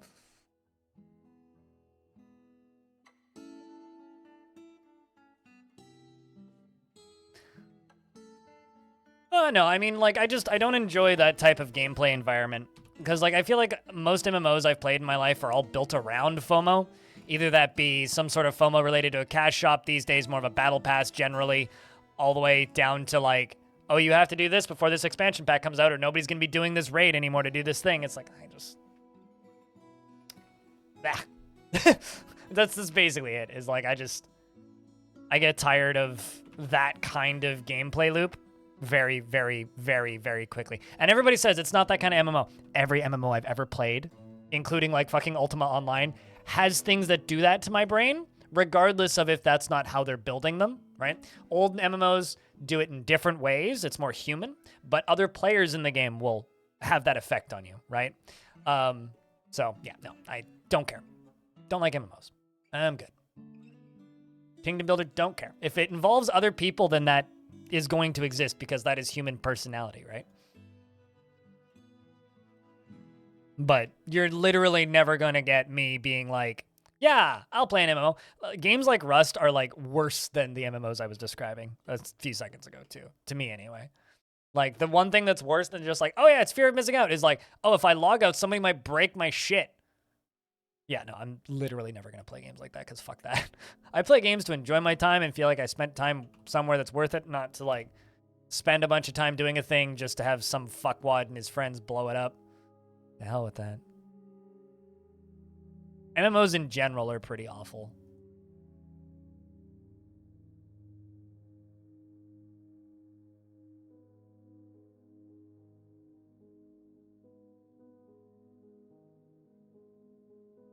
Let's get rid of these bodies.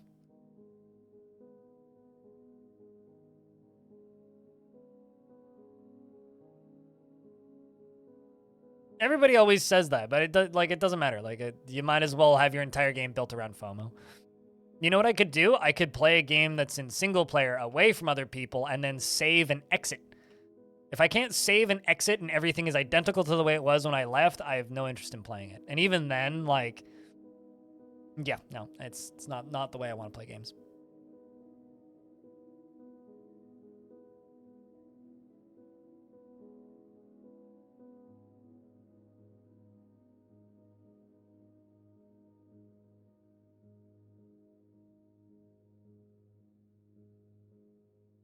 I mean, that's just competitive games. Just in general. Any game that has like a potential for money to be won is going to end up with that kind of feeling to it.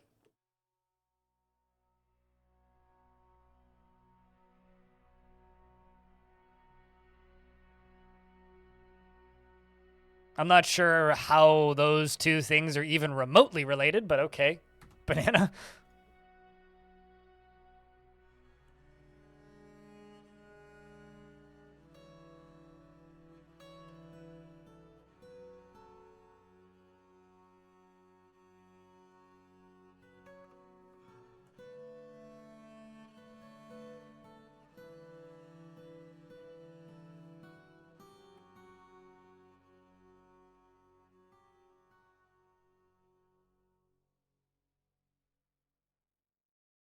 I guess for me, it's got nothing to do with like whether or not people are trying to convince me to play it.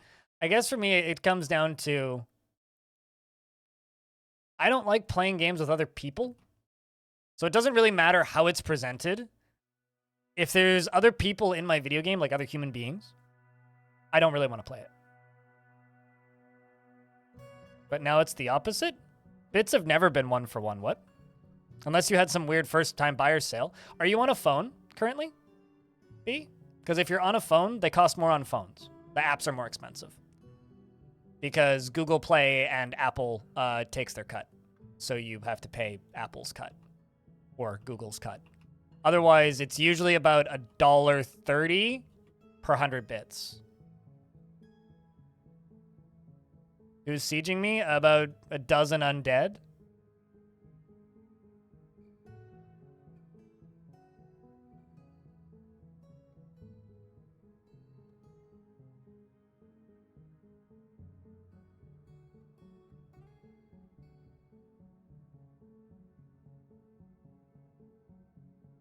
That's not an MMO. Like, just play a game that has, you know, good backdrops instead of some fuckwad teabagging off in the distance. Like, I don't know. I will never understand the interest in such things. Two dwarves just got married. Good for them.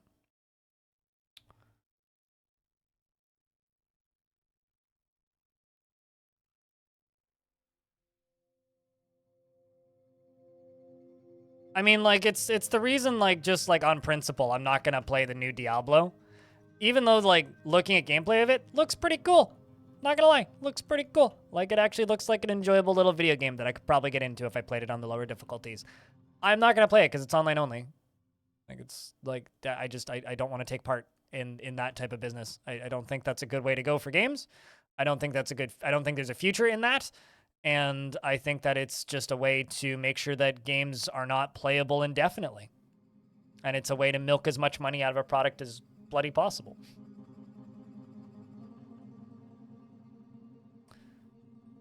So TSG is gifting a Machine Waters Swim Club mug out to chat. ! Enter.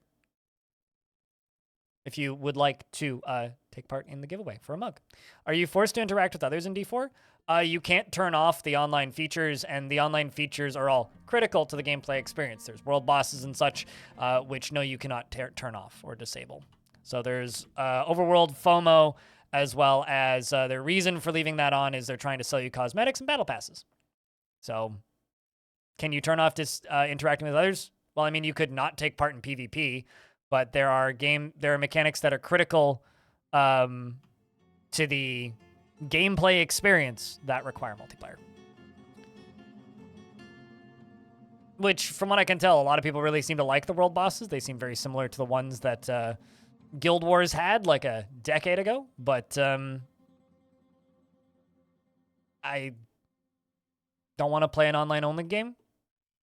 Period. If I was into that, I would go play, like, I don't know, Destiny or something. Or at least, like, a free-to-play game.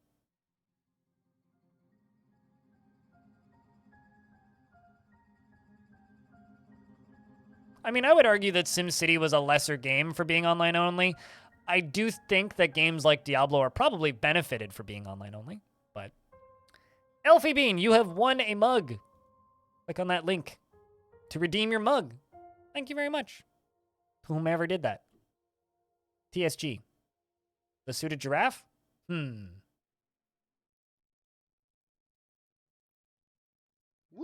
Likely.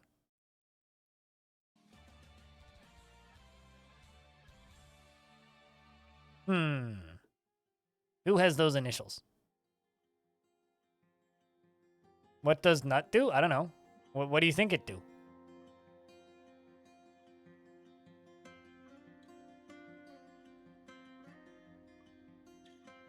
See how he bites off the shell to get at the nut? There you go. See, that's what it do.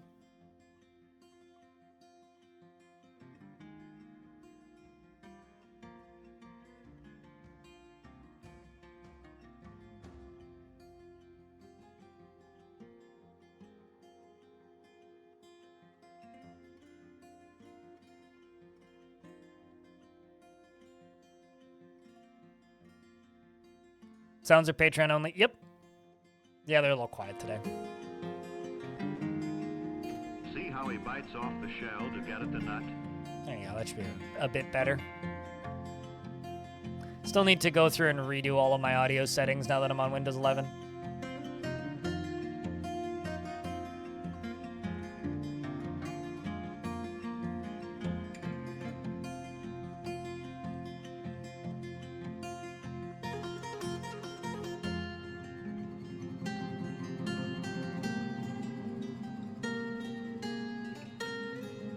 So I could just get more than half of my dwarves training. I don't want to do that. Your mug collection is nearly complete. What are you missing?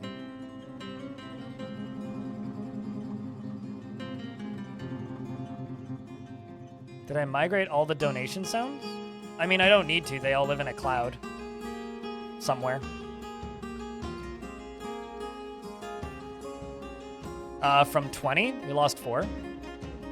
I mean, I started this fortress 4 hours ago. Banana. So it's not like we've been here for very long.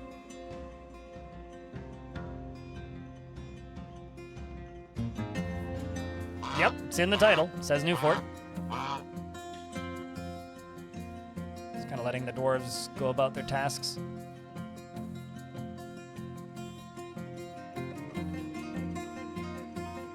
Oh, we have a Drothla. Is that interesting?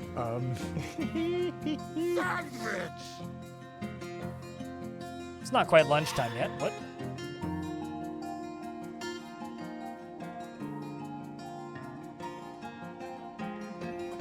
Why are y'all yelling at me about sandwiches? It ain't even lunchtime.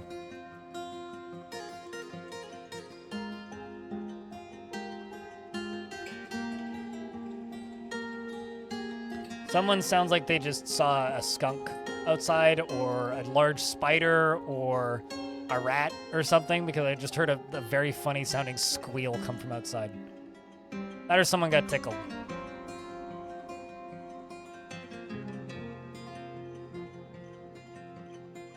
I should ask Google about that. Actually, no, I mean, whoever owns Logitech's clouds.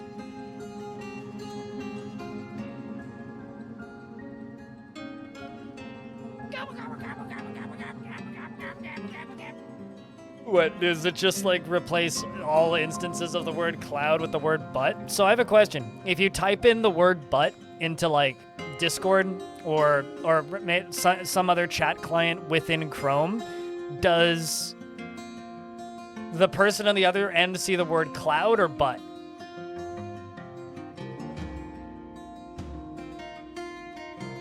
Also in my image, it's actually just replacing like the Final Fantasy character Cloud.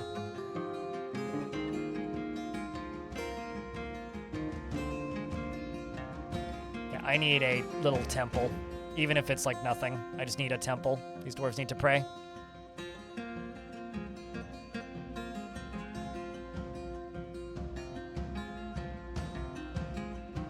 Meditate on death, yes. Very much.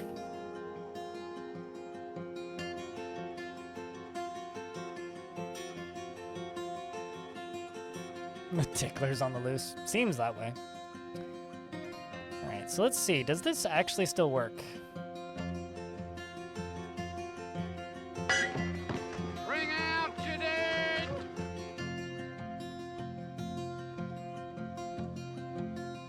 And also, I'm going to go to work orders, labor, standing orders, chores. Okay, kids, you just operate levers and clean. That's all I really want you doing. You can milk animals too on the odd time that I ask you to, and feed prisoners as well. Which means when this kid's done playing make-believe, they're gonna go clean stuff probably. I feel like I need to let these dwarves take a break for a minute. But we also gotta lock off the edges of this, so.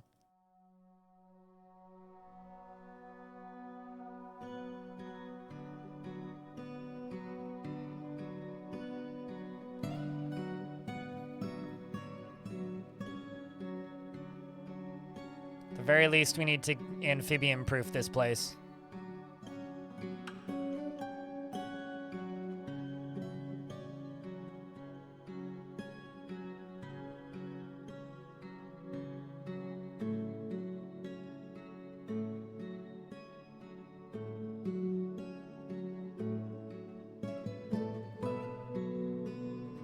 Was there ever cheese for everyone?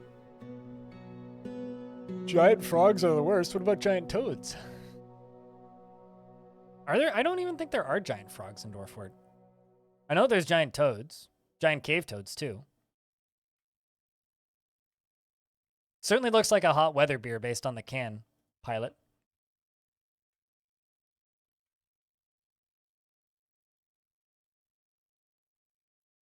Huh.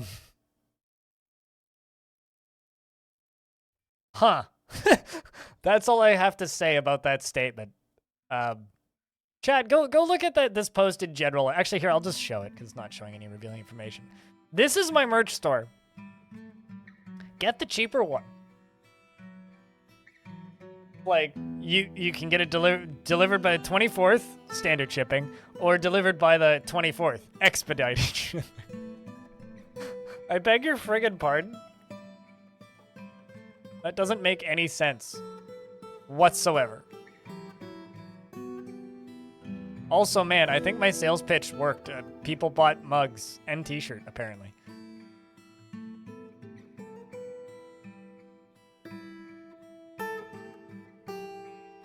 That's pretty much fear.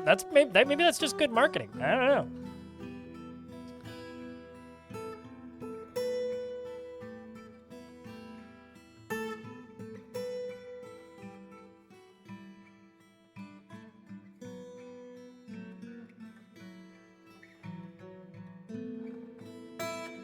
You know, I love how this whole FOMO conversation started because I hate FOMO and hate how it's used in marketing and think it's a really bad form of marketing. And now you guys are all talking about how, like, it's great. Blind's got the FOMO. It's like, no, I don't. In fact, I want the opposite of that.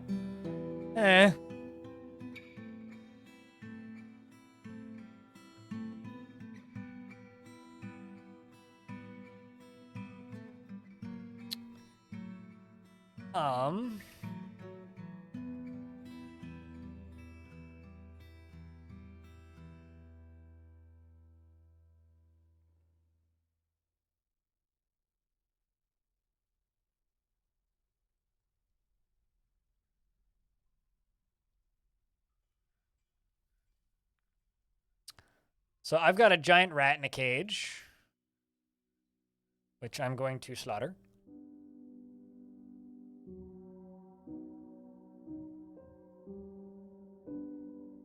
I'm doing all right, Terracus, and yourself?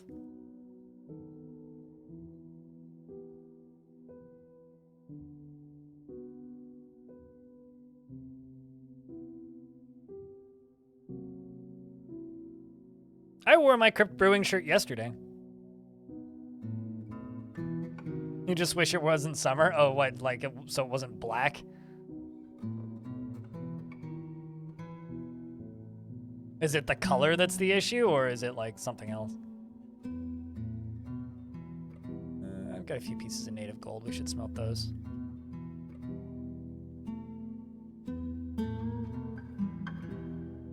That rat's been slaughtered.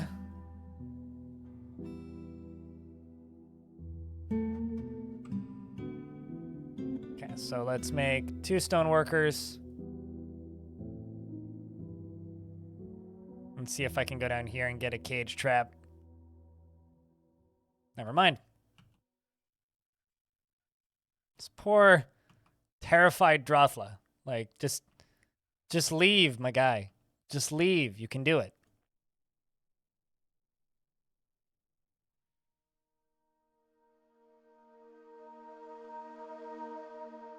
It's like I have mostly a total amount of faith in you.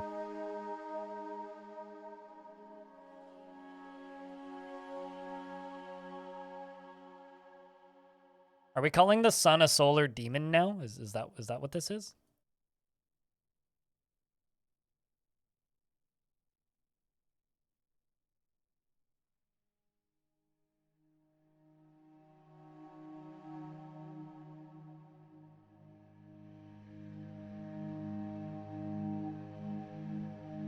This place is terrible. I'll stay here forever. That's like literally everybody in most suburban American cities.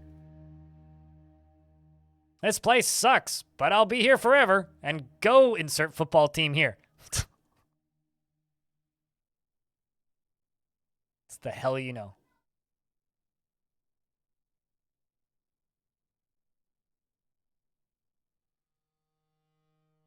You know, this just, speaking of this place is terrible. I just heard someone shouting, help me. And it, like, made my brain, like, rewire itself for a second and, like, perk up and listen to what's going on outside. It's definitely just a child shouting to another child to come help them carry some toy because it's heavy. Don't shout help me loudly in a, like, complex. It's bad. Although, I'm ecstatic, chat. I don't have to be as much of an old man anymore. And what I mean by that is the children finally got their playground rebuilt because there's been renovations going on. like around my building, and they've been using the kids' playground as like their like home base for all the stuff that they've been building. So they no longer play right outside my window. It's really nice. It's so much quieter.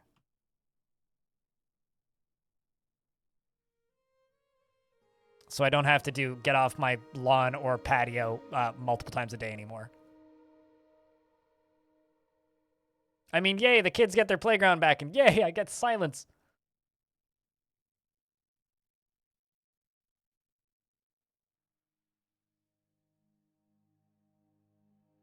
It's very similar. Suburb is so much better. Totally. It's definitely not Stockholm Syndrome.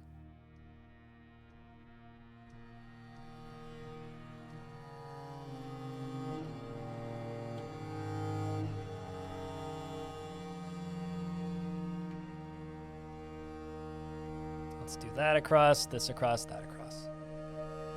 Let me dig this out.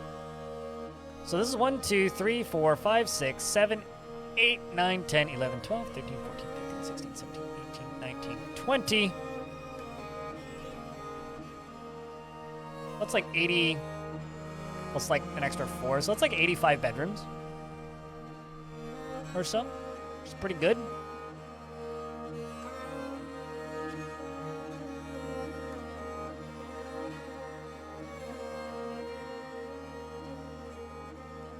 Now, if we can just make sure we don't get overrun by amphibians, we should be okay, I think.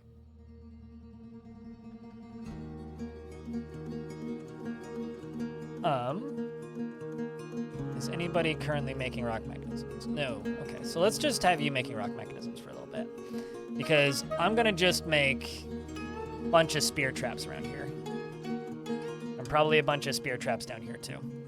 Because those amphibians ain't going anywhere. They're gonna keep coming.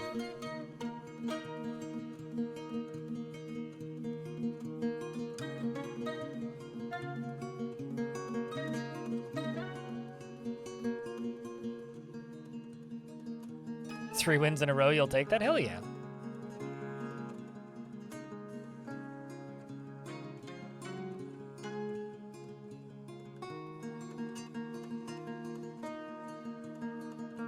So I'm gonna make some ash so I can make soap in a little bit.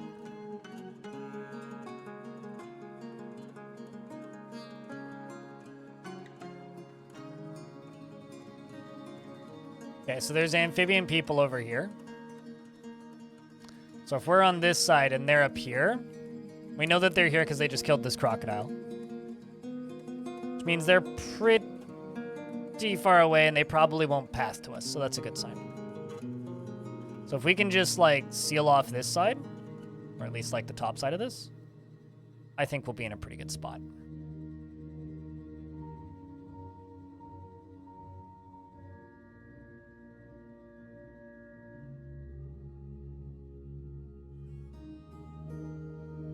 You'll get back up there, telling Arthur. You'll get back up there, I have faith.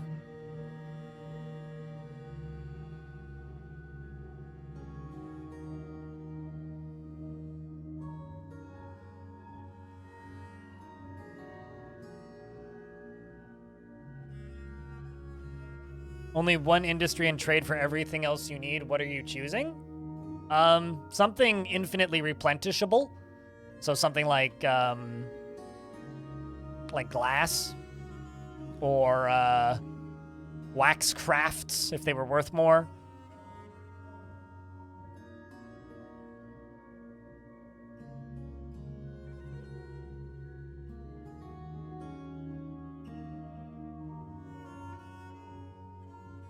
Something like that. I don't know. But definitely something that's repeatable. Actually, probably a leather industry, because then I could do animal husbandry as well.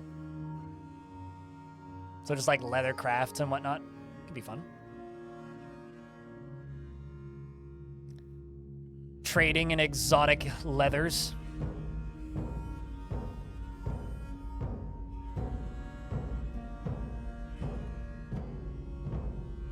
Could be entertaining, I don't know.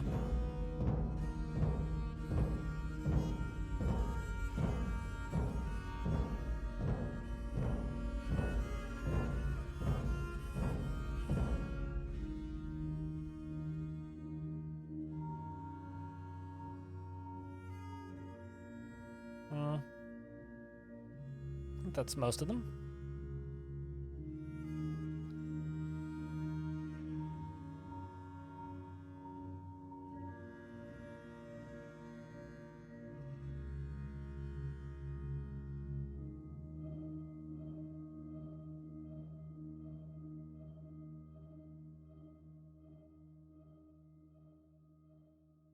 I don't think you can make soap out of beeswax, can you, in Dwarfort? Oh, is Diamond with the tickets? Diamond lost most of his tickets a while ago.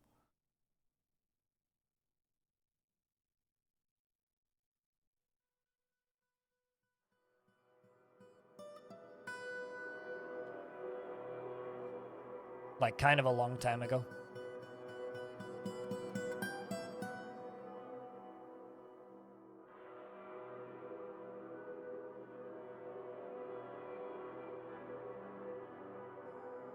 Let's unsuspend that.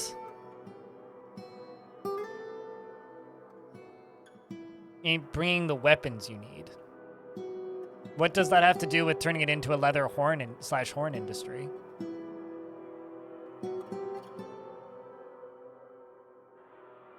I guess I don't see what's stopping you from doing that because of weapons specifically.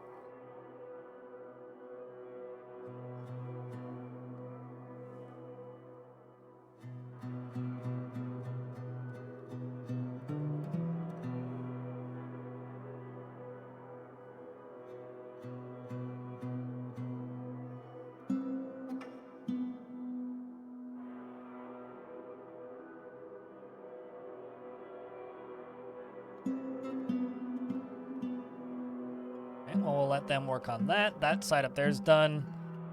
This is done, and I don't think there's any dwarves stuck over here. Okay, I'm pretty sure.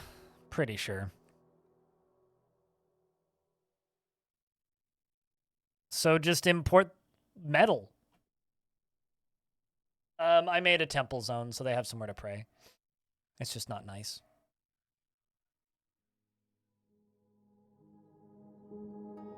Although currently we have, like, bigger problems than that.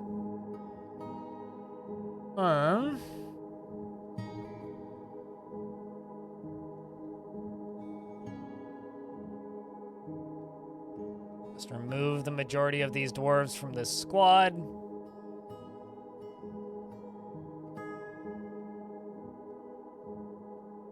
Get them training again.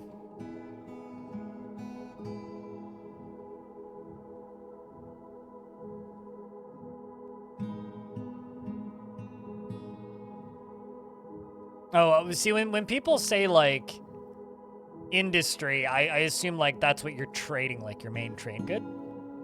But yeah, I don't know. I wouldn't limit myself that much, I don't know.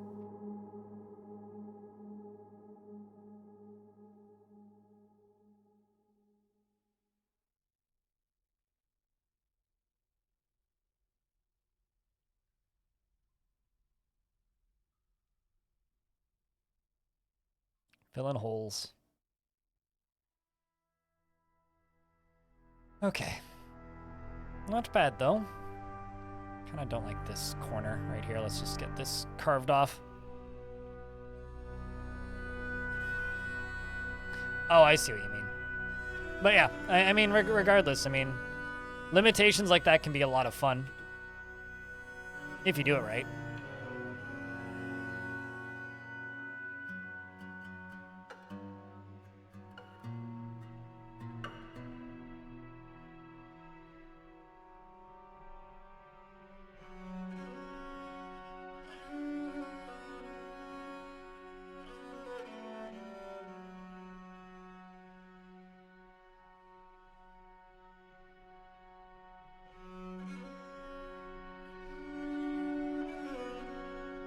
You wanted to make a working calendar to get wait, hold on a second. Like, as in using pressure plates to make a calendar? You need a lot of vampires to do that properly.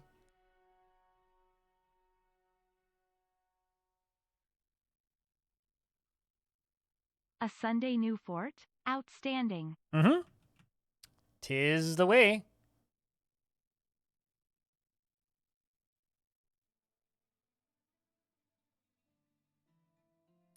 Really tempted to just like flood this whole area.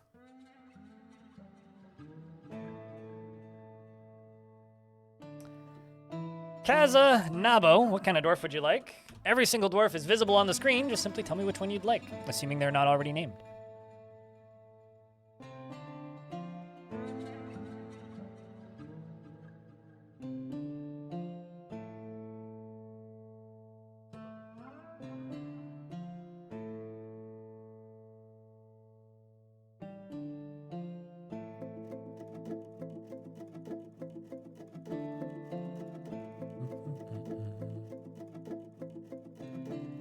A year is 40,003, 403,200 tickets.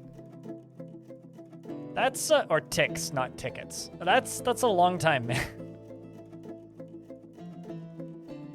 Like genuinely, that is a bloody long time.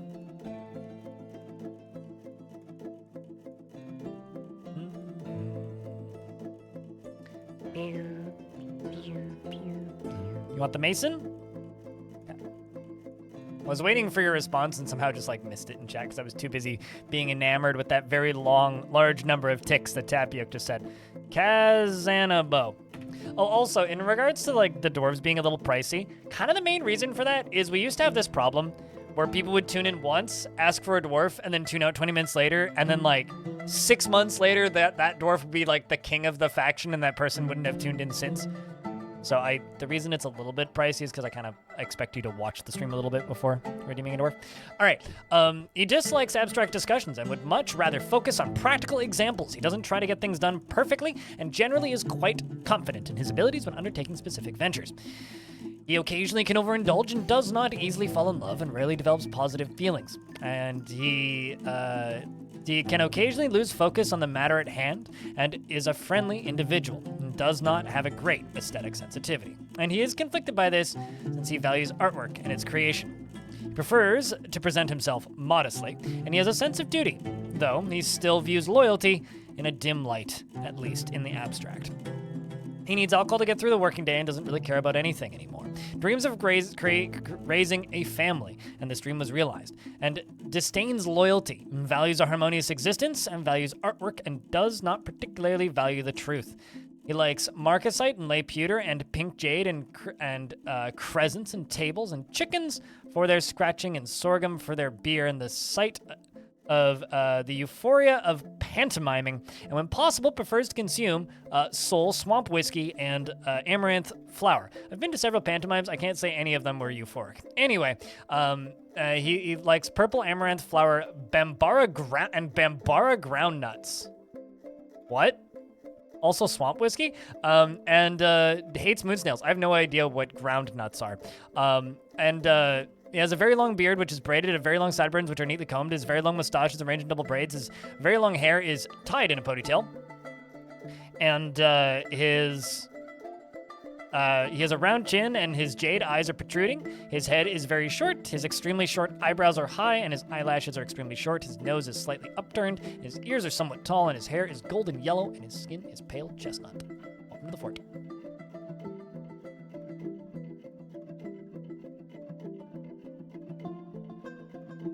And you're married to one of my spear dwarves, and you have a daughter who's a baby in the fort, who is hanging out here.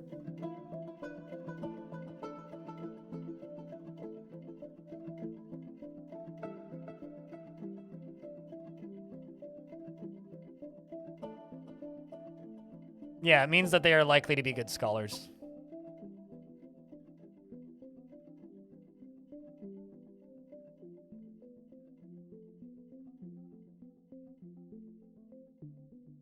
If they prefer abstract discussion, unless you got... Oh, you mean like if they like something at least in the abstract? It means they like it a little bit, basically.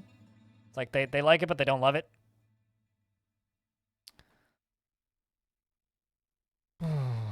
Okay, so I also need to go across this side here.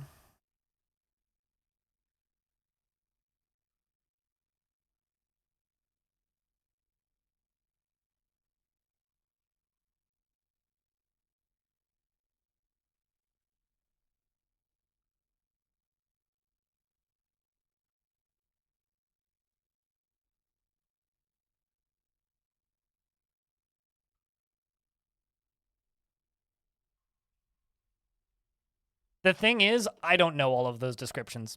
And also, I kind of did one, and nobody watched it, so... Or actually, no, I did one on, like, Dwarven profiles, but...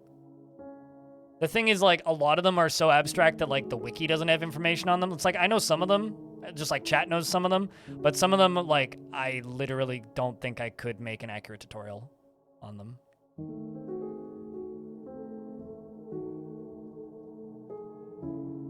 Like, I could tell you some of them, but not all of them.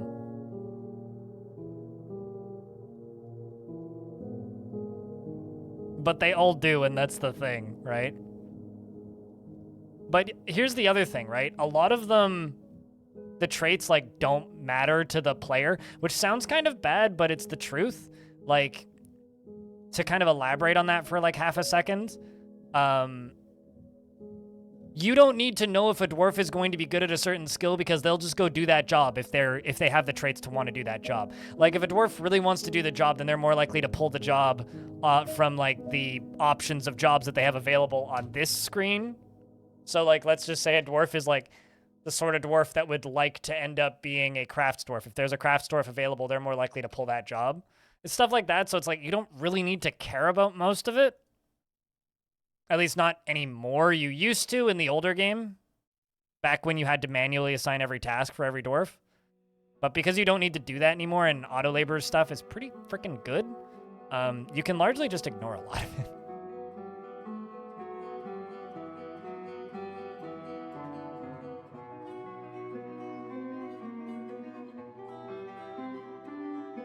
You mean like you're starting 7? Banana? That seems interesting. It also makes them better at discussing in libraries, if I'm not mistaken.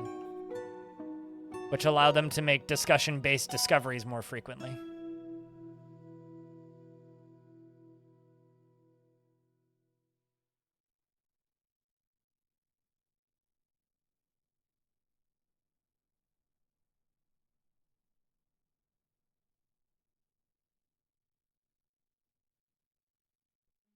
Let's see how many bedrooms we have up here.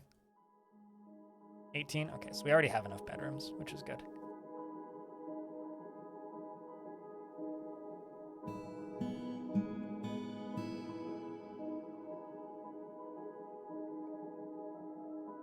For when you get flooded by introverted fish cleaners. Do you ever play, What Remains of Edith Finch? Because, the fishery level in that is what you just reminded me of. One of the best levels in a video game, just period. It's like one of the best physical metaphors I've ever had the pleasure of playing through in a video game.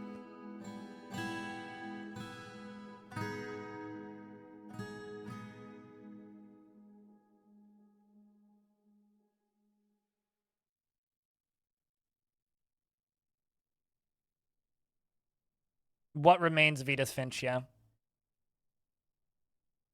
It's a walking simulator is what it is. It's one of the good walking simulators is what I would say about What Remains of Edith Finch. It is one of the good walking simulators.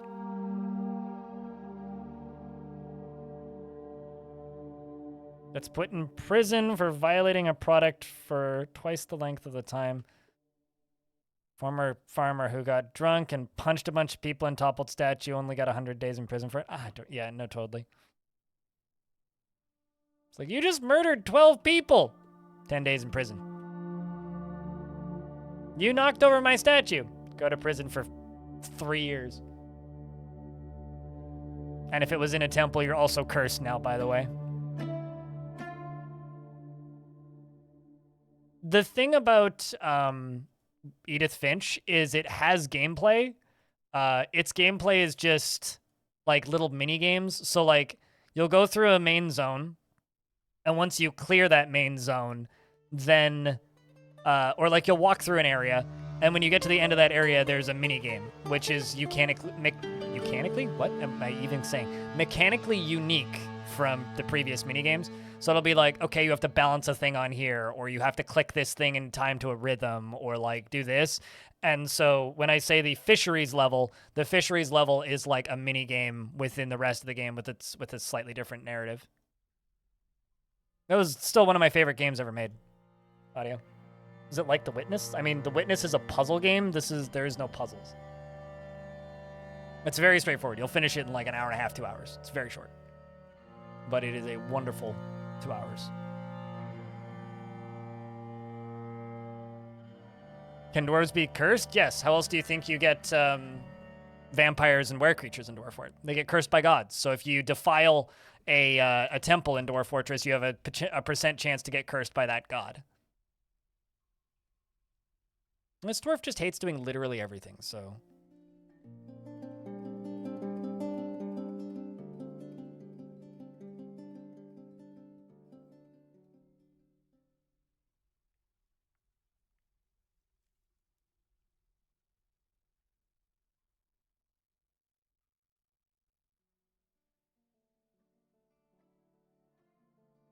$20 it'll be wishlisted. I've seen it like 70% off before. Gaming budget is spent this month. Oh, I know exactly what you mean. I've got no budget this month because all of my budget went into buying computer parts, and then after I spent all of my budget on computer parts, I noticed that Formula 1 tickets went on sale, so I bought 2 Formula 1 tickets, and I'm gonna make Hobo go. So I'm gonna go see Formula 1 next year. So I pre-bought tickets for a vacation for next year. So majority of my like budget to do anything went out the window with buying a shit ton of computer parts. Realistically, it's about $20, and it's just to try random small games. Clock works for me. And then after that, I was like, also now apparently I'm booking a vacation for next year. So...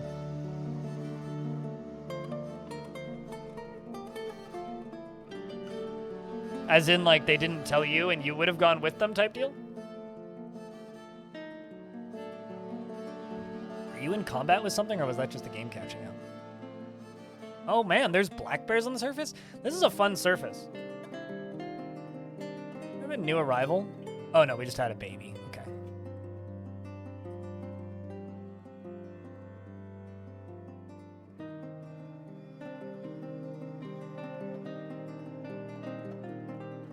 By monsters, do you mean like they like change? So they may be starting to become monsters, Maxillian, for several reasons. They might be getting cursed in your own temples, or they might be getting infected by other creatures that have come into your fortress. So if you have a public tavern, for example, you may get were-creatures that come in and then they bite your dwarves and then they infect them. So it's not necessarily your temples that are causing that. It might just be your visitors if you have a lot of those. And that's a pretty common noob trap in Dwarf Fort.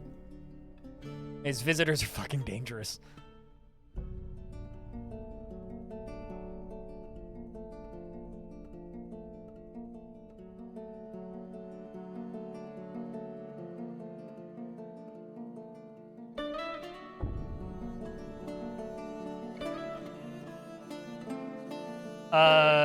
Were creatures, if they bite something, that thing is then infected. The only way to deal with them is kill them or get them out of your map. Like, kill them or get them off the map. That's the only way to deal with them, because once they have been bitten, they're infected, and they are permanently infected forever until they die, basically. So get them out of your fort. And it's really hard to pull that off successfully.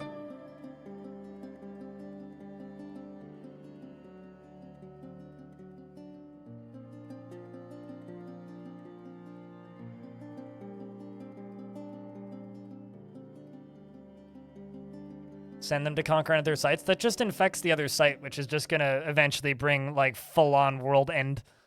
Because then the were creatures are just going to become more and more and more and more and more common every single time you start a new fort.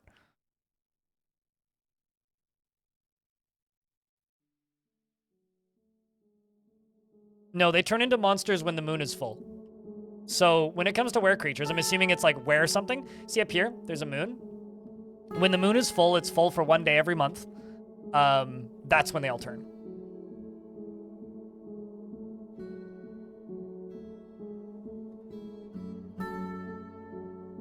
Time to breach Cavern Layer 2. Things are starting to stagnate. Yeah, I mean, if you've basically claimed victory over Cavern Layer 1, yeah, it's time to move into Cavern Layer 2. Makes a lot of sense to me. I thought I sent you to not collect webs. Oh, maybe that was in the other timeline before the crash.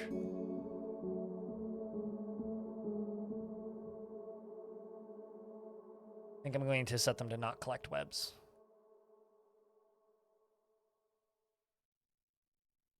Oh, no, I did. I see what... Got no automatic weaving on, but it's collecting webs that I left on.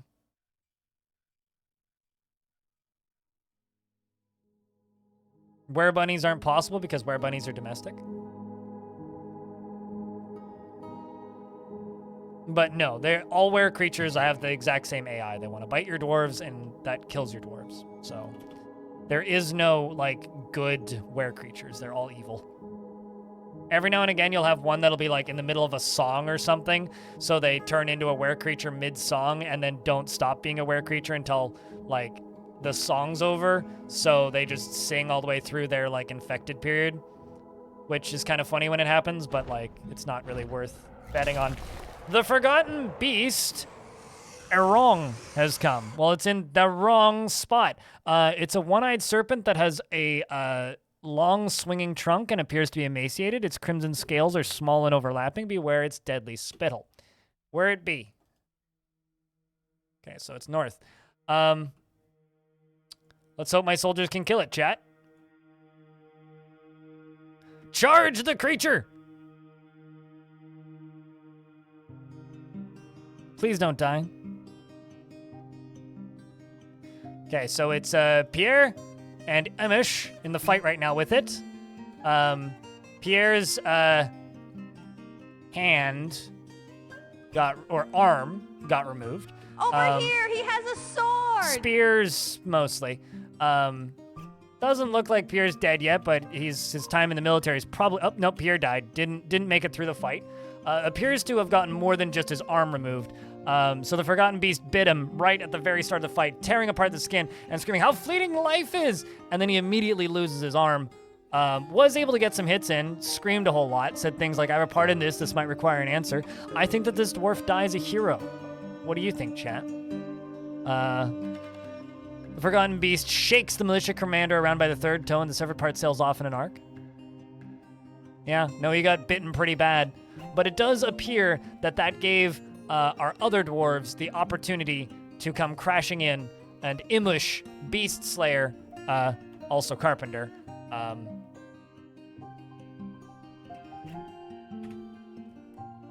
has done a good deed today. Well done, Imush. And we have a corpse there that needs to be eaten. Okay, fine. I will put one closer then.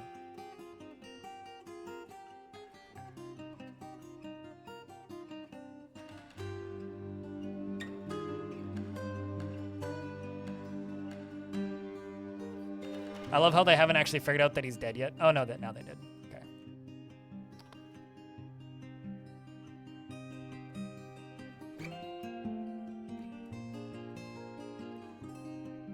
So he has a tomb assigned to him. Also, the baddies are now gone. Meaning I can open up the surface. Actually, can I?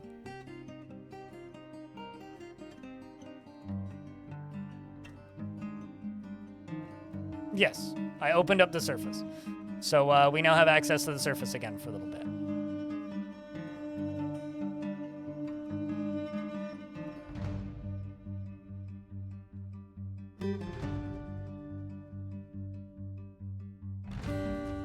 Was Imish hurt?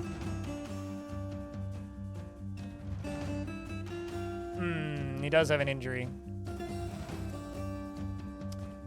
His lower leg is cut open. He probably just needs some stitches, frankly. But the question is, where can we do that?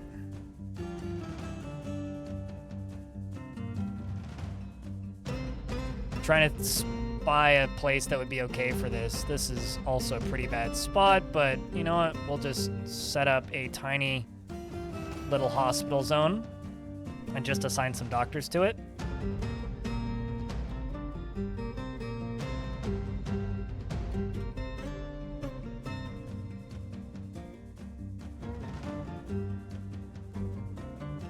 Angie Fish Dissector, you can be my doctor for right now.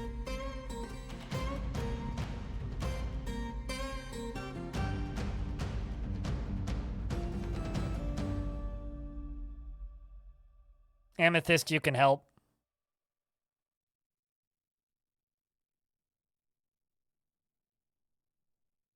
You can come down here so we can have a surgeon. And you, Shat the Miner, you can also be a doctor. There we go. Very least you can get tended to. On the way, grabbing herds. Don't forget a bucket. We're gonna need like 3 of them, mostly for vomit.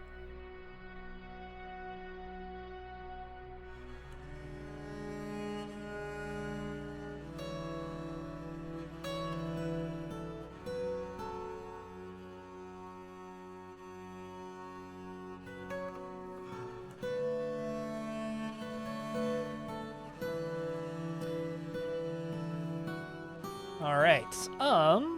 Trying to think, what else should we do? You know what, chat? I think we'll pick this fort back up on Tuesday. My tummy just went, which means I'm hungry. And my rule for the warm-up streams is that I stream until I get hungry. So I'm hungry. So I'm going to call it. If you guys want to say goodbye, YouTube, you can do that now. But before I vanish, there won't be a stream tomorrow because I've got some doctor stuff that I got to do.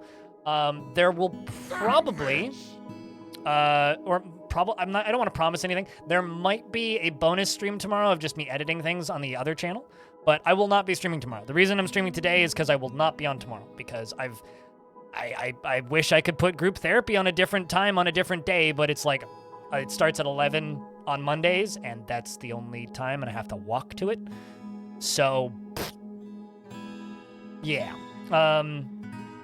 So we're doing the weekly bonus streams on Mondays now. What you eating when I get off? Probably a sandwich. I need to figure out what's available. I also need to go grocery shopping, so. But I'm mostly just gonna go lie in a cool corner because it's cooler outside of this chunk of my apartment and the rest of my apartment. So probably gonna go do that. And I have a doctor's appointment tomorrow. So yeah, I think for like for the foreseeable future, the weekly warm-up streams are gonna be on Sundays.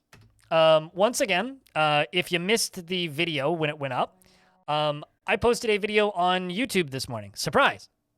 But it's a video where